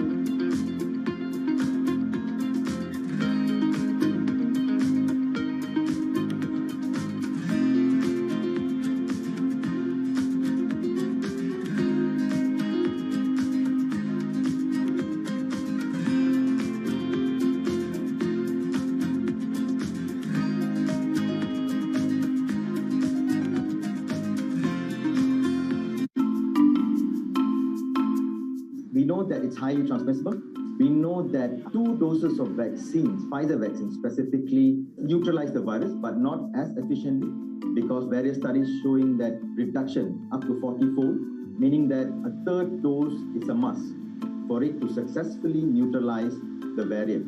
What we don't know is still that what are the effects of mix and matching between vaccines, and what are the capabilities of antibodies produced from this mix and matching in neutralizing Omicron. because as we know, many parts of the world use different types of vaccines. And that would be a great data to look at. It will be also great to look at, because majority of the studies done uses a small sample number, and most of the time when you translate it to real world, the data changes. So it will be really good to look at large-scale data of the ability of antibodies from vaccines to neutralize this variant. Grateful here today that the virus, Omicron variant, still uses ACE2 receptor as its main entry. It means that all of the vaccines which are designed with spike in mind still works. Imagine if it uses a different receptor other than ACE2. None of the vaccines would work today. So I think that is the best news that we got from all these studies which came recently, the past couple of days.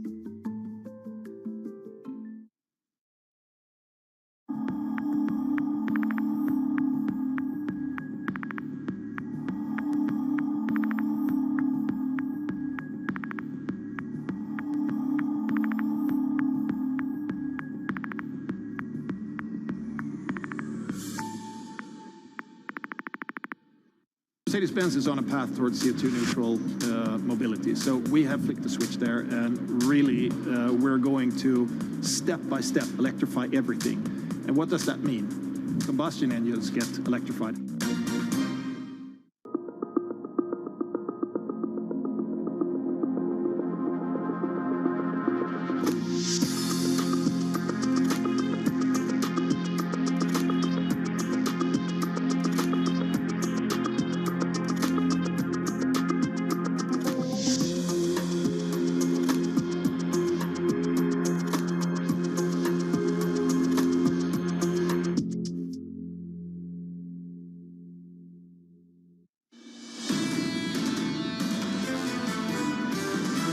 This higher inflation is undermining consumer confidence and therefore consumption. The Fed has to keep hiking 50 basis points until there's some semblance of a demand slowdown, because that's all they've got. I'd be amazed if the Fed is able to go 50-50-50 at the next few meetings in a straight line without any pushback from markets. Maybe they can pause and let the high prices naturally bring down demand. It's perfectly feasible to argue right now that rate cuts are on the table. This is Bloomberg Surveillance with Tom Keene, Jonathan Farrow, and Lisa Abramowitz. The week begins right now from New York City for our audience worldwide. Good morning, good morning. This is Bloomberg Surveillance Live on TV and radio alongside Tom Keene and Lisa Abramowitz. I'm Jonathan Farrow. Futures positive, 0.5% on the S&P.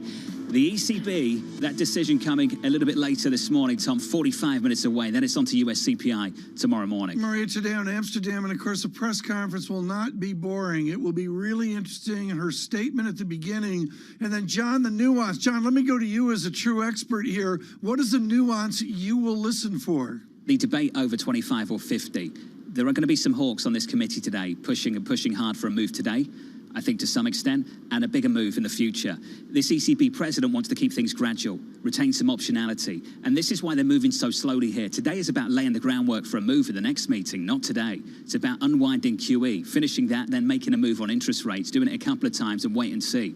Yeah. Tom, you know better than most that you can be overtaken by events. I think the ECB's been overtaken in a big way by the events of inflation of the last 12 months. And I really want to emphasize for the American audience, this is different than a Fed discussion. And John, I'm going to go right back to one of the core monthly payments people make. The utility bill structure of Greater Europe is really front and center for Christine Lagarde. Sky high, and the UK, an example of that outside of the Eurozone, where this cap has been lifted and people's energy bills have just been climbing, surging so much over the last few months. Lisa, we've all got to struggle with that, and this ECB's got to struggle with this.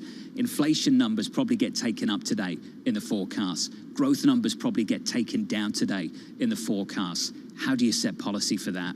Do you hike into weakness? We've been talking about this as a theme throughout the entire year, particularly with the United Kingdom, but the ECB facing the same reality. My issue is, what happens if they come out more dovish than people are expecting? What if they confirm only a 25 basis point rate hike at the July meeting and the expectation that they're not going to go for 50 basis points? Do we see a sigh of relief in markets, or do we see the opposite? Do we see longer end yields in the region climb much more dramatically because inflation is going to get away away from them. And without getting too technical, how do they manage the periphery?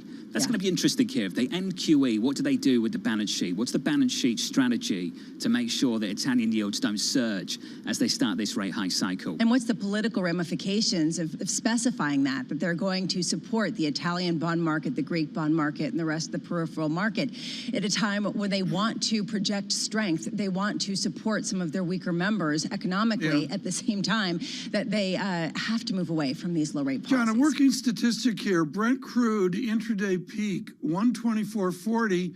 And John, you and I went back and forth last night. I flunked, folks. I didn't do the math on number of liters to a gallon converted to dollars. But John, it's in the $10 area. It is nudging towards $11 a gallon for petrol. That's what they call it, Lisa. Petrol in the United Kingdom. Bramo didn't know that. Let me say this because I've had a few messages about this recently. I'm only trying to SEMA. Thank you. SEMA's very impressed. You can't wait to join this conversation.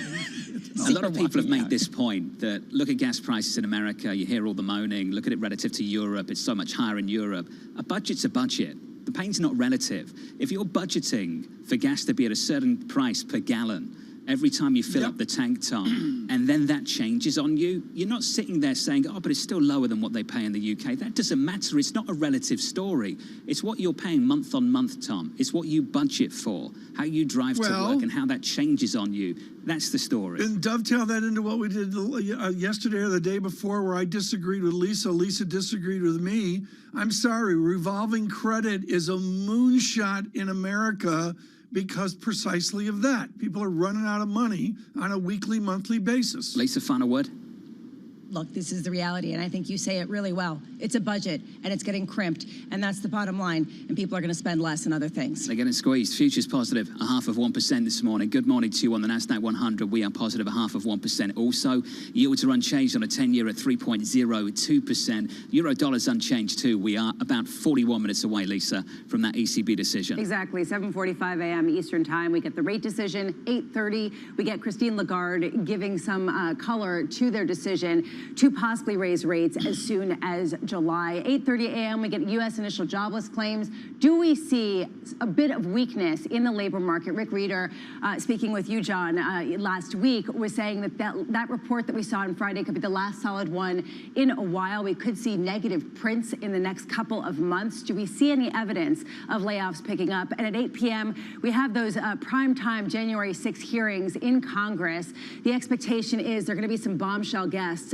Otherwise, why do primetime, John? Very true. Very, very true. Lisa, thank you. A whole host of things to look out for the rest of today. Let's get straight to the conversation with Seema Shah, the Chief Strategist at Principal Global Investors. Seema, an hour ago, we spoke to Sebastian Page of T. Rowe Price, and he said normally after a sell-off of this magnitude, we'd be buying stocks. This time we're not. What are you doing? We are very much neutral. Look, I think you could see a bear market rally. And I'm going to say that it's a bear market rally rather than a full-on rally. And we have to look for the catalyst. When are things going to change? But once you see some of that economic data, the earnings data start to roll over, we think that you're going to see a really, really challenging period for equity markets where it retests the lows that we've seen in the past month or so and probably goes a little bit beyond.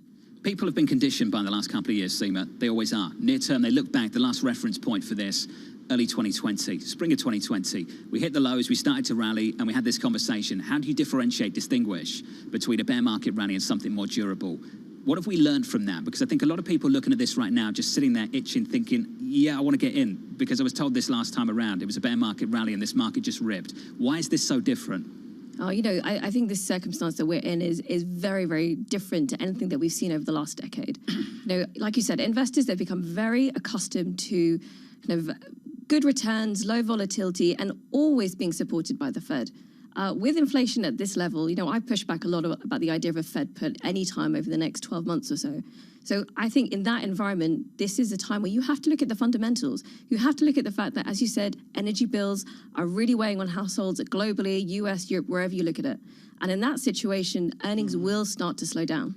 At your London School of Economics, there is one glorious morning where they study Irving Fisher of Yale.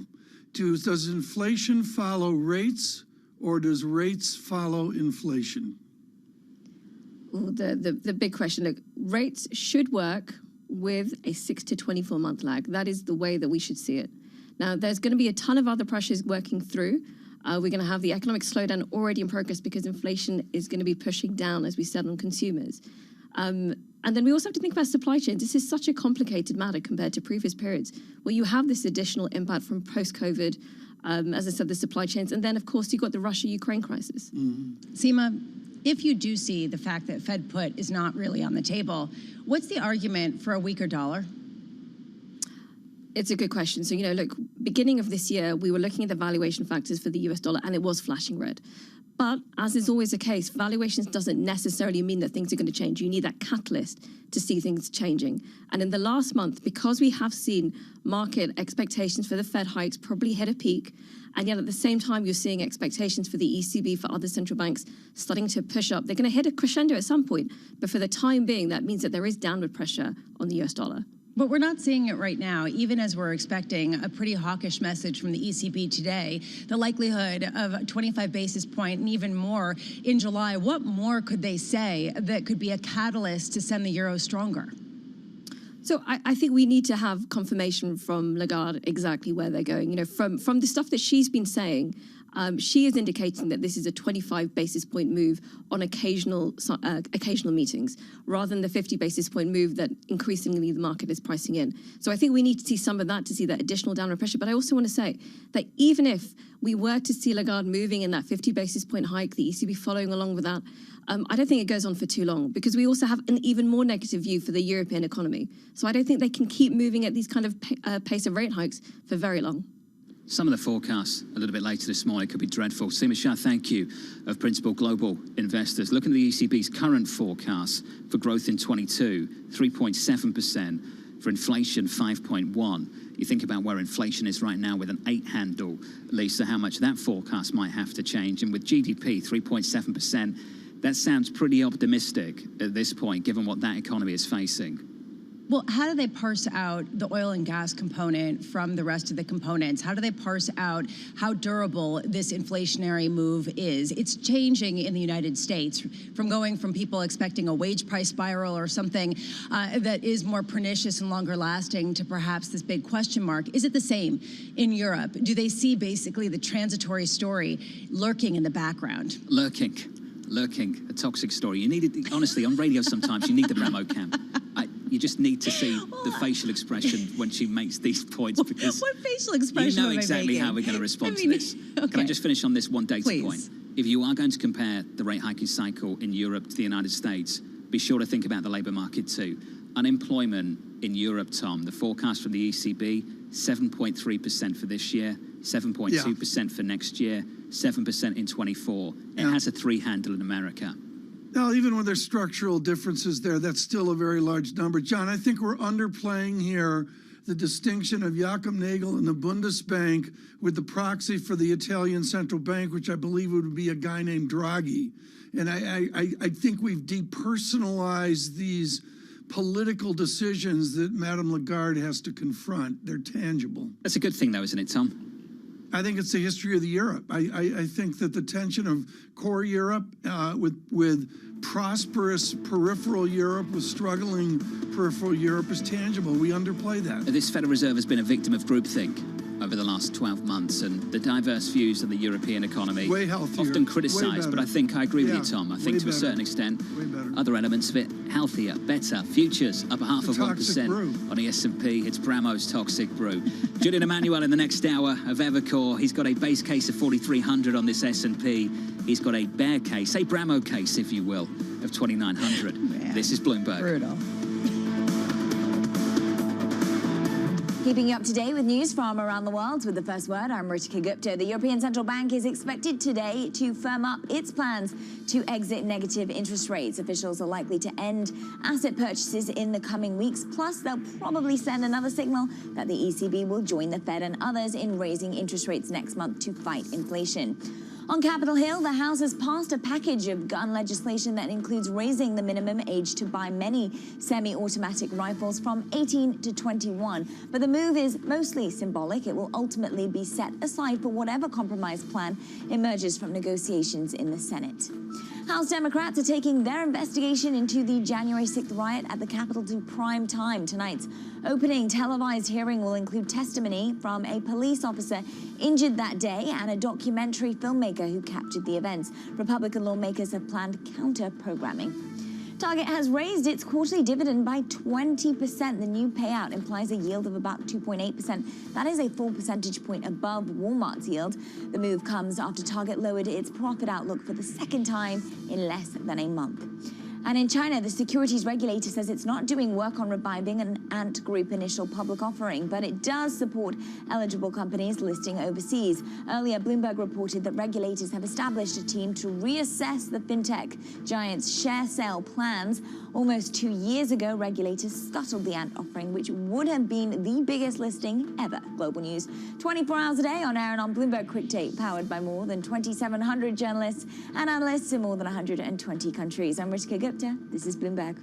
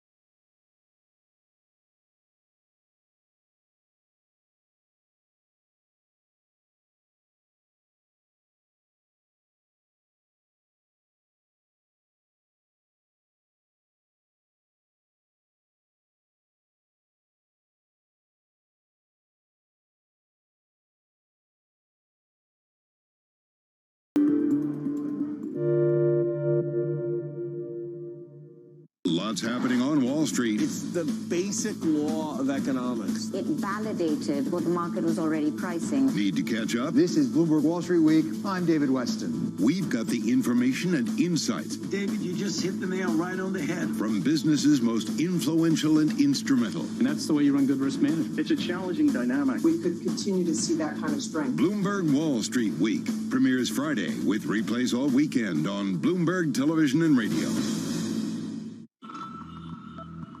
The Indian city of Jamnagar is a money-making machine for Asia's richest man, Mukesh Ambani. His company Reliance has the world's biggest oil refinery complex here in the city. Jamnagar is also where Ambani is making his newest bet, a $10 billion investment in green energy. His ambition is closely aligned with the Indian government's plan to reach net zero emissions by 2070. But Ambani is not alone. India's second richest man, Gautam Adani, has committed $20 billion of investment over the next decade. But India's massive dependencies on fossil fuels have some environmental advocates questioning the realism and sincerity of those green ambitions and those of its two biggest billionaires.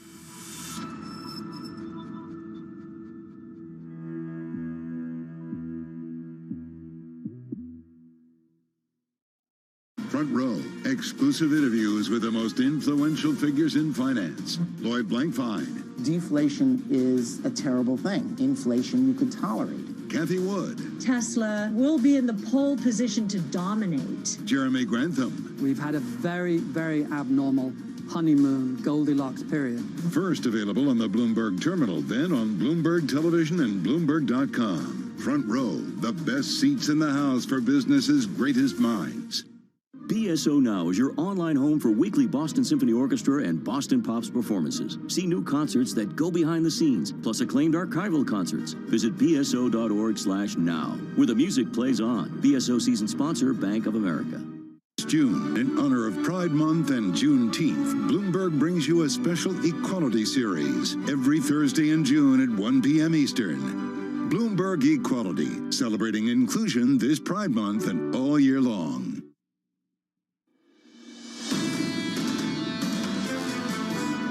We're the strongest economy, and that's allowed us at least to stay on top of and a little bit ahead of what's happening around the world. Look, inflation is the bane of our existence. Inflation is mostly in food and in gasoline at the pump. And it's hammering his approval rating. That's the President of the United States on Jimmy Kimmel Live in the United States yesterday evening. Futures positive, 0.5% on the S&P and the Nasdaq 100 up by 0.5%. Also, yields look like this on a 10-year, 3.0178%. Don't want to push back too hard here, Tom, but it's not just energy and it's not just food.